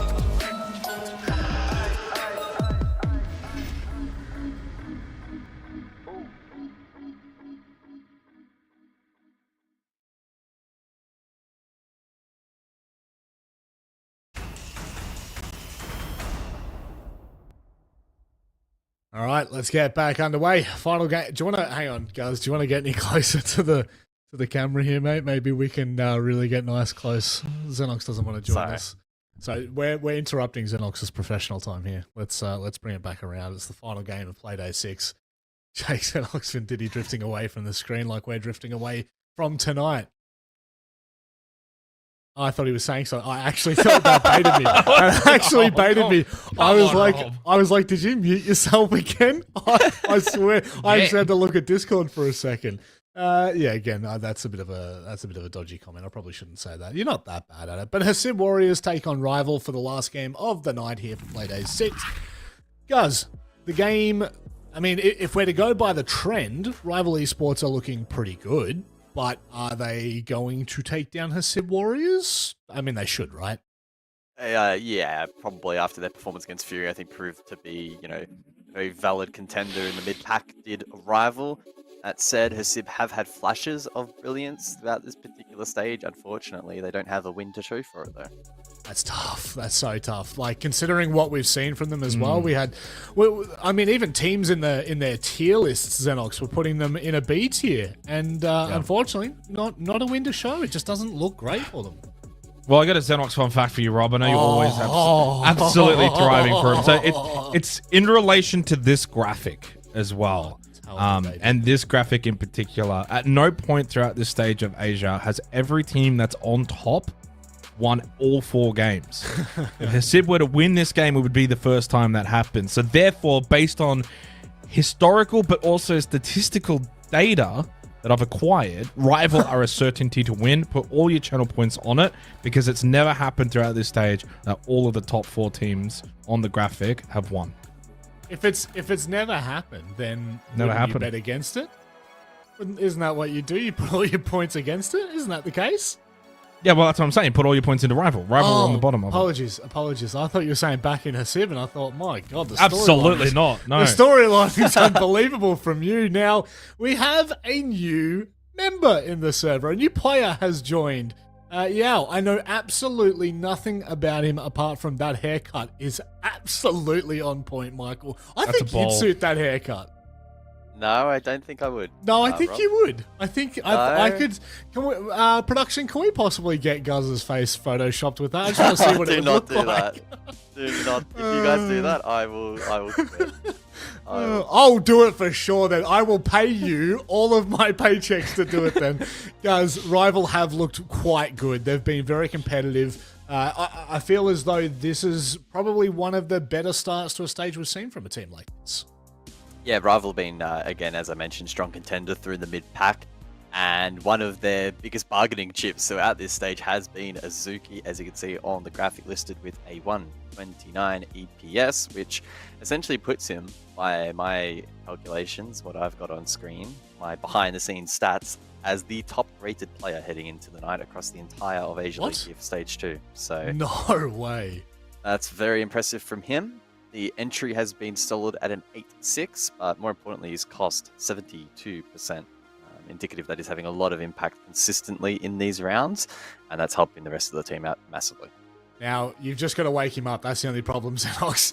He's just got to make it to a broadcast on time and he'll pop off. What are your thoughts on this roster? Because I don't think we've really had a powwow about it.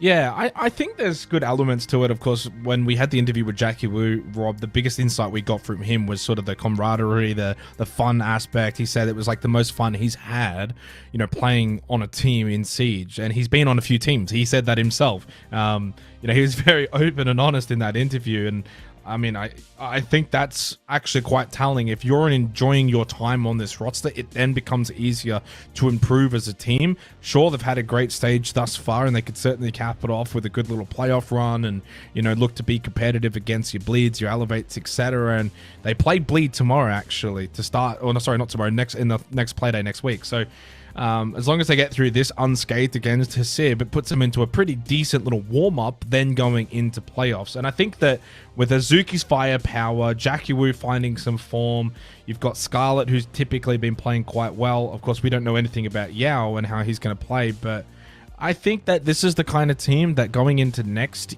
year, I guess at this point, that's when I'll expect more. But right now, what a great stage. It's been awesome. They've learnt so much. They'll take a lot of learnings from this stage. And yeah, next year's where I'm really going to look at them with, a different view.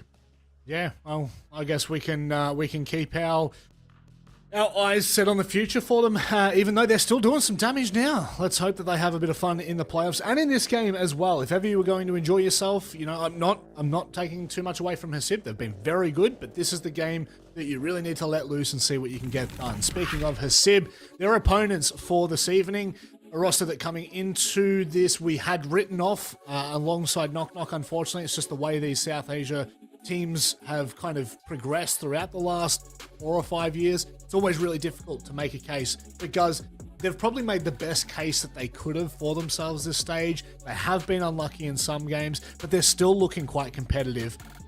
And then I just saw the Spidey time. Yeah, unfortunately, it seems like Fatah is out and Spidey time is in, although I just got word behind the scenes that he left the lobby, so I don't know if that means Fatah's going back or he's seed.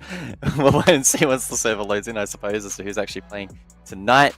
As I said before, Hasib have had moments of brilliance throughout this stage, and actually is quite surprising to see them stranded at the bottom of the standings with just a singular point. I still wish we had have seen their match against Bleed play out, because unironically, they probably looked like one of the most competitive teams against Bleed. Unfortunately, though, that moment in time hasn't really been transferable to their other matches. But I think there is an opportunity still tonight for them to have impact. Jake, you reckon they can do it in the server? Do you reckon they can get it done against Rival Esports? No. Ask me another question. How was the snake? It was great. 50% less sugar. It was amazing. Wow. I can't believe the confectionery that you can get in this day and age. Do you feel 50% lighter? I don't think it works that way, Rob. Unfortunately, we're big boys. We're not very light. We're not nimble. Hey, what are you roping me into this conversation? What's going on here? What's going on here? I'm not the one eating 50% snakes. I'm just eating a whole bag of popcorn to myself.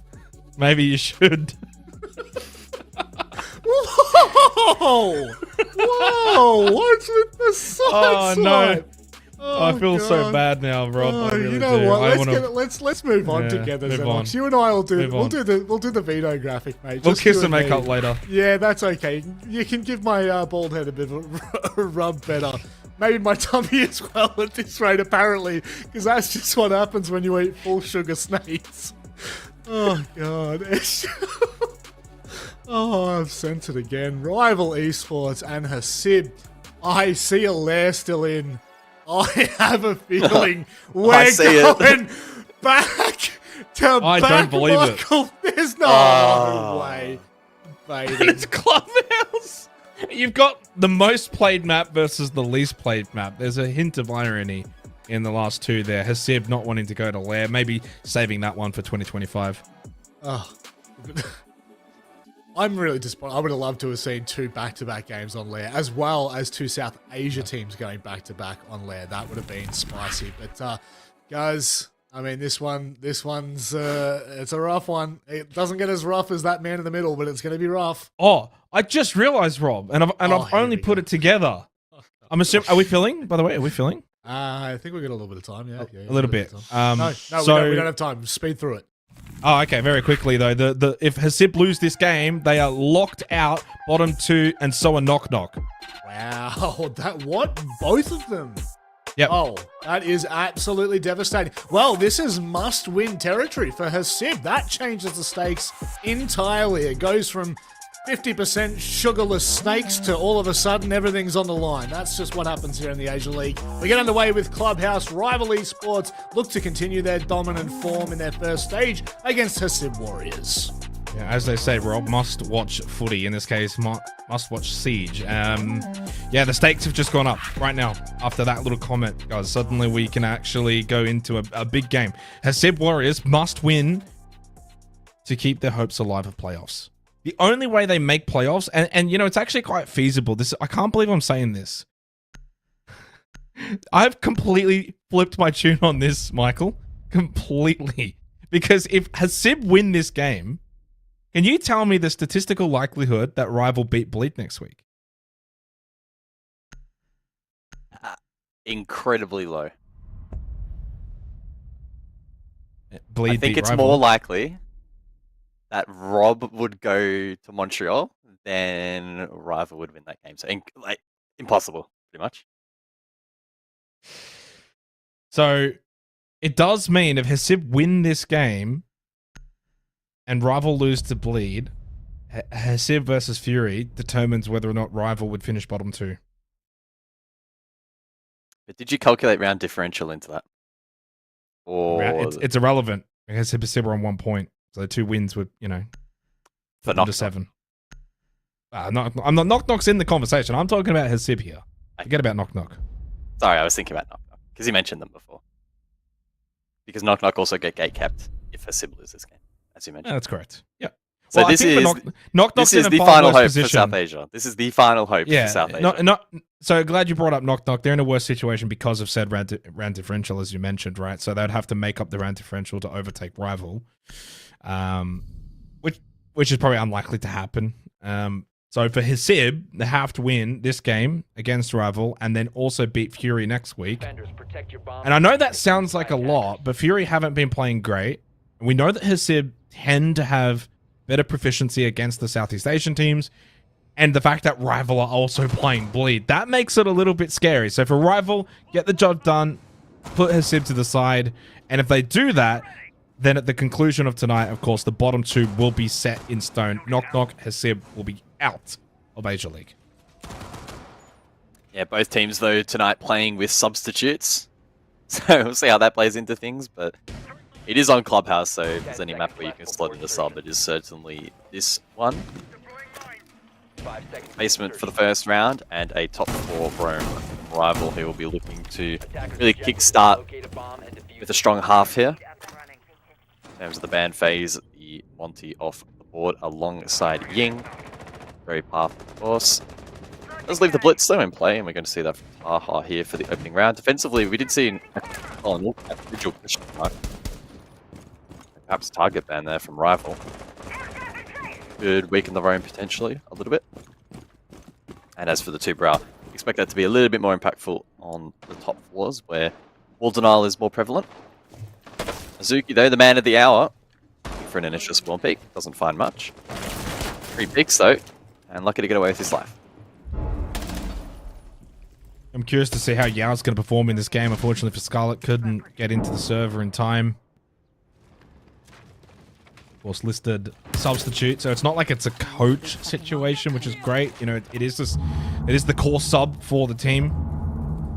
Gets his opportunity. A dirt push at the moment now for Hasib Warriors with Taha wants peace on the Blitz. Then also wanting peace inside a kitchen. And Hasib, who also wants peace, is on the exterior. Whitey Time clearly doesn't want peace.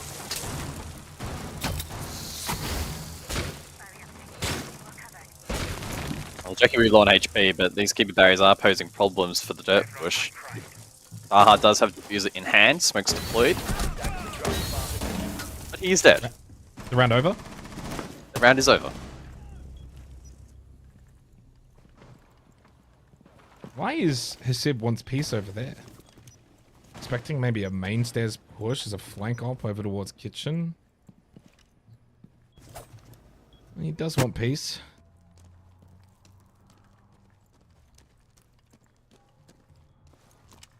It's going to be a very difficult half, I think, for Hesib Warriors, right? Backing into Rival. Rival also, I think, this stage, guys, they've impressed. They're going to, provided they win this game, go to 4th at the conclusion of tonight. Whether they can stay there or not is, yeah, difficult to know. Biggest thing, of course, is that that 3rd place for NoCap looking pretty nice for them. And I think that's going to be pretty locked in as well. So it means for Rival, very likely they could be, say, playing Fury. That would be a great quarterfinal. Yeah. I think Fury would probably be tested in that match, to be honest, depending on how Rival perform in best of 3s. The map pool might be a little bit more in jeopardy. Defenders, protect your bombs. Would that be a success on the stage if they were to you know, make a semi-final? Regardless of whoever they beat in the quarterfinal, would that just be... Yeah, with the expectation they'll lose to Bleed, right? But I think that would be a pretty successful stage for them, where they're at. Yeah, absolutely. It's kind of at the point now where it's all about looking ahead. I know we've still got a whole play day to go through. But with the top 2 and in the top 2, 1 and 2 sewn up, and the bottom 2 about to be sewn up, and really not a lot to move around in the middle either. Next week, in terms of Playday 7, fortunately doesn't offer a whole lot. Maybe the biggest game of all will be Direwolves versus Elevate, guys, where Direwolves will have a chance to, I guess, kind of pick their poison as to where they finish.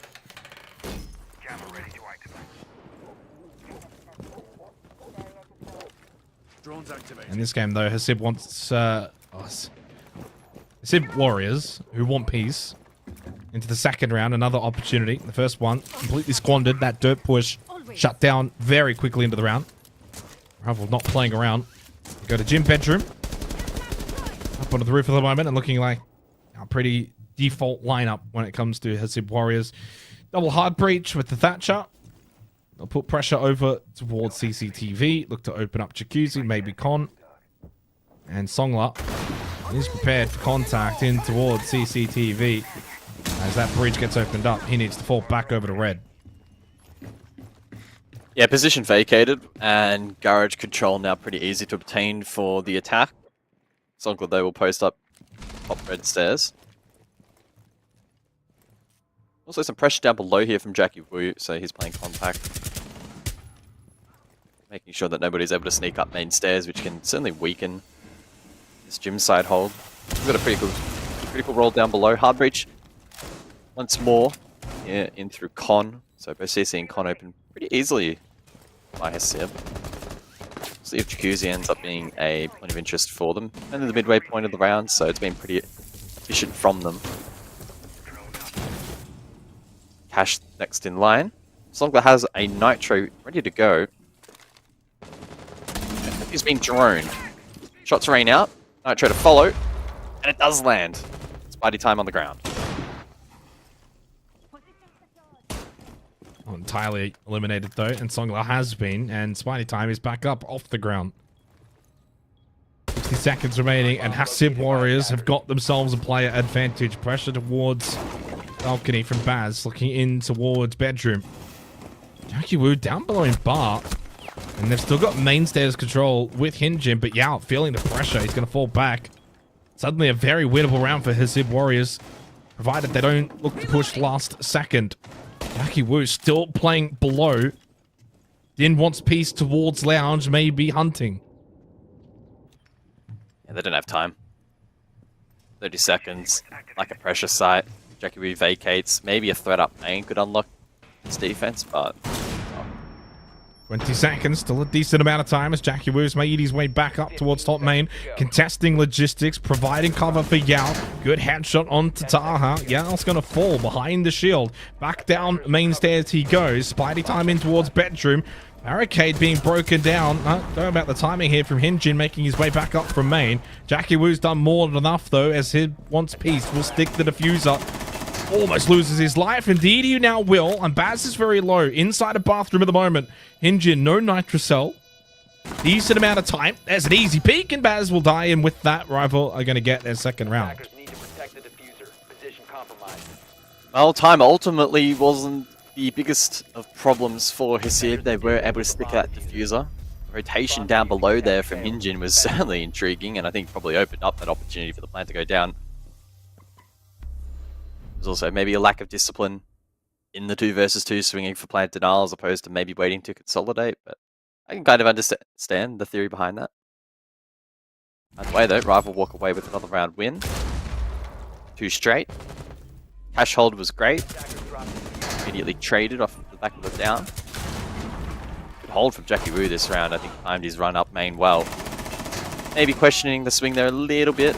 We should have anticipated cover, but not the worst of plays, especially when you have Hinjin there to clutch up and able to do so in a clean fashion.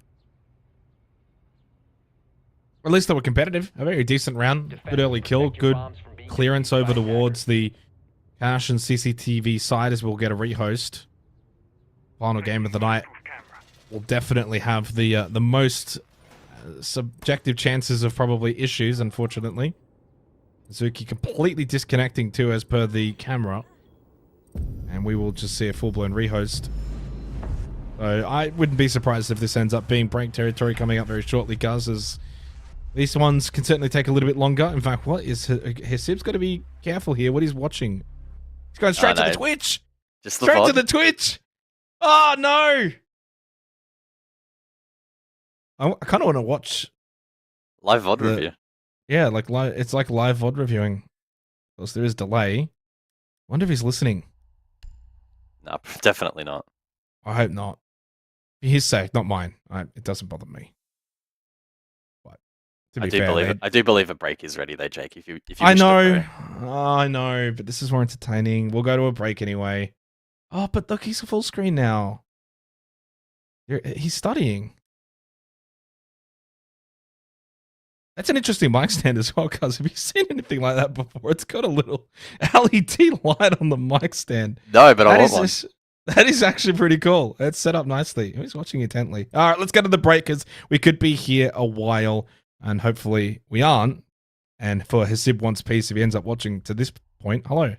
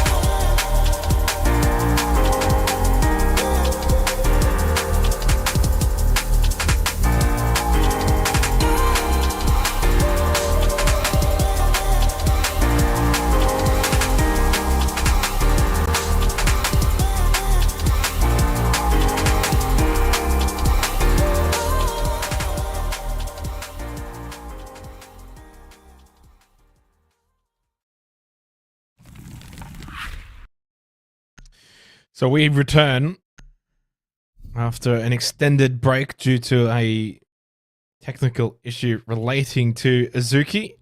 He is back in.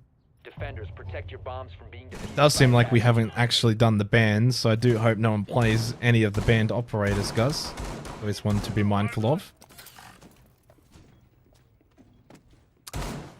Not that I can personally remember the banned operators, but yeah, don't. There you go. Monty, Ying, Vigil, Tuberel. Don't pick them. Yeah, look, to be honest, if you're at this level of play and you can't remember the bands, you're probably not locked in enough. So, yeah, hopefully we don't see that, otherwise like another break. But yeah, good to be back in. 2-0 scoreline for Rival off to a rather dominant start in this matchup. Tertiary site though now on offer for Hasib to exploit. And it's looking like we're going to see a Capital clear rafters.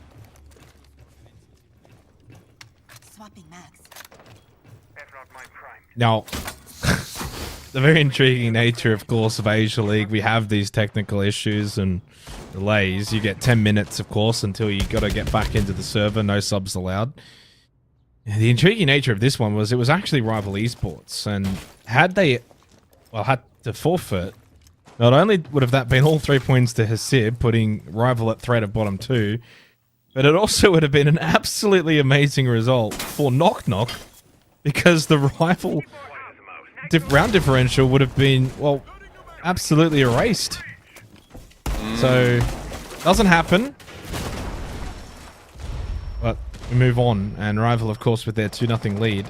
As we head to the tertiary site, Cash and CCTV, looking to put pressure towards Garage. Secondary breach on towards that back wall, and the Capita, of course, there to try and clear out anyone in towards Rafters, which is being held by Songla on the Azami.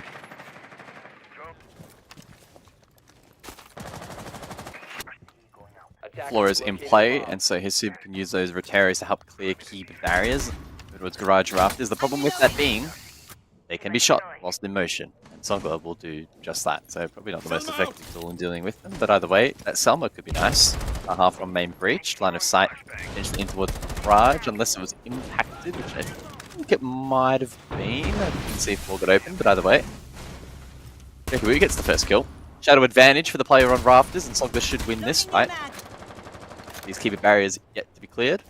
Needs pressure from main breach. They just can't quite find the angle. Songla now can fall back, play second. Keep a barrier. He is very much aware of the fact that if he does overextend towards the staircase, he is a little bit more vulnerable. Spidey time, always a good time as he tries to put pressure from said breach. 50 seconds, by the way, so you got to start to pick up the pace. Haven't even fully opened up breach, and Songla winning that fight from there is a travesty for poor old Spidey time. Where's the incendiaries up above, though? What's happened here? Yeah, good question. Not enough. Unfortunately, the synergies were misplaced. Not synced with other points of pressure. Spidey time was just dry peak breach. Is not what you want. So that is another confident round from the defense. And I'm not getting too excited because that was very one-sided.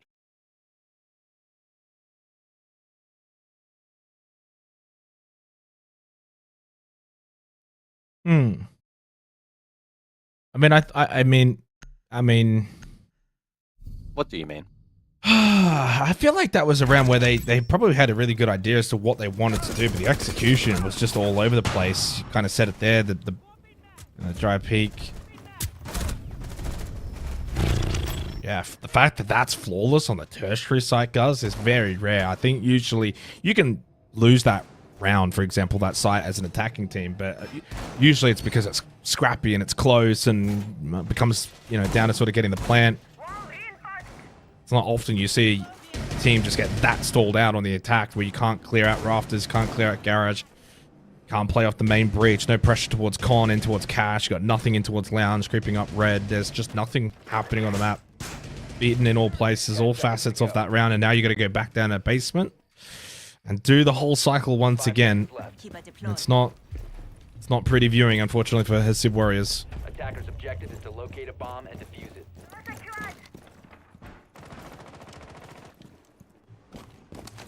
No, it's not. But we'll see if on this second rotation they perhaps tidy things up a little bit. Mirror is available, and so a one-judge strategy here will likely be the way in which they elect to play this. That being said, Azuki is currently on the second floor. Always a dangerous man to clear. Seems to be heavily favouring this start over towards main stairs, and once again peeking outside. Oh, shots land.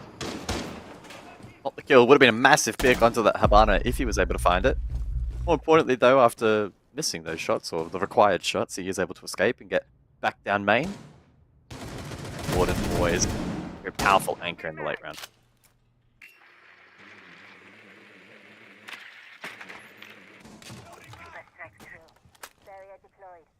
I mean, intriguing. Of course, no Montang available. We saw the blitz in the opening round, guys. It feels like a lifetime ago now, but it was the dirt push. I'm surprised they haven't opted to go for that once again. Play behind the shield. Don't necessarily need to, of course, play it the same way that you did, but it's still a really valuable operator in a meta where it is so strong. Pressure towards main as Azuki hears the floorboards being opened up. It's the freest kill you'll ever get.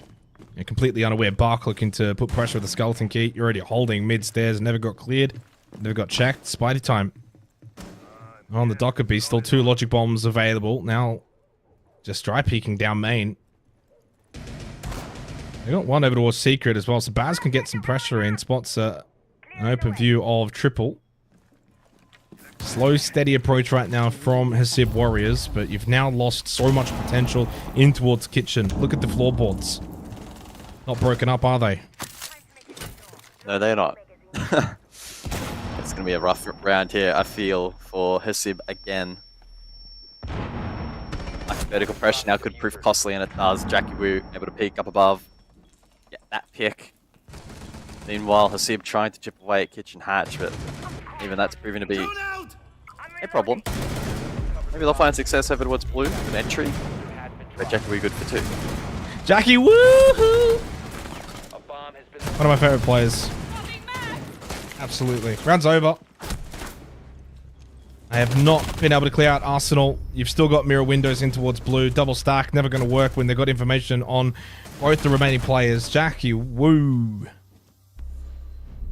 Thumbs up clutch. What a season. What a stage that he has been having.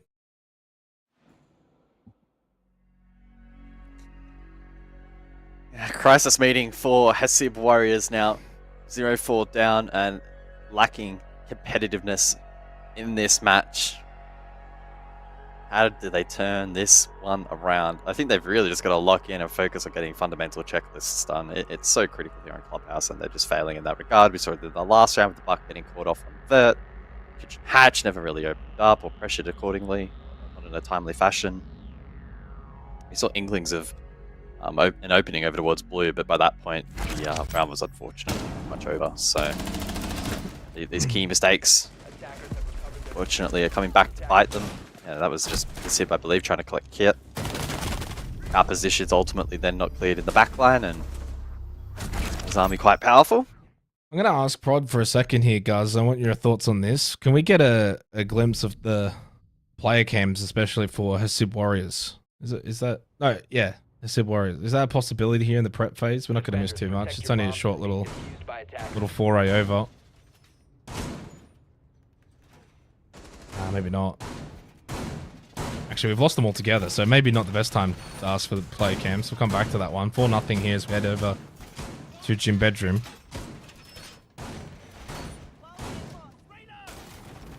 Once again, not looking to employ any of the shield operations. Operation? Just create a new word. I'm trying here. There we go. We gotta try cams. Gotta try something in this game because it's a rough one at the moment. Now, it's only versus here. I'm gonna ask again. Can we get Spidey time on the player cam here, just very quickly? Is that a possibility? Okay. He's going full-blown Spider-Man mode halfway up the wall. What is going on with this camera? And he's been death staring frozen for quite some time now, I've noticed. That is terrifying. he's crawling up the wall. He's living up to his name.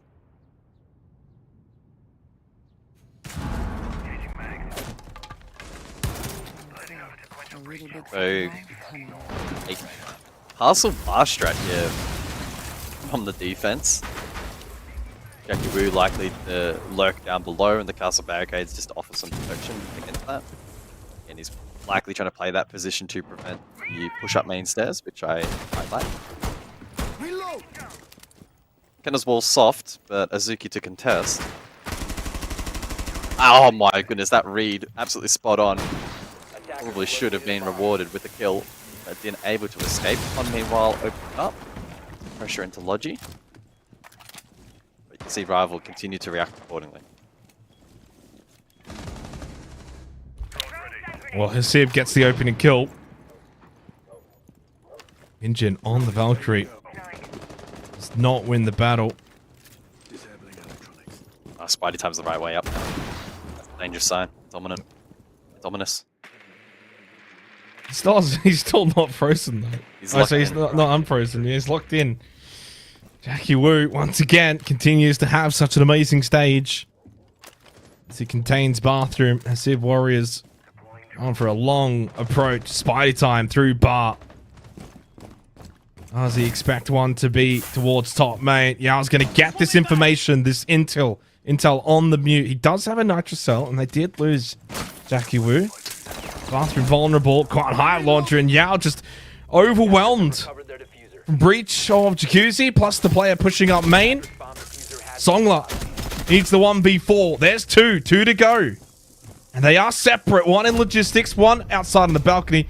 But Hasib wants peace, wants none of this 1v4 shenanigans. Round win for Hasib Warriors. Yeah, Taha, you can see in the player cams laying down the law there at the conclusion of that round. Clearly finding some success off the back of the tactical, and as I said, they needed to work on just chipping away at their checklist without giving away free picks, and they were able to achieve that. I think Din was very lucky early on the Grim to not fall to Injin, I believe it was, very early on in the round. You're correct. Maybe, but fortunately he did. He got some value from the Vs actually later on in the piece. 1v4 got a little bit scary, but see if able to find good timing there and win out the round. Well, they only need two. It's the old saying on Clubhouse, 2 attacking rounds will get the job done. They go to Cash and CCTV to close it out, Rival. No surprise, they won it flawlessly last time, so looking to emulate that once again. Similar looking lineup. I imagine Songla on the Azami will eventually make his way back over towards Rafters. As for Hasib Warriors, what will they look to do in changing it up? No Capital at the moment. 5 seconds remaining. May elect to go for a more con-side push with this current lineup. Must locate and defuse the bomb. Double hard breach with the Flores and the Buck. Curious to see what their approach is going to be in this round, because last time out it was an absolute mess over towards Garage. It was flawless for Rival, incredibly clean, but also certainly riddled with errors if you are from the perspective of Hasib Warriors. Right now, though, just default making their way over. Nitrocell in hand for Azuki. That gets popped. But yet to do anything more than that. Yeah, the call here will be for Hinjin to shoot the canister. Dig with Nitro. And nothing. Nope. Hard breach on the wall might be a little bit compromised, but outside of that, nothing that will likely not be corrected. Hinjin does have an impact in hand, but elects not to use it. So that's now CC wall, I believe, opened up. Elsewhere, Hasib is lurked through Jacuzzi. So again, I like this from Hasib again. Just you need to chip away at the hard breach, get the fundamentals done, and commit to a push. Doesn't look like Rafters is the priority this time around. Instead, push through con. Fortunately, Spidey time does fall. Get the possession as the sub, but does put a bit of pressure on the rest of the team.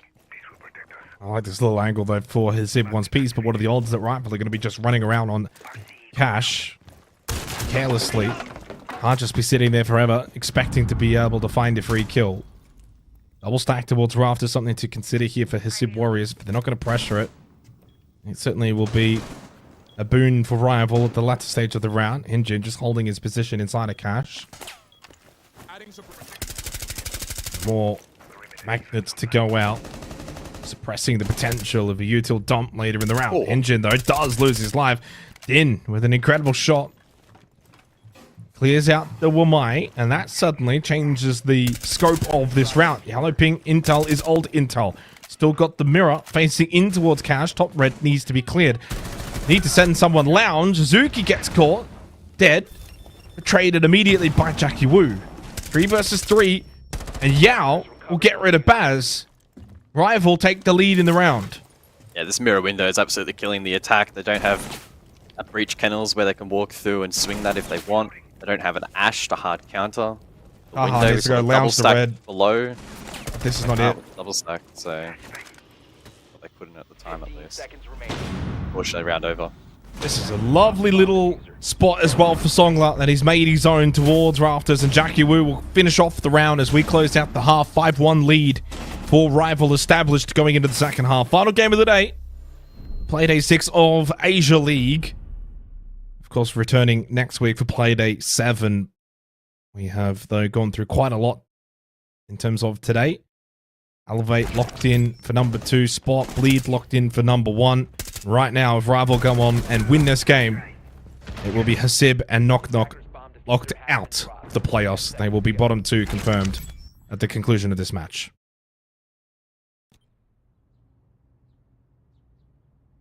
We'll see if things on the defensive half for Hasib Warriors is a little bit more fruitful. I'd expect them to be more competitive, but unfortunately that lead has ballooned out quite significantly in favor of Rival. Basement go for the first round. Malusi in play. Malusi's been a little bit hot and cold, especially after losing her magnified scope, but that utility can still be relatively strong in stalling out pushes and, probably more importantly than that, feeding information to the defense. And alongside the bulk, it should mean that the alert threat is less advantageous. Reinforcements up above here from the defense, suggesting that we are going to see a fall off roam. Rival don't have any tools to directly info gather those players. No Lion, no Jackal, no Deimos. So they could have some troubles here on the roam. We'll see how it goes. Swapping bags.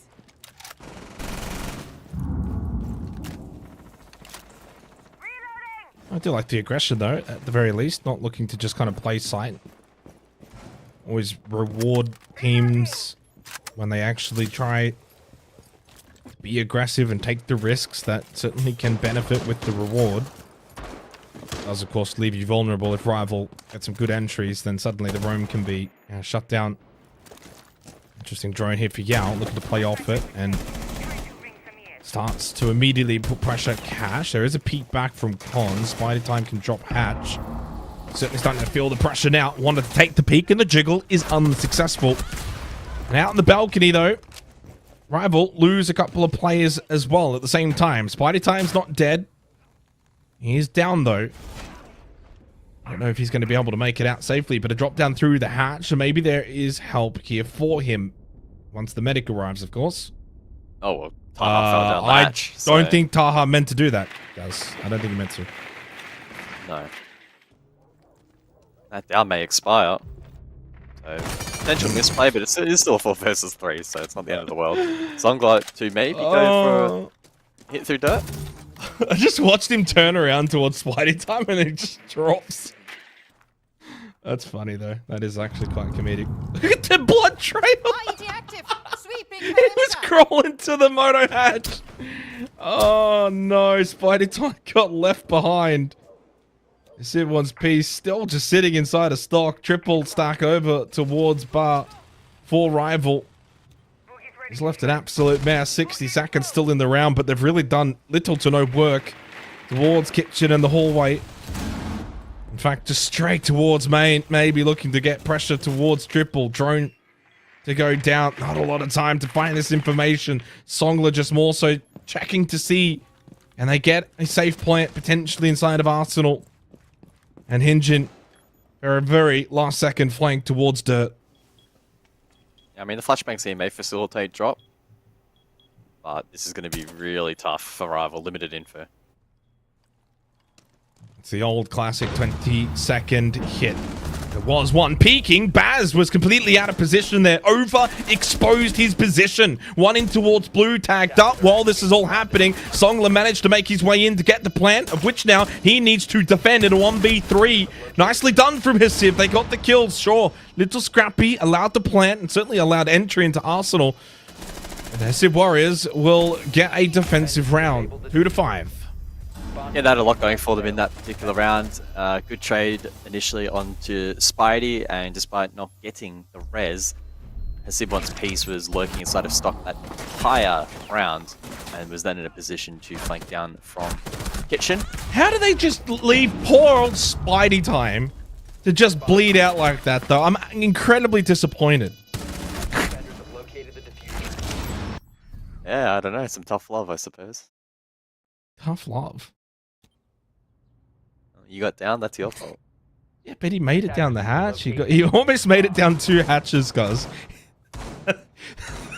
but how often would you see a player get downed in con and eventually then get revived in moto? Not often, if ever, actually. It may not be possible. I don't know how quickly he first moved. Yeah, it may actually be physically impossible. I'm not sure. Over to gym bedroom now for the 8th round. As Spidey time having a good time. Well, actually not in that last round. But hey, maybe this round. Well, in terms of the battle of the subs, he is trailing. Yao actually is pretty quietly chipped away at 5 kills so far in this match, so well done to him. Spidey just on the 1 thus far. Yao with a pretty critical role this round with the Thermite in play. Oh, Yao looks fresh. He looks like a young gunner. Oh yeah, he plays ranked for sure.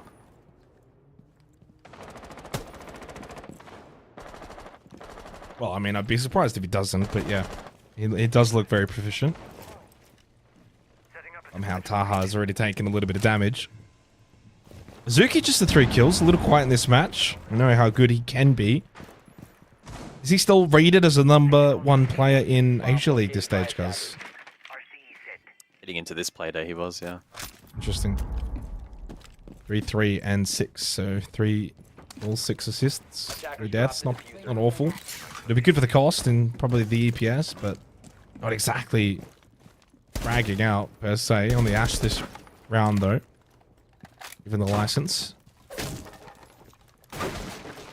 Now on the move as they actually going to make an intriguing entry up. Well, a little lob tap from Jackie Wu. I'm not going to lie, for a split second, like a microsecond, I thought outline bug or something. But no, it was just a mistake. And well, poor Yao will fall and lose his life. What is going on this round? Yeah, this roam clear has really been cooked up. Taha's hit some nice timings that Rival have not found. And he can just chill in bar now. Great as well of a Nitro from below. So these attacks so far from Rival have not been probably as clean and decisive as I expected.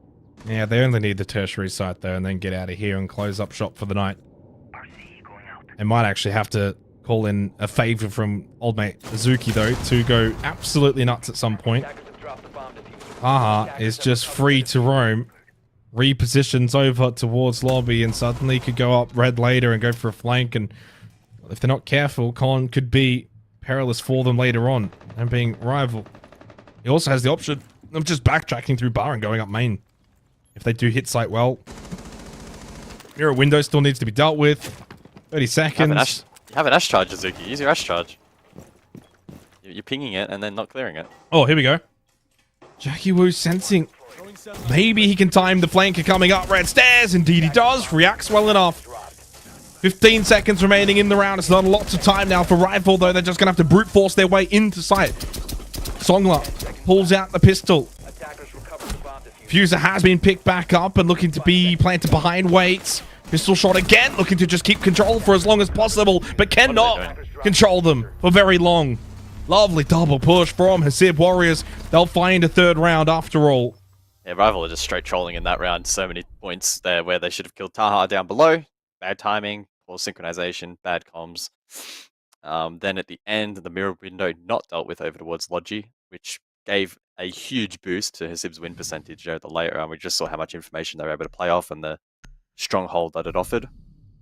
And then pistol out in the late round. Don't know if it was due to a reload, no ammo, either or. Again, another pretty big oversight from Rival. That just, again, bolstered the win percent there for Hasib in the late round. And they played into that win condition really well.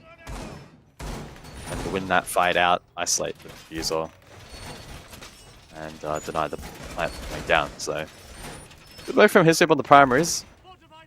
But crunch time now on tertiary. This will pretty much make or break their campaign for the year, Hasib. If Rival are able to walk away with this and give themselves another full rotation to complete the match, that's going to be one hell of a mountain for Hasib to climb. 10 seconds remaining. Well, if there's ever a way to get back into a game like this, it's certainly clubhouse defense for Hasib Warriors. Attackers' objective is to locate a bomb and defuse it. So, Cash and CCTV, though, will be quite an important sight now. Quite an important round here in the 9th. If Rival lose this, then Hasib are cooking up some kind of comeback. But they've brought a pretty good lineup to deal with the garage hold, where you got Capital, Grim, you've got the line to some degree, and Spidey Time's not having a good time.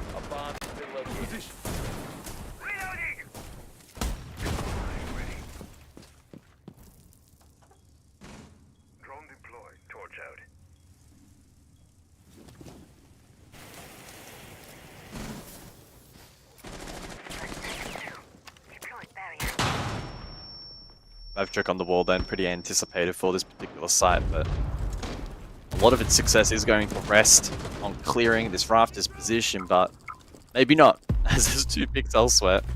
And another pick to come through potentially here from Aha. Able to get one and escape though, so Sib will take that.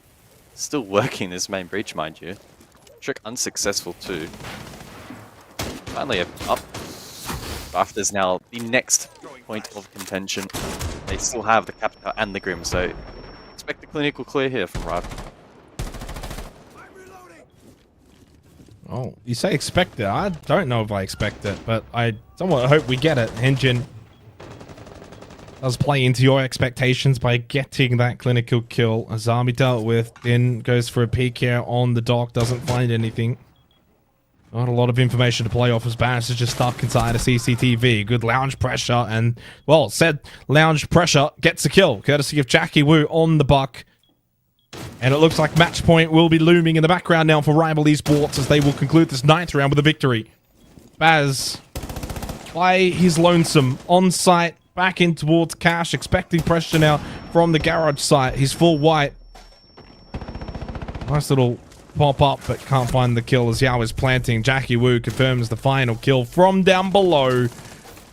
Match point for Rival. Match point locked in, and yeah, that mountain now very tough to climb. Unfortunately, we sort of expected it. The position they found themselves entering the half pretty much outlined this to be the expectation. I will say Rival on the primary sides, their attacks didn't look particularly convincing. Basement left quite a bit to be desired. There were still players up above when they were going for the execute. And then over towards Jim's bedroom, failing to clear a couple of key pieces of utility proof costly. This round's certainly not perfect either, but it's a high bar to set. Aha was able to find that pick over towards mini stairs, but outside of that, it was a rather clinical round. Do you know who Spidey Time is? Do I know who Spidey Time is? Yeah. Is this a trick question? Not quite. I mean, there is technically an answer to this. Do you want me to tell you who he is? I do. Yeah, well, for the blind, he is light. For the hungry, he is bread. For the sick, he is the cure. For the lonely, he is company. For the sad, he is joy. For the prisoner, he is freedom. For the poor, he is treasure. Most importantly, me, He is everything. Which Twitch user did you steal that from? Look, all I'm saying is that The entire Spidey chat time, spamming that. potentially. Wow, okay. All I'm saying is there's a new... You could be the piece of the puzzle. There is a new fan favorite when it comes to Asia League. Is it your favorite? I said it. For me, he is everything. That answers my question. It's a shame, though, that we may never get to see him again. It actually kind of breaks my heart. Yeah. As a substitute for a team that's just not going to play playoffs, I hope everyone is prepared that this could very well be the last round of Spidey time. I'm ready. I think Rival have probably dragged this match on a little longer than it deserved. And it may well still have more legs in it, with Songler forfeiting the kit over towards stock. They again did not clear stock properly.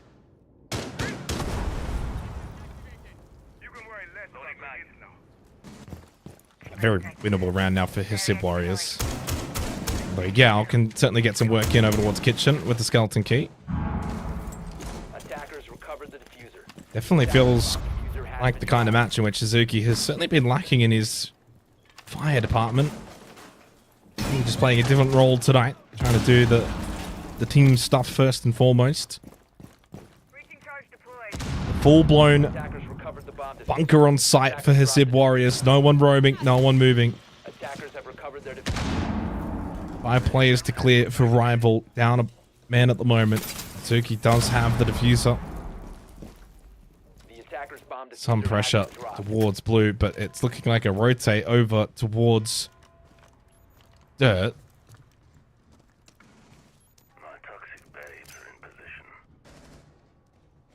I mean, Izuku could go big from this position, but I wouldn't be hedging my bets on it. Likely to be a use drop down hatch. Spidey time steps up though over towards Dirt. This is his time. Swing him! Yes!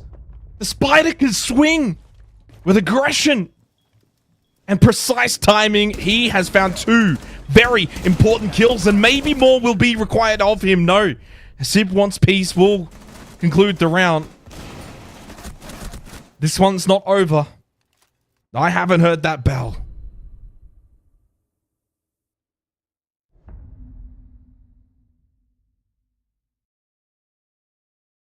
I think, isn't there a common saying in sports, it isn't over until the fat lady sings? Yep. Well, in this case, it's probably if the fat man yells, being you. Wow. Being the match-winning call. Where you yell. Some would say. Some would say. Others would say when Dev growls. I don't know. It doesn't always have to be about me. Well, you are casting this game. I am, and Dev's not. Yeah, Dev only did 2 tonight, which is... I don't know how he's managed to only do 2 again. First time it was questionable. Second time is just downright disrespectful. You know there's someone watching this that thinks we're being serious right now. Oh, I don't think so. I mean, well... This is a nice play. Engine, by the way. I think most people who are Kind watching of. this are watching for Spidey time. Let's be real. Well, he did have a big moment in Dirt, actually, so shout out to him. Good usage of the canister utility and the shotgun up close. Mm-hmm. Azuki going negative. So, it's actually, you know, on the scale of competitiveness, this match is actually been quite good. It's actually a bit of a surprise that they're trailing in this position, given they've been able to shut down the Danger Man. I suppose a testament to the rest of Rivals stepping up, having good games. Yao as well, the sub. Being quite content with his performance. And this may well just be the case of teams not having the proficiency to attack into the primaries, and the game will be decided on the tertiary of cash. Feels like it always is. It's like the modern day Kid Storms, isn't it? We haven't got Oregon anymore to talk about where it all comes down to business, but Cash and CCTV for Clubhouse feels like it's one of the most important sites in Tom Clancy's Rainbow Six Siege. Spidey time inside a bathroom. Big extension on the bandit because he has been opened up, but he still holds his position.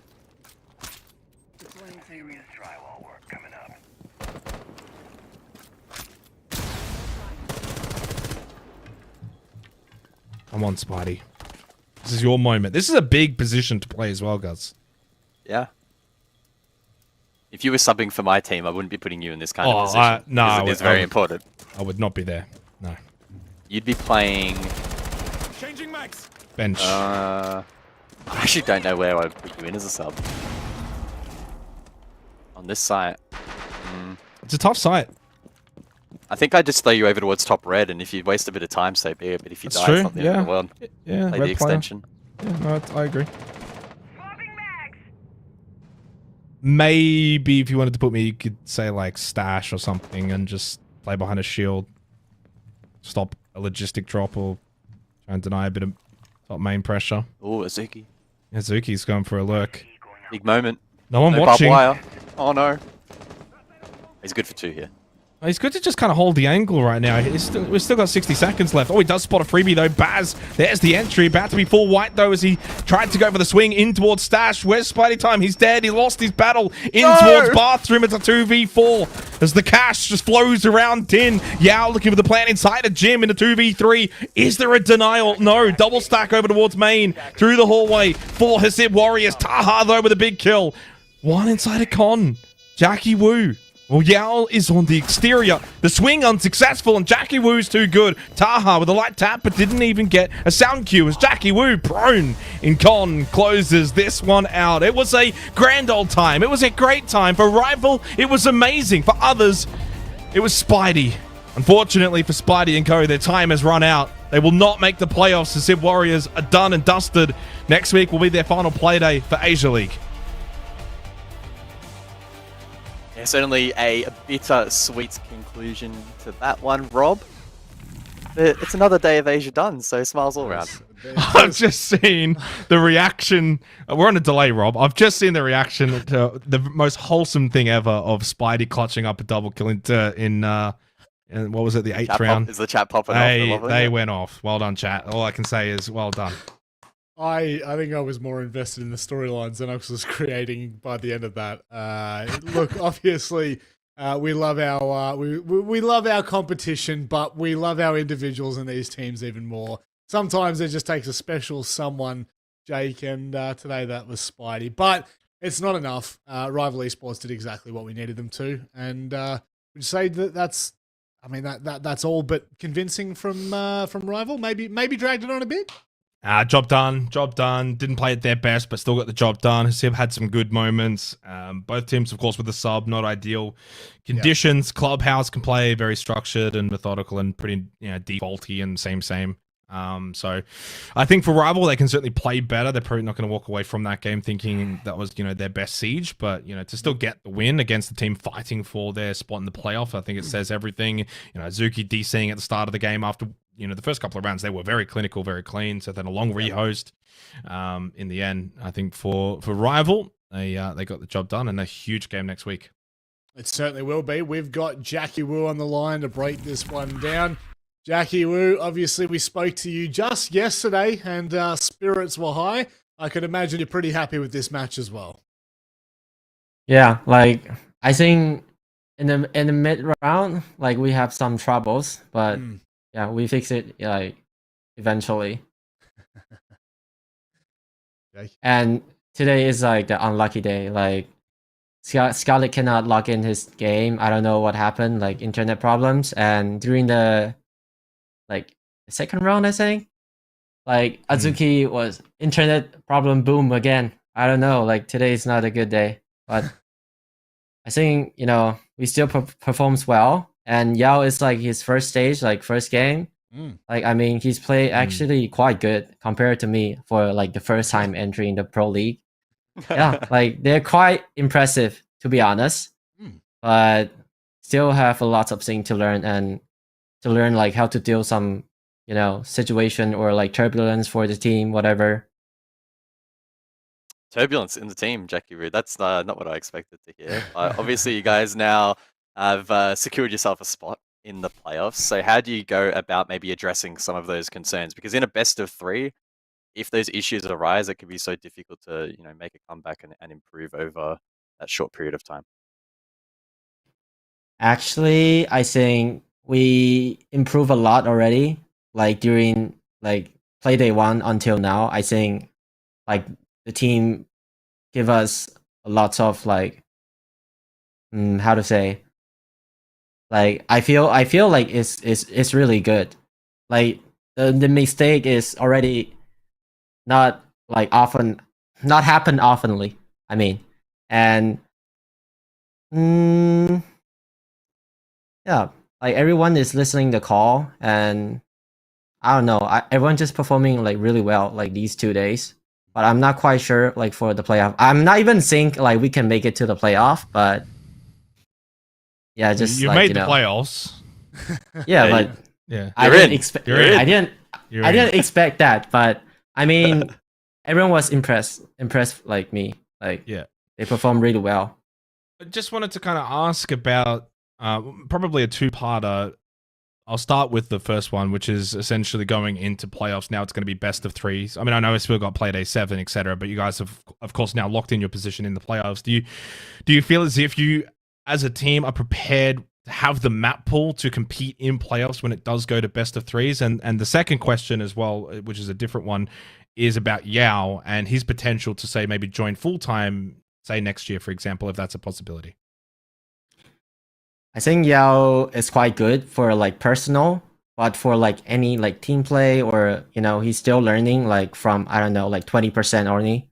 And for like playoff best of 3, I think we slightly have enough map pool to play against like playoff, but we still have like to. I think I'm not actually worried about like the pool, like the map pool things. I just think like if we do like team working like really well, like even we're playing some other team, like they are good at this map, but we still we good at team play. Like I think you still have chance to win or like compete. Like, so I don't think map pool is the problem.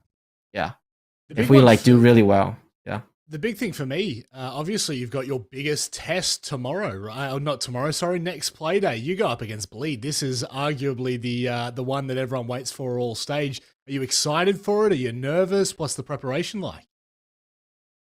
Yeah. For the next play day, I think it's gonna be like interesting, and I think I'm just gonna tell them like just have fun, like Bleed is like the top tier team right now in SEA. And they've been to the other like so many international tournament, like they bring like the meta like beyond like everyone. And if we could just like it's a good chance to like play with them. Like, so I think no matter win or loss, like it's still a good like double win, for us. Yeah. Like, because we secured the playoff already. So I mean, like we could just learn and see how they deal like problems, or like I don't know, like, and they can trying to like achieve their limit playing against like the high tier team. Like I would like to see how my team, or like even like Yao, like performing like still on top tier against like good team. Oh my god. Yeah. No. It makes sense. I mean, the fact of the matter is, it is going to be our biggest challenge, and I don't think that anyone can shy away from that. Now, Jackie, this may be the last time we speak to you until playoffs. So is there anything you would like to say before we let you go? I think still like thanks for everyone supporting us, and we're trying to make you happy. Like even we lost, but just don't blame us too much because we're just new to the siege. And yeah, like tell Hyunjin to work hard because like he always nervous, and I was kindly impressed. Like he won like the clutch today, like at the first round or second round, I forgot. I was telling that take a deep breath, because he never won a clutch like during any scrims and like actual games. So it's quite it's quite impressive. We love it. We love to hear it. Yeah.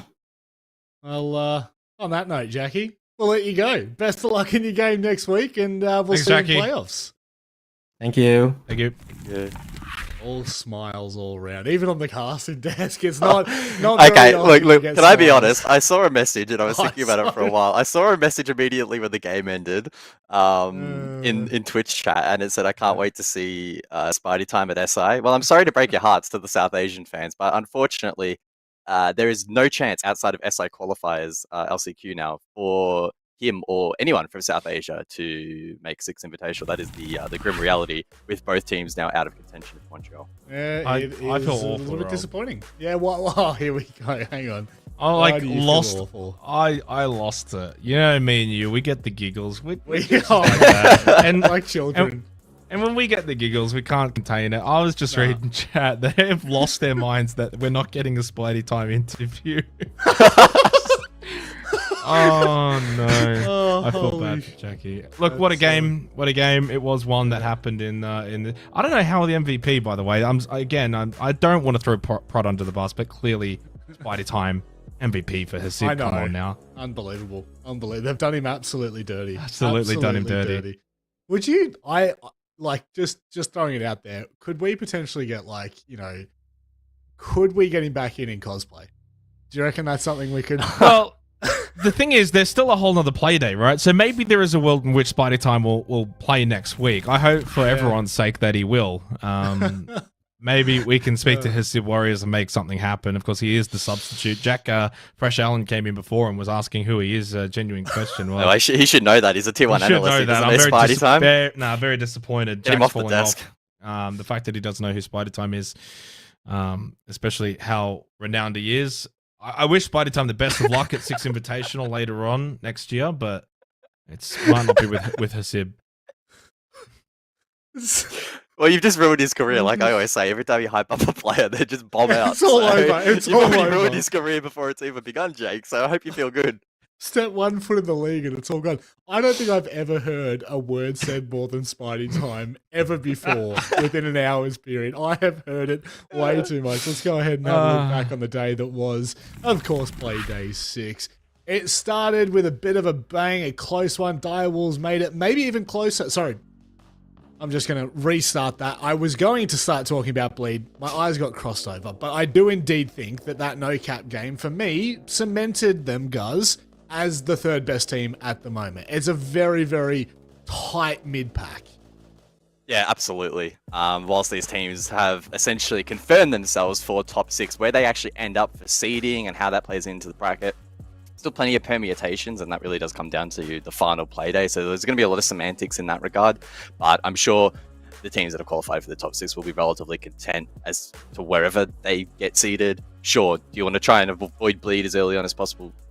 I guess, but at the end of the day, if you want to go to Montreal, you're more than likely going to have to beat them anyway. So we could try to wring that towel out for that storyline, get every last drop out, and try to make the final play day exciting.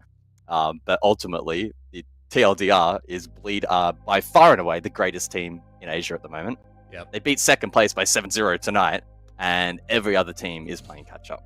Well, it's part of our job to wring out every last drop, isn't it? Because we've got to find all those possible storylines.